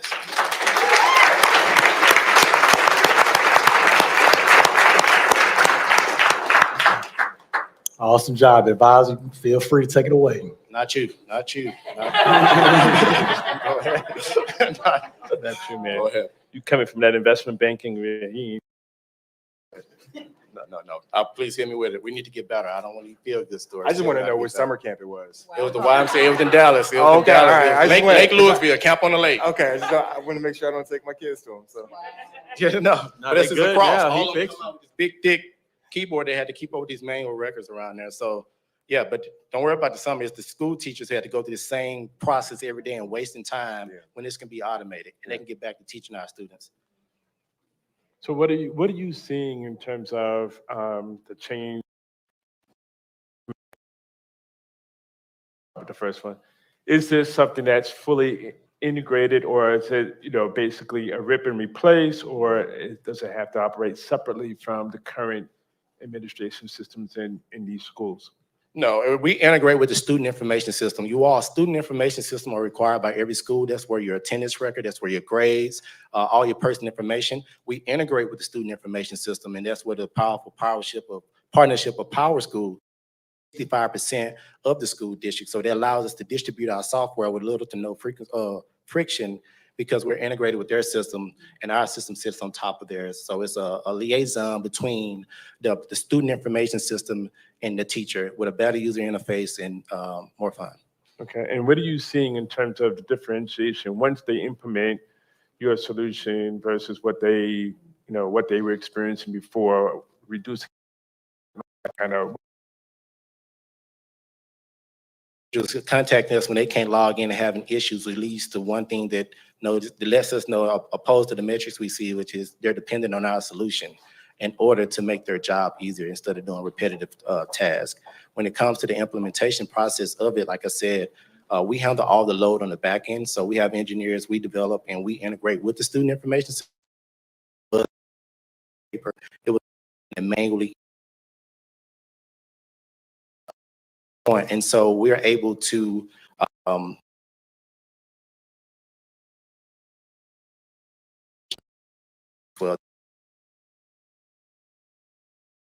and different everyone got due to the pandemic for virtual learning. So that was a way for us to reach the masses and not just the classes. to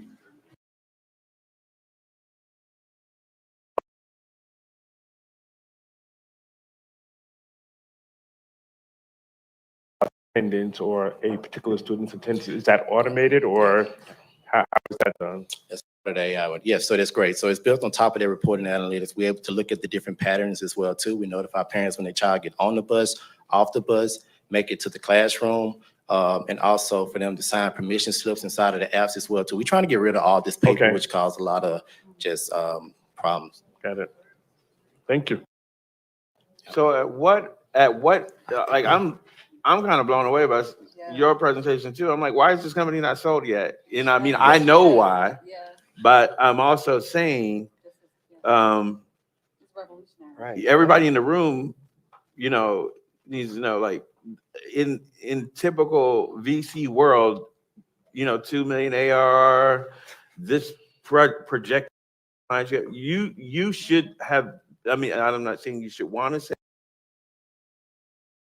We're not done yet. Your company is able to be exited in 90% of ARR type businesses in Central Texas. So my question is, what number are you trying to get to in ARR, and what challenges are you seeing that is not allowing companies beating down your door saying they want of growth that you already have? Great question. You previously asked someone in regards to getting close to in regards to partnerships, or the previous speaker, partnerships that they need to get to as well. The partnership with Power School, it was all strategic. If you look at my slide deck, I got timestamps on there.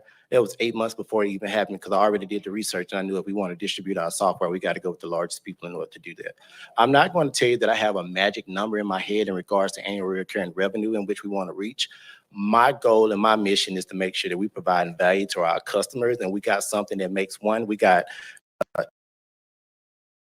products, and we also got the internal sales team inside of Power School or a different student information system on our products, and creating this ecosystem of wanting and that demand, and that'll put us in a better position in order to provide leverage when we do our extra strategy.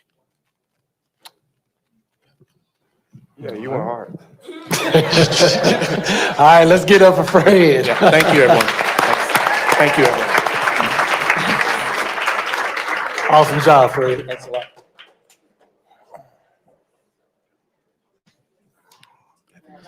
All right, thanks to all the amazing founders of these amazing startups. You guys killed it, did an awesome job. And now we're going to give our advisors an opportunity to convene to determine who will be the winner tonight, this evening. And while they're doing that, I want to bring up to the stage Chris Gandolfo to say a few words about a special Oracle NetSuite offering.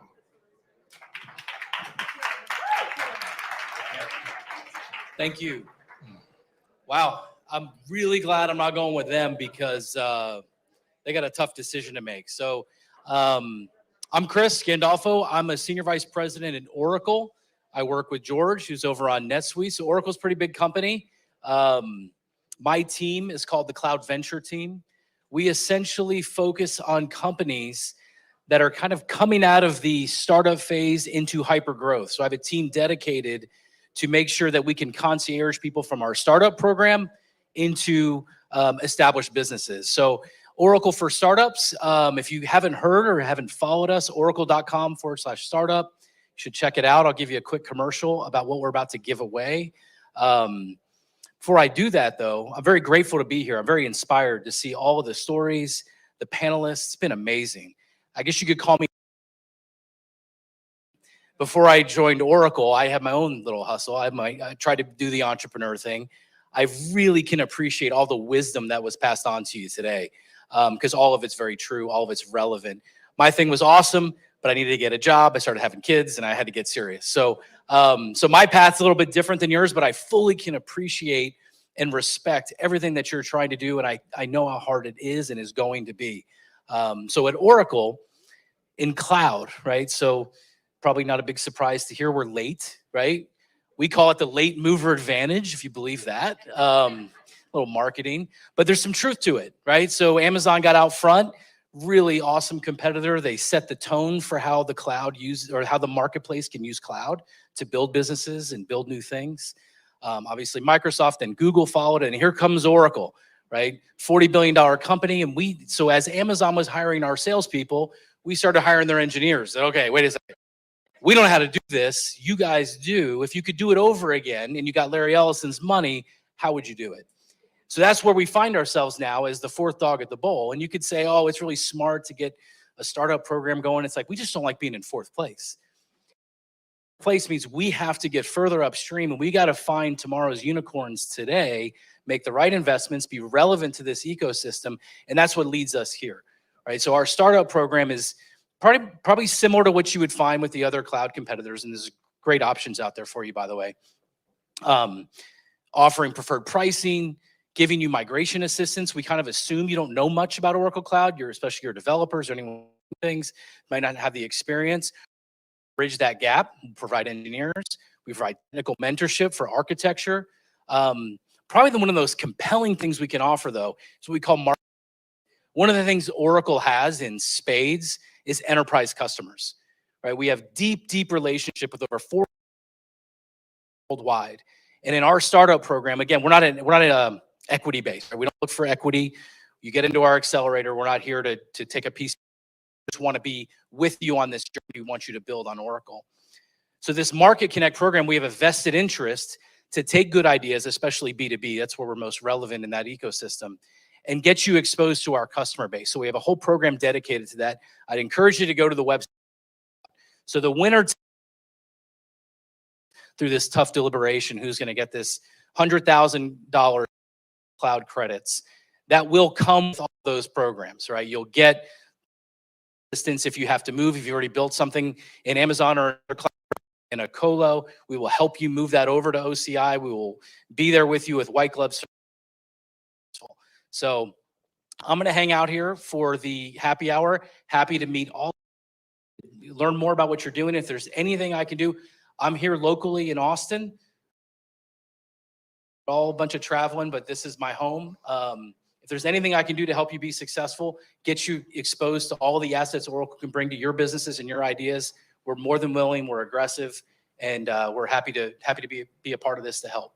So without further ado, I guess we're going to bring in the judges, or yeah, okay. All right. Thank you, guys. I'll see you at the happy hour, and I'll be here to answer any questions you have. Thank you. And I'd like to have CEO Josh Baer, Capital Factory, come on up on the stage to say a few final remarks, as well as Nathan Jones, head of Growth at Royal. Come on up, Nate. Yeah, so we're just filler to help fill it in until the judges finish there. So we're going to keep going until they pull us off. But I'm glad to be back up with you again. If I didn't get to see you earlier, I'm Josh Baer, and this is my good friend Nate Jones.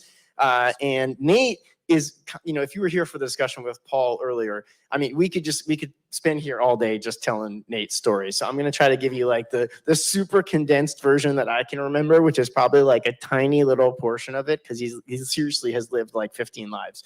But Nate, when I first met him, what really got me excited and why I started stalking him as soon as I found out that he was moving here. True, you did stalk. Is because he was working at Andreessen Horowitz, one of the best VC firms in the world, and was in particular really passionate about underrepresented founders and running TCO, their program to help support underrepresented founders. And he moved to Austin. So I was like, I got to know that person. I'm going to go stalk him and track him down. And then, I will they always say like, never always take advantage of a good crisis. Like, so I did take advantage of the crisis to bring him water in the ice storm. And that was my like earning my eternal cred and got to know.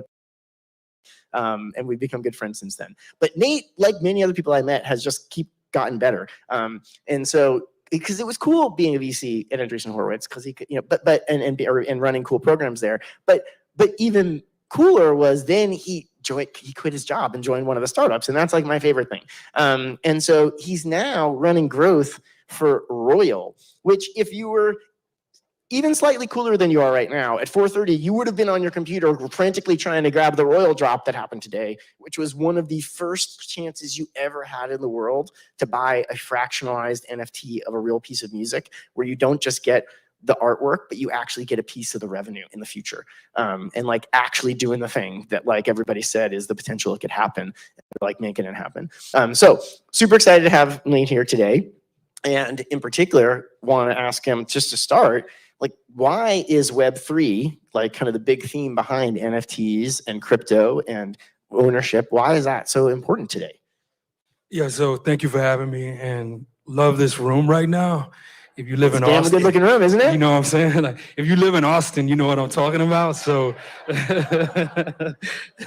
say less. But yeah, Josh has been amazing welcoming me to this community. And when I first got here, I was working at a venture capital firm, Andreessen Horowitz.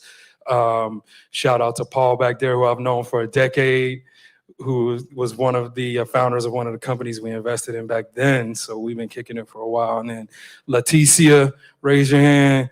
We worked together at Royal.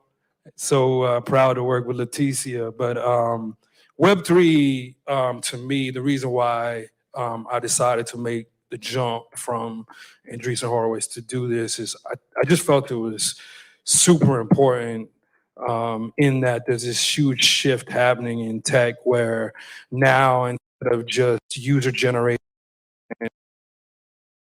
ownership happening, and there's all of these like shared ownership models and the value that's being created. And from the reason why that was important is because culturally, we create a lot of value and a lot of content that we don't end up owning. So I felt in the early days, a lot of these tech shifts, there's not enough of us, in these companies. And so I felt if I wanted to play a role in leadership, it's much better for me to be impactful where I can join one of these companies, be able to bring on board the Leticias of the world and the Lawrences of the world and all the people that we get to work with now at Royal and build this out. And a couple of weeks ago, we did the first ever public sale. My friend Nas sold some of his catalog direct to consumers, were able to, buy ownership. My friend Nate Nas. Sorry, just had to say that. I had to name drop. Flex. No, I'm joking. I'm joking, but it was significant. I am very proud of that friendship because he's been an innovator of mine. My background is, I was a high school dropout. I did not go to college. I was homeless at one point in time in my life. And so tech really opened up doors for me. For the last 20 years, I built my career. I'm kind of aging myself right now. I'm 47 years old. So, and so to be in rooms like this that in some ways I never thought I would be in these rooms, and in other ways I always knew I would be in these rooms, and both of those feelings concurrently, just to be, in those positions. And I feel like this is a real revolution right now that's going on. So I just want to see as many people as possible embrace Web3 because wealth is being created point blank. So, let's partake. So Nate, you're a culture maven. You in many different ways. Again, you've lived so many different lives, touched so many different things, and it all seemed to intersect with Andreessen Horowitz when Clubhouse launched during COVID. It became this, massive rage, and you became one of the biggest presences on Clubhouse with more than 1 million followers on Clubhouse, almost overnight. And through that, I mean, I'm sure there's more. And then you talk about having an agent and other things like that. It's like you've got a perspective on culture. How does culture intersect with Web3 and all that's happening right now, and underrepresented founders and creators? Yeah, so in Black culture, there's oral tradition. So you see it in even in something as simple as comedy, like the snaps, like roasting each other. Like we grow up doing that, like developing that kind of thing. So when they were rolling out this audio social platform, it was like, man, it seems kind of obvious. And I feel like culture is really going to dominate this because that's just what we do, like from a musical standpoint, from just conveying culture and concepts. And so when they came to me, they were like, how do we really build out the strategy for Clubhouse? And this was sub 10,000 accounts on Clubhouse. And it seemed pretty straightforward to me, which was, you got to go out and get people who are captivating, whether they make you think or they make you laugh or they make you go, huh?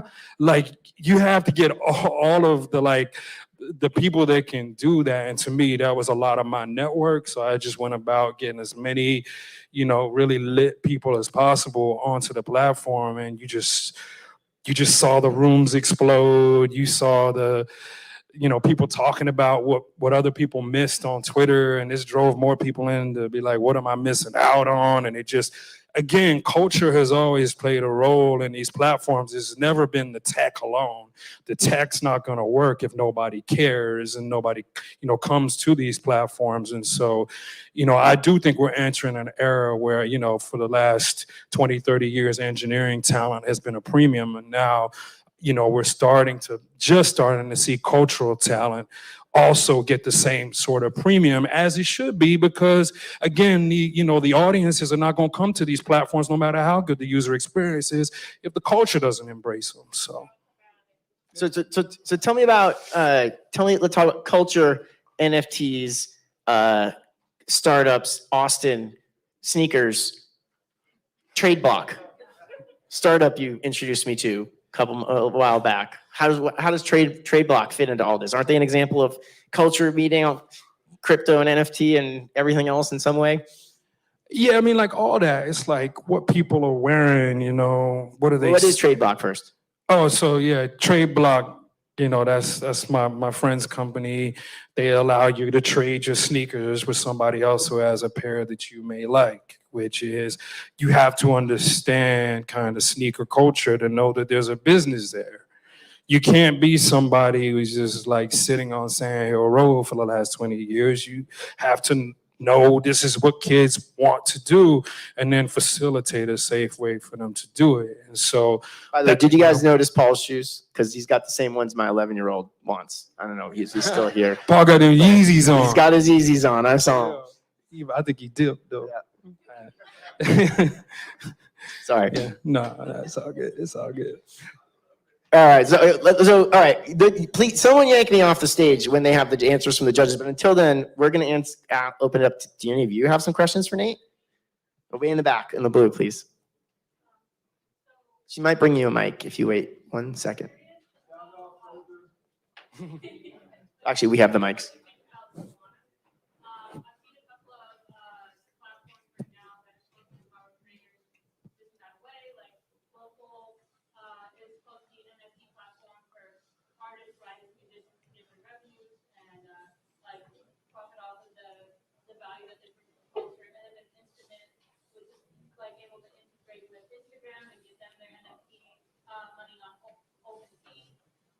So right now, like what I've been noticing is that OpenSea just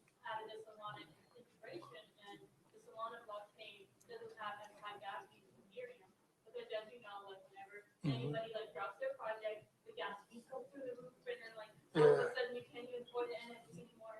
And so like I'm curious what you think about like Solana versus the Ethereum blockchain, and like with so many like startups going towards the Ethereum blockchain. Where are you sitting? It was a good question. This one, Yes, it's a we great definitely have a question. horse in this race. Solana versus Ethereum, gas fees. So I don't think it's versus. Solana's obviously it's an L2 layer 2 chain. It's a scaling chain. I do think it's gonna be important, and it's almost like different internets, almost right. And it's whatever you're trying to build according to the requirements of chain is for us. I'll just speak from Royal's standpoint. We're building to be as open as possible because the view is that the future of crypto is very open. So like we minted the Nas asset to Polygon. There's also another kind of thing that we did as well, which was important to Anthony and Nas, which was they like Nas was having conversations with a lot of his people, and they were like, explain Web3 and crypto to me. Like, I don't get it. And so a big thing for them was for non-Web3 natives, how do they get a hold of these assets as well? And like, it's really a kind of a challenge that needs to be solved in crypto, which is how do you on-ramp people that see the technical pieces of this as kind of daunting. And so we built out actually 2 buy flows. One was crypto, where you connect your wallet, add Polygon network, and go through the whole thing. The other one was literally just swipe your credit card. We have an integration with Venly where we spin up a wallet for you, mint the asset to the wallet, and then hand it over to you if you've never had a wallet before. So that was really the breakthrough, and the numbers were kind of interesting in that most of the purchases were people that didn't have wallets. Yeah, so I'm exploring NFTs, looking for different opportunities to buy stuff and just learn about it, right? And so I'm actually, so those who know me well know I'm actually a really big Dr. Seuss fan. And turns out, of course, there's a Seussibles app with drops Seuss NFTs like twice a week. And it's great. They did the same kind of thing. You go in, you buy it with your iOS account. Yeah. You never even put in a credit card or a crypto wallet, but it actually makes a wallet for you on something called Tiblets or something like that. Yeah, there's a bunch of those. It's the same thing. There's Yeah. a wallet created behind the scenes. You have a wallet. You could actually go get it and transfer it, but most people never will. They'll never see it, right? And I think like a lot of this is like with the early adopter crypto community, people trying to prove how crypto native they are, and it's become about that. Whereas I think like mainstream audiences really don't care. They just want to know what it enables. And so for us, that's our viewpoint. When people like say, I want to own a piece of Nas's catalog, and as the song performs, I'm going to get a check. I don't care what technology really enables that, so I think we've gotten kind of caught up in which, blockchain or, NFTs or crypto wallets, et cetera. But to answer your question, yeah, we chose Polygon so that people wouldn't have high gas fees on mainnet. Yeah, that's exactly why we did it. All right, one more in the back.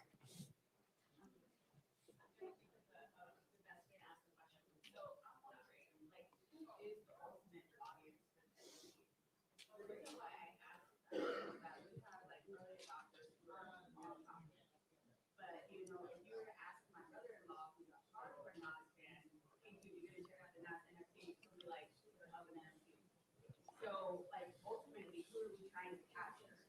And like, how would we cross that product market fit? If we're trying to capture my brother-in-law.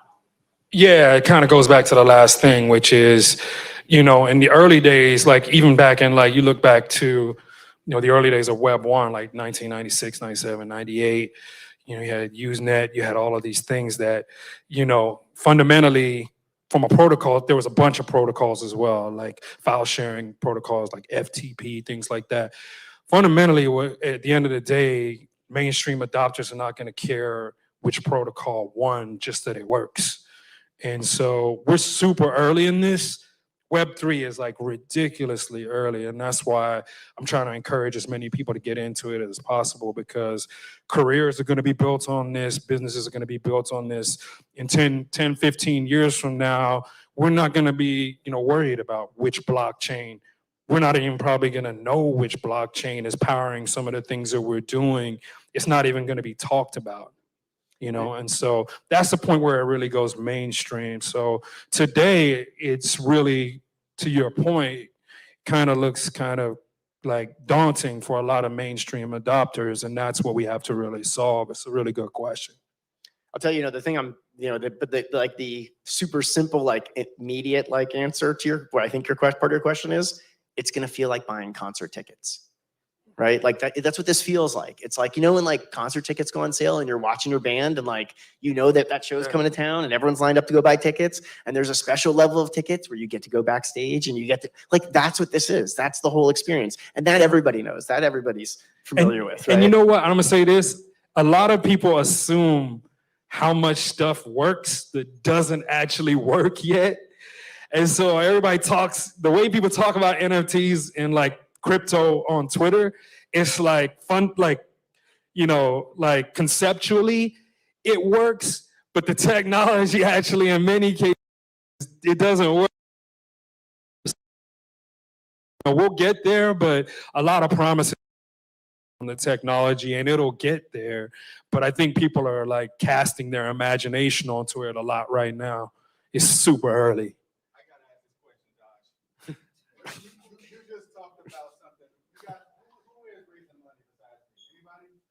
No, but nobody. Oh, it's just kidding.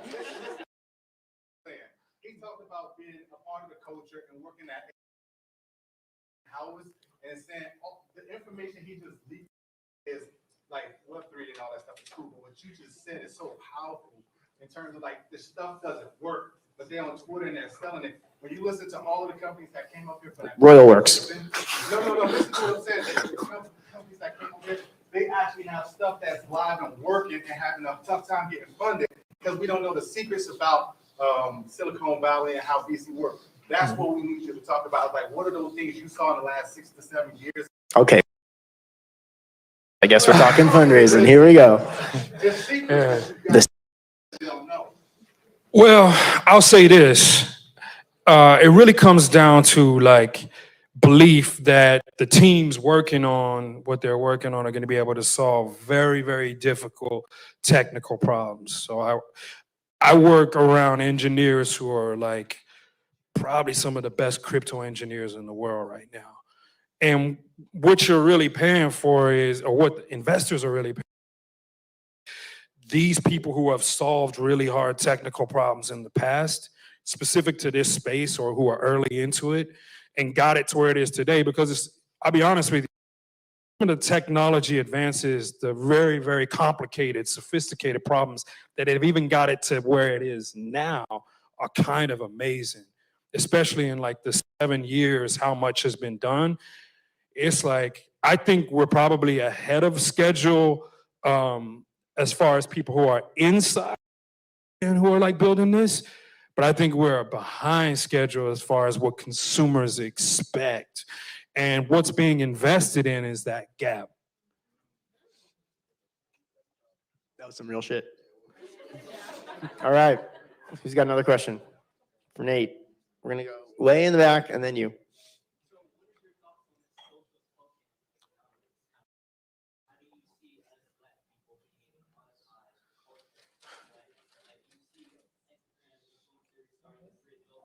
This is a good question. I like this. Yeah, so did you have your token to get in here? Yeah, exactly. That's gonna be a thing, like that's gonna happen. So I will say this, the most powerful thing that hasn't happened yet, we talk NFT, is the understanding of the power of DAOs, because the Black community has always been good at organizing community, but this is now a way to do it in a way that adds a financing layer, a governance layer, all these other things, where you don't need permission now.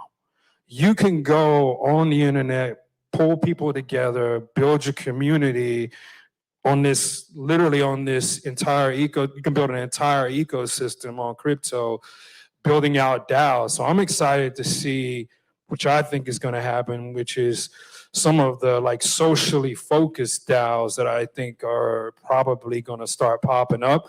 I think that's going to be real powerful when I can buy a token and support this community that's doing this work socially. Like, I think that's going to be pretty powerful. The other thing I think is going to be powerful is not all businesses need to be funded by VCs. And I think there's this kind of assumption that you're only really successful if you get a deadline. And I think that that part of the culture needs to be it needs to be balanced, right? Because small businesses like it's weak. And I think that's been to our detriment. Now, there's a lot of people who would be great small business owners, who would be staples to communities, who are going out and trying to add unnatural layers to their business to go raise VC, and that's not who they are. And there's failures happening from that. Vice versa, there's a lot of, people that should be doing venture-backed businesses, and to this gentleman's point, they don't have the confidence because they've been knocked down a few times, and they just need some mentorship. They need some encouragement. They have the talent to do it, but they don't have to encourage them around them. And so both of those things need to kind of be put into perspective. And I think, Web3 DAOs are going to be, there's a lot of cool projects that could be financed, by the entire community. There's been so many things that have gone viral on Twitter where if a token that existed when that thing went viral about this thing that needs to, instead of retweeting and, just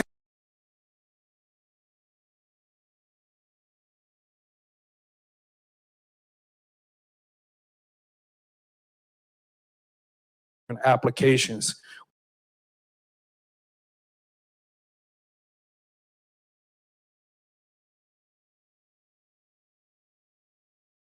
Influencing positive, like Oh, I kind of love that. funding change, funding events.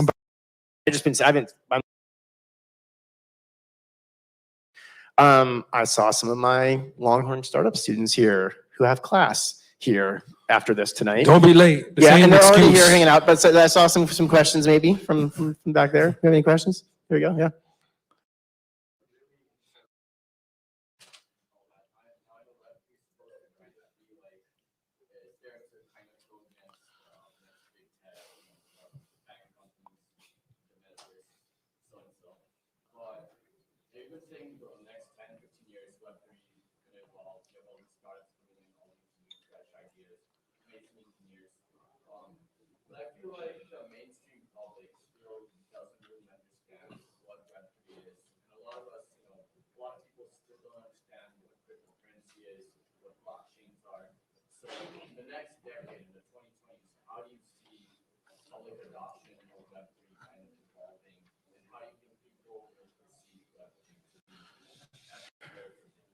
Yeah, I'm less into Web3 than I am into shared incentives and shared ownership.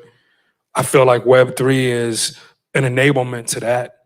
It's I feel like it's the way to somewhat achieve that, and there'll be something else that comes along in 10 years as well. There'll be other developments that are unexpected.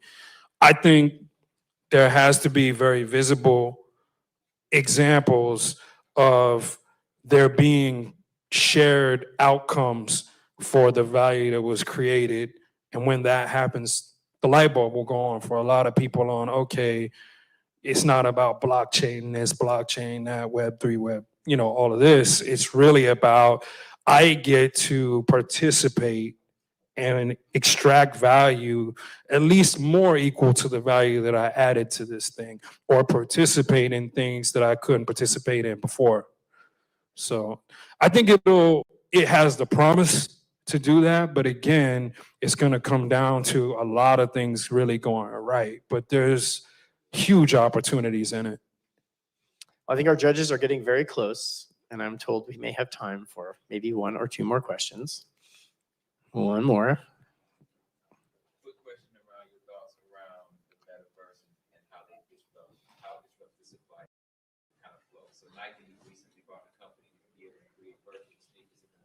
right? The way that kind of works is I no longer have to make physical products in order to test the product. I know exactly what works in the metaverse and then incentivize you to purchase it there and actually use value in the real world.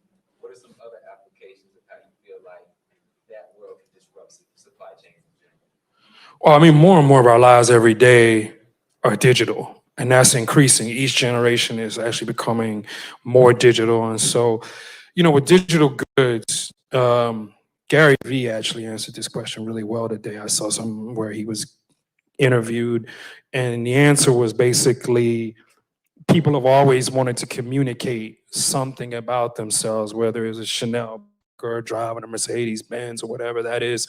Like, people buy things to communicate who they are or where they are, what community they belong to, what level of class they're at, what their aesthetic is, what their identity is. So that's why it's really all about brands, right? You mentioned Nike. Nike understands that whether these are physical or digital, the value is in what people perceive of me, and that more and more of my life is online. So I need a digital pair of these.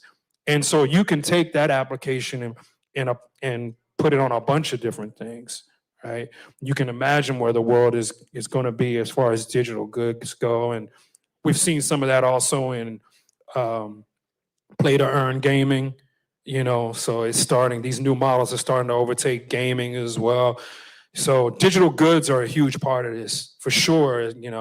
You look at the numbers on Gen Alpha and like how much time they're spending online, like it's not going anywhere for sure.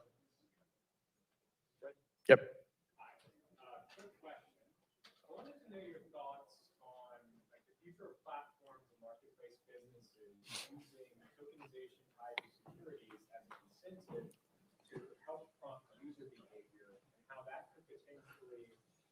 Positively disruptive towards that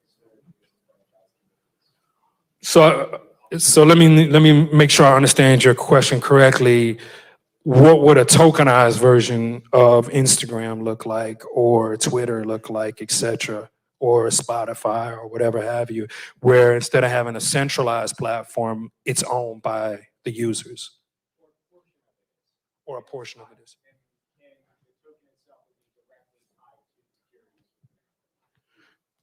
That's difficult from a security standpoint because, as you know, there's rules around accredited investor and registered securities being sold over the internet. Like, that's hard. But that is an exciting thing for me, thinking about the future of platforms. To your point, like, I do get excited. I think, what was that Twitter version of this? What was it called? They made a token of me and they sent it to me. It was so weird. I was like, "Well, you guys sending me this thing?" BitCloud. BitCloud. And I was like, my friend hit me up one day. He's like, "Bro, you got $27,000 of market cap." I'm like, "What? Where?" He's like, "Oh, BitCloud." So I went over there. It's this kind of thing. It's kind of a weird hack that they use to try and like scrape all the like verified Twitter users and then sell them as a coin. But conceptually, like, I can see a lot of that stuff actually working. And I think that's what actually needs to happen. Like, centralized power on these platforms has been not always ideal. Like, our voices get muted a lot. And so if you own a piece of the platform and you have rights associated with that, then I can't see that being all the way bad. So, yeah. All right. Well, I saw them walk in with a big check. Uh-oh, I'm always going to get out of the way of a big check. But before you step off, the last time you were up here, I think might have been for the Austin Chamber event. I'm not sure. As we saw when Paul was up here earlier, I gave you one of our challenge coins, which many people saw me present to Paul before. So I can't. You already got the big robot one that I told them all about. But it turns out we always take everything a little bit too far, and so when we made the coin, the coin was so cool, and it was so. Then we're like, actually we should have like a coin every year. So then we made a coin of the year, and then we had to go back and make the coin of the year for every year, going backward all the way to the beginning of time of Capital Factory. And because it's kind of the beginning of this year, we just made the coin for 2021. So there's like a new coin. So I'm getting a new joint. So you get this one has the Capital Factory logo inside, like all the others, and on one side it says 2021. And because we always have a word of the year that's like the end of the year, and the word of the year for 2021, Houston, because we opened up our space in Houston. So in honor of Houston, we have the Texas flag on the moon is the symbol, and love to give you one of the latest. Other hand, you got a handshake. Other hand. Oh, okay. There we go. All right. Awesome. Sorry. There you go. That's the latest. And now I think I'm going to hand it off to the real news, which is we'll find out who wins $100,000. Right? Who am I handing this to? Or is it me? Judges, can you guys come up as well? Yeah, judges, let's stand with Josh on stage as well, too. Yeah, okay, I'm staying on here. All right, I'm still here. All right, wait, hold on, I have to sneak.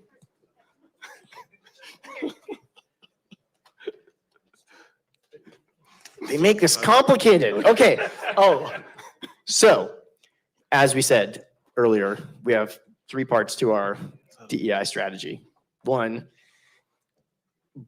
bring everyone else that's already doing cool stuff in here, like Divink and others and other people, and let them use the space. 2, host events like we do today to bring you all here so we get to meet you.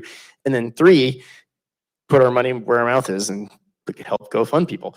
And so supposedly one of the companies that you saw was going to win $100,000, but apparently weren't quite true, because apparently 2 companies won $100,000. And those 2 winners are Clutch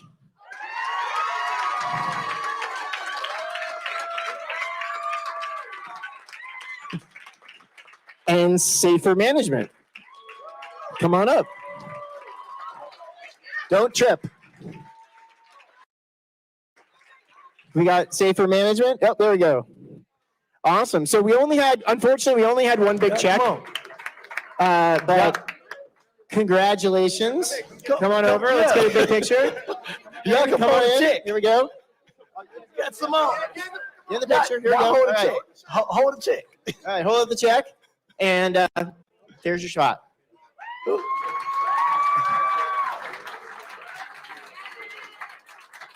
Everybody.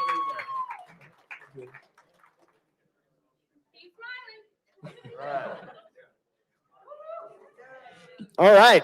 So, what do I tell everyone to do next? Happy hour. Happy hour. Thanks for coming. We really appreciate you being here. Thank everyone for coming out. Thanks to Capital Factory and all of our other partners and sponsors. It is now time for happy hour.